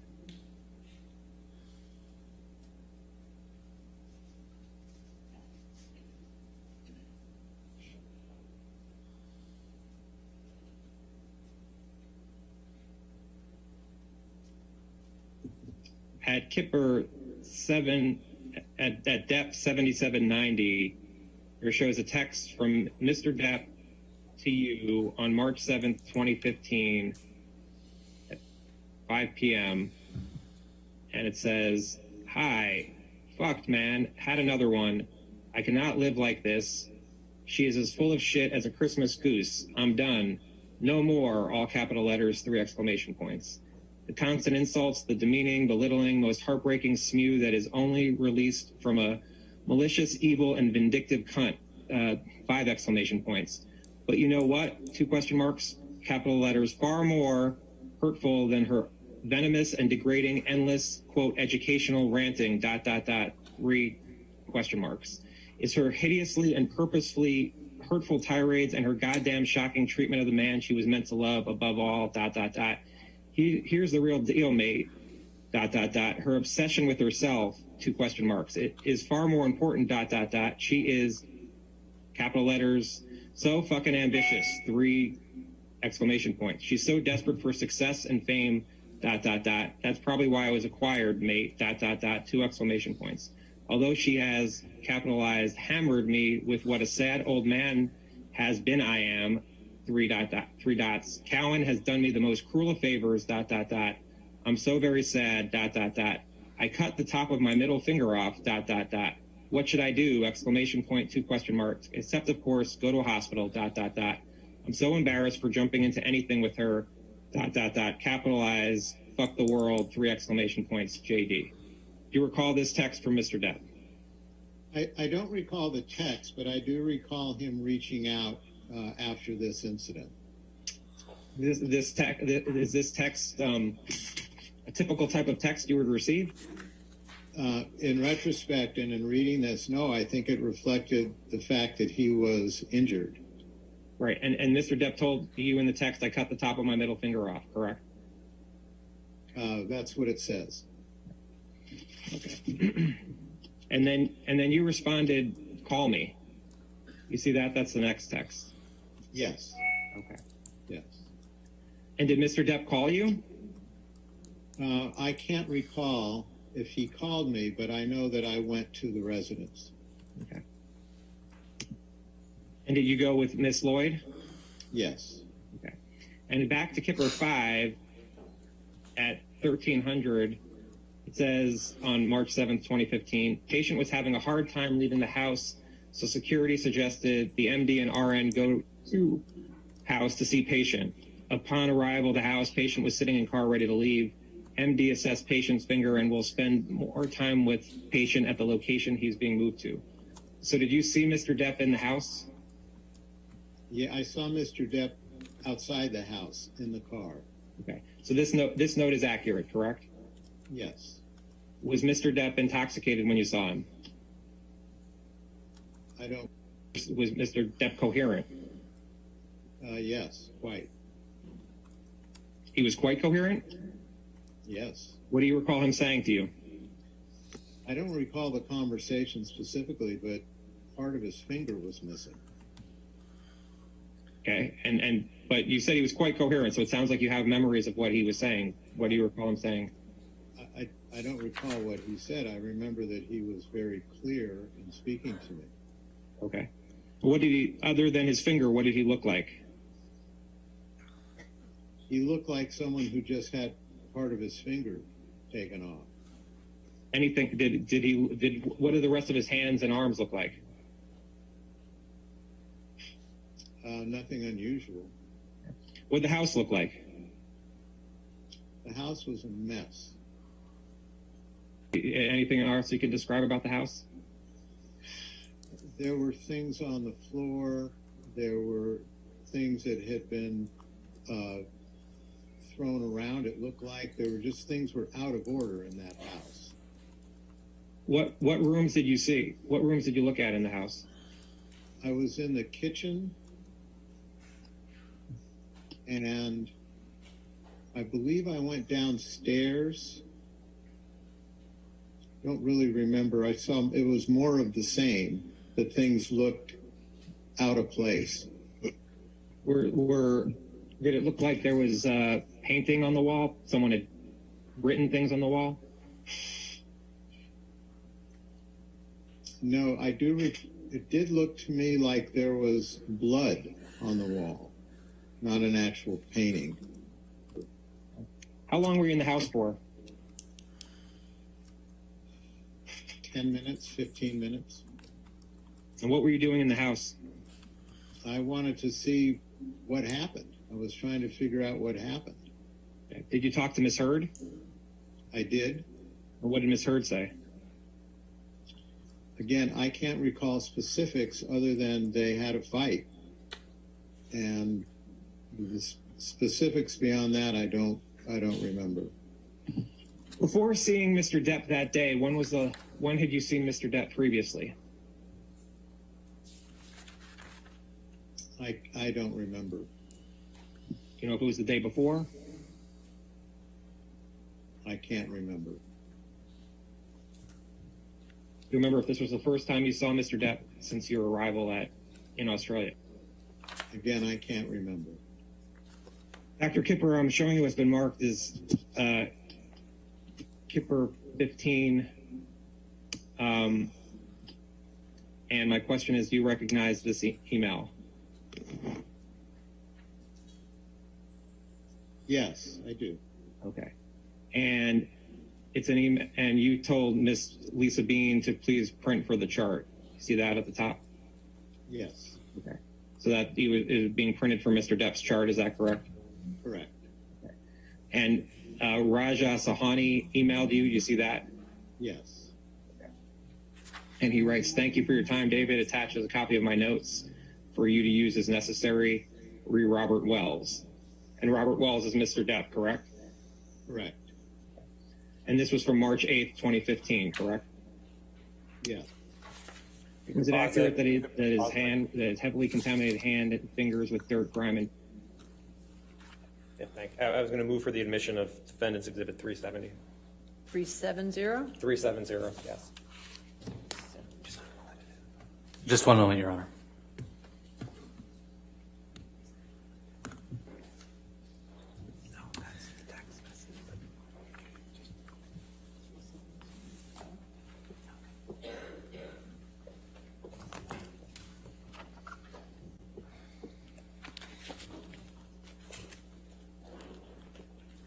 And Your Honor, we would maintain our objections on grounds of hearsay, and the other objections asserted in our objections to the exhibits. This is an email communication between two non-parties to this case. It's hearsay. It's not within any exception, certainly not within the medical exception, and it's not admissible. I think it is in the medical exception because it's from one doctor to another doctor to treat Mr. Depp's hand. I'll sustain the objection as hearsay. Thank you, Your Honor.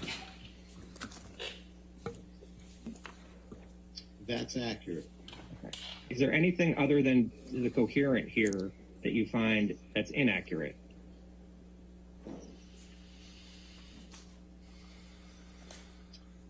No, the rest of that seems accurate. Okay. And when you saw Miss Heard at the house in this March 7th, 2015 timeframe, did she seem like she was on, was she coherent?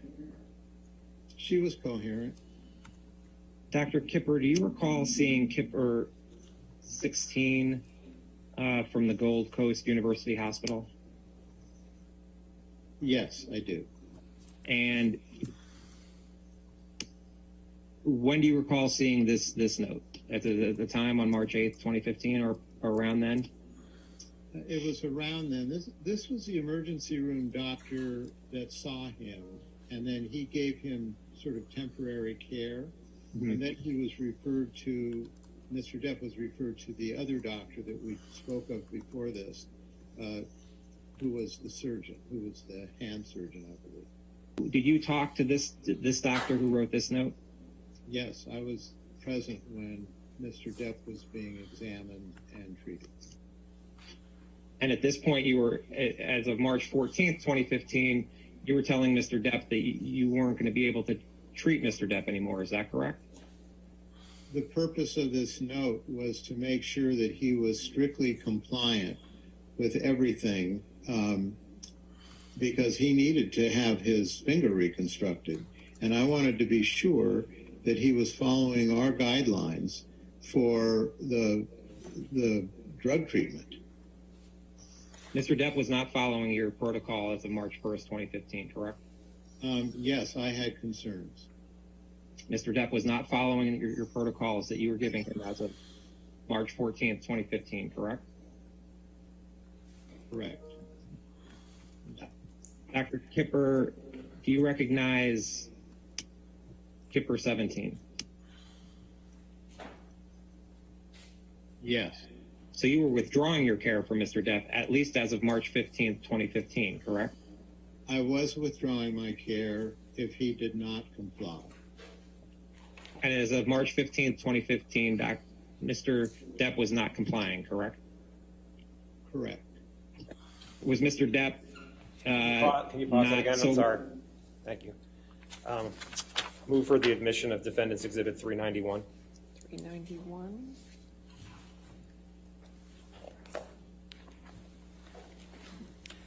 And, Your Honor, we would maintain our objections on grounds of hearsay,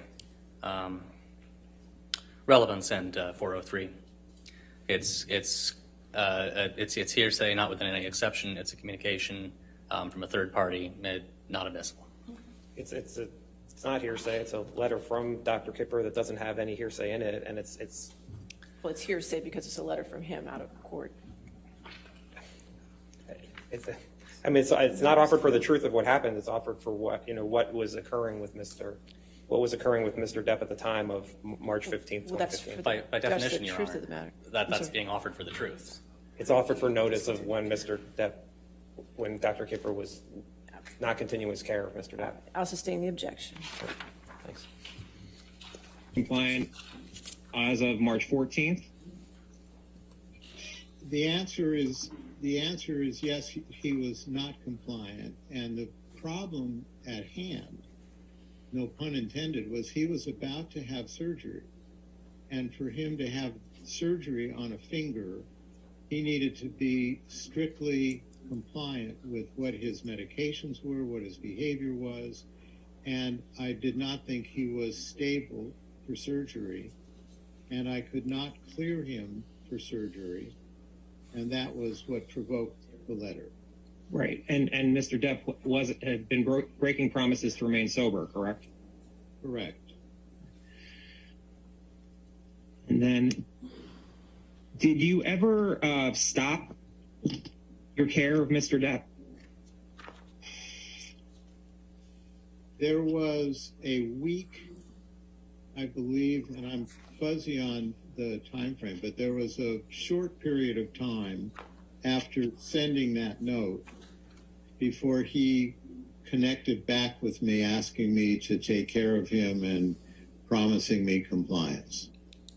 Was Mr. Depp compliant with the program going forward after March 15th, 2015? He was compliant around his surgery and post-operative period. And then he became uncompliant again? I would have to refer to my notes, but I don't remember him being out of control. I remember him being, compliant with what we needed him to do. There were times when Mr. Depp sort of went underground. Some of that time was when he was out of the country and was hard to connect to. But I do not recall him going off the reservation as far as his drug and alcohol issues. You recall him testing positive for cocaine after March of 2015? I believe so. I can't tell you specifically when. Okay. Going back to Kipper 9, there's a text message from Mr. Depp to you on March 19th, 2015. And he says, my most sincere apologies to you, Doc. I understand your decision based on my immunity to do the right thing, and I truly thank you for your concern. I must apologize for not having had the presence of mind to respect the man who has been the most kind and who has done more for me than anyone ever. There was no call for my spineless and base behavior toward you.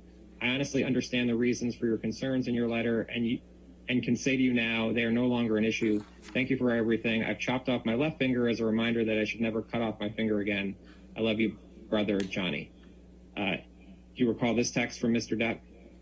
Yes. And is this the text, do you recall, where Mr. Depp was saying that he would be compliant going forward? Yes. Okay. You're basing it off of this text. Was there any other conversations with Mr. Depp? We did. I know we had a conversation at some point around that time that validated this message.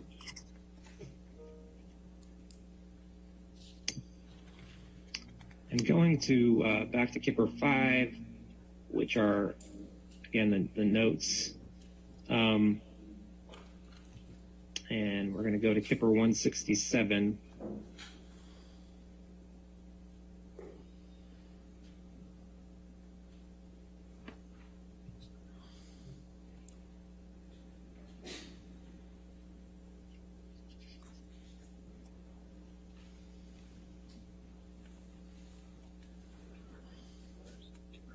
And at for 413 at 1500, the note at the bottom says, patient is in good spirits and said he's not smoked marijuana in 3 days. States he feels majority of his issues with his wife have been from him using drugs and alcohol. Patient states he'll no longer sneak/use and wants to enjoy clarity. Do you see that note? I see that note. And who is that note from? You or Miss Lloyd? That's from Miss Lloyd. Okay. Did Miss Lloyd report this to you?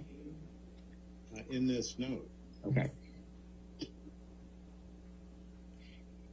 And there's no reason to question the accuracy of the note, correct? Correct. Now, at Dep 168, 12:15, it says on April 15th, 12:15, arrived at patient's home. Assistant was in the hallway, informed RN that patient was in a bad mood and told assistant he did not need anything from him today.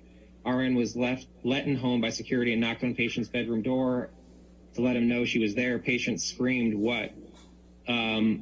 RN informed patient she was just letting him know she was there and would be downstairs. RN, a little more down, RN left property and informed MD of the events. Do you recall Ms. Lloyd telling you about these events of April 15th, 2015? Well, my memory is refreshed by looking at this note, yes.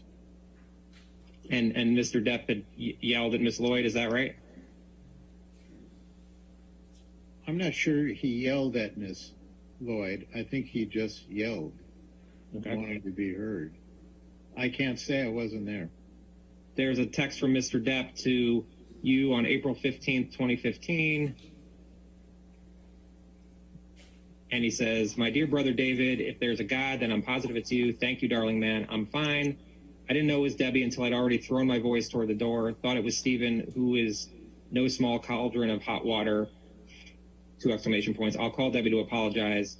My boundless love and infinite thanks."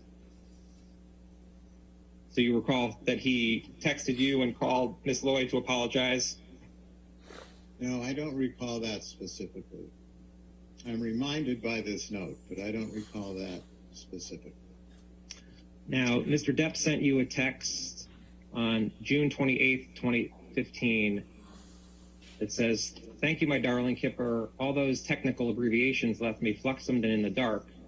3 exclamation points. "Soon, soon, I must see you and just hang out." 3 exclamation points. "My deformed finger and I have no friends." 3 exclamation points. "By the way, ... Amber and I have been absolutely perfect for 3 fucking months solid." 4 exclamation points. "I've locked my monster child away in a cage deep within, and it has fucking worked." 4 exclamation points. "We're goddamn best friends now." 3 exclamation points. "Amazing." 3 exclamation points. "Big love to you, my brother, ... JD. You see that? Yes. And what do you recall what is refreshed of your memory? That there was concern that he was taking more Xanax than he should have been. And needed him to tighten that up and to go back to what he was prescribed. And also, there's a reference here to the phone calls. I had asked him not to respond or not to engage in these phone calls because those were that always precipitated problems between the two of them when they were in a bad phase. Phone calls between Mr. Depp and Ms. Heard? Correct. And Mr. Depp responds on July 1st, 2015, and says, I am and have been at peace for the last 3 to 4 months. It's been amazing, but she's somehow locked into this very unpleasant and belittling mode in the last 3 days. The accusations, the verbal abuse and insults, stooping to one, the most unjust. You haven't changed, you fucking desperate hypocrite. You didn't out the monster away. You're full of shit. You're a pathetic fraud. Man, you know how hard I have worked to put that motherfucker in its cage, and I did that, me. I took all those other problems and rid myself of them. There's a whole lot more. I won't bore you with it. The Xanax takes the edge off just a little. You know me. It would take more than a few to really affect me. Seroquel scares me for the reasons I were off of it. If you're worried about the Xanax, prescribe me something different, but with more potency. I don't take them all that often, just when the brain is inundated with this horrible badgering and half-truths from my wife by the WSY. I don't know if you meant by the way. Do you recall this text? Again, I do in looking at it, yes. Okay, and Mr. Depp again used the term monster, correct? Yes. And Mr. Depp goes on in this text. He says, by the way, he sends another, sorry, here's my, by the way, Cohen should be run out of town in utter shame. He's a fucking sump who's done absolutely nothing but giving her the verbosity that she uses ever, whenever she feels like she must explain to me the psychology of life. 3 exclamation points. Ludicrous, 3 exclamation points. Yes, sir. Cowan should be shot in places no one wants to be shot in, 3 exclamation points. He's a goddamn charlatan big time, 3 exclamation points. I'm not going to continue to pay the fucking yes man to do nothing but stare at her tits and agree with everything she spews. ... Tell him to tell he's leaving the business or something, or I too will become a regular client, whether I am welcome or not. 3 exclamation points. Thanks and so sorry. I lobs G.U. You recall Mr. Depp informing you that he was upset with Dr. Cowan. Yes, I remember clearly that he was upset with Dr. Cowan at a certain point. You know, do you recall this text message from Mr. Depp that I just read to you? Yes, in reading it, I do. Okay. All right, we want to go ahead and pause it. Looks like a good time to break it. It's 5 o'clock. I paused it. All right, perfect. Thank you. All right, any objection to breaking there for the weekend? All right. All right, ladies and gentlemen, we'll pick up with this testimony on Monday. Since I'm not going to see you for 3 days, I just want to reiterate the same jury instruction I gave you in the beginning of the case when you were first impaneled. Not all of it, but some of it. I just want to make sure you understand for the weekend that you're not to read anything about the case. You're not to watch anything about this case. You're not to listen to anything about the case. This applies to television, newspapers, magazines, the internet, and any online sites. Further, you're not to read, watch, or listen to anything about the case on any social media networking sites such as Twitter, Facebook, Instagram, Snapchat, or similar sites. In addition, you must not communicate with anyone about the case, whether in person, over the phone, by email, text, or instant messaging, or by any other electronic or non-electronic means. This includes your friends, family, co-workers, acquaintances, and strangers. I also instruct you that you cannot do any research or make any inquiries about this case, whether online or by any other means. What you learn about this case is limited to what you learn in the 4 walls of this courtroom when proceedings are underway. All right? So have a good weekend, and we'll see you bright and early Monday, okay? Thank you.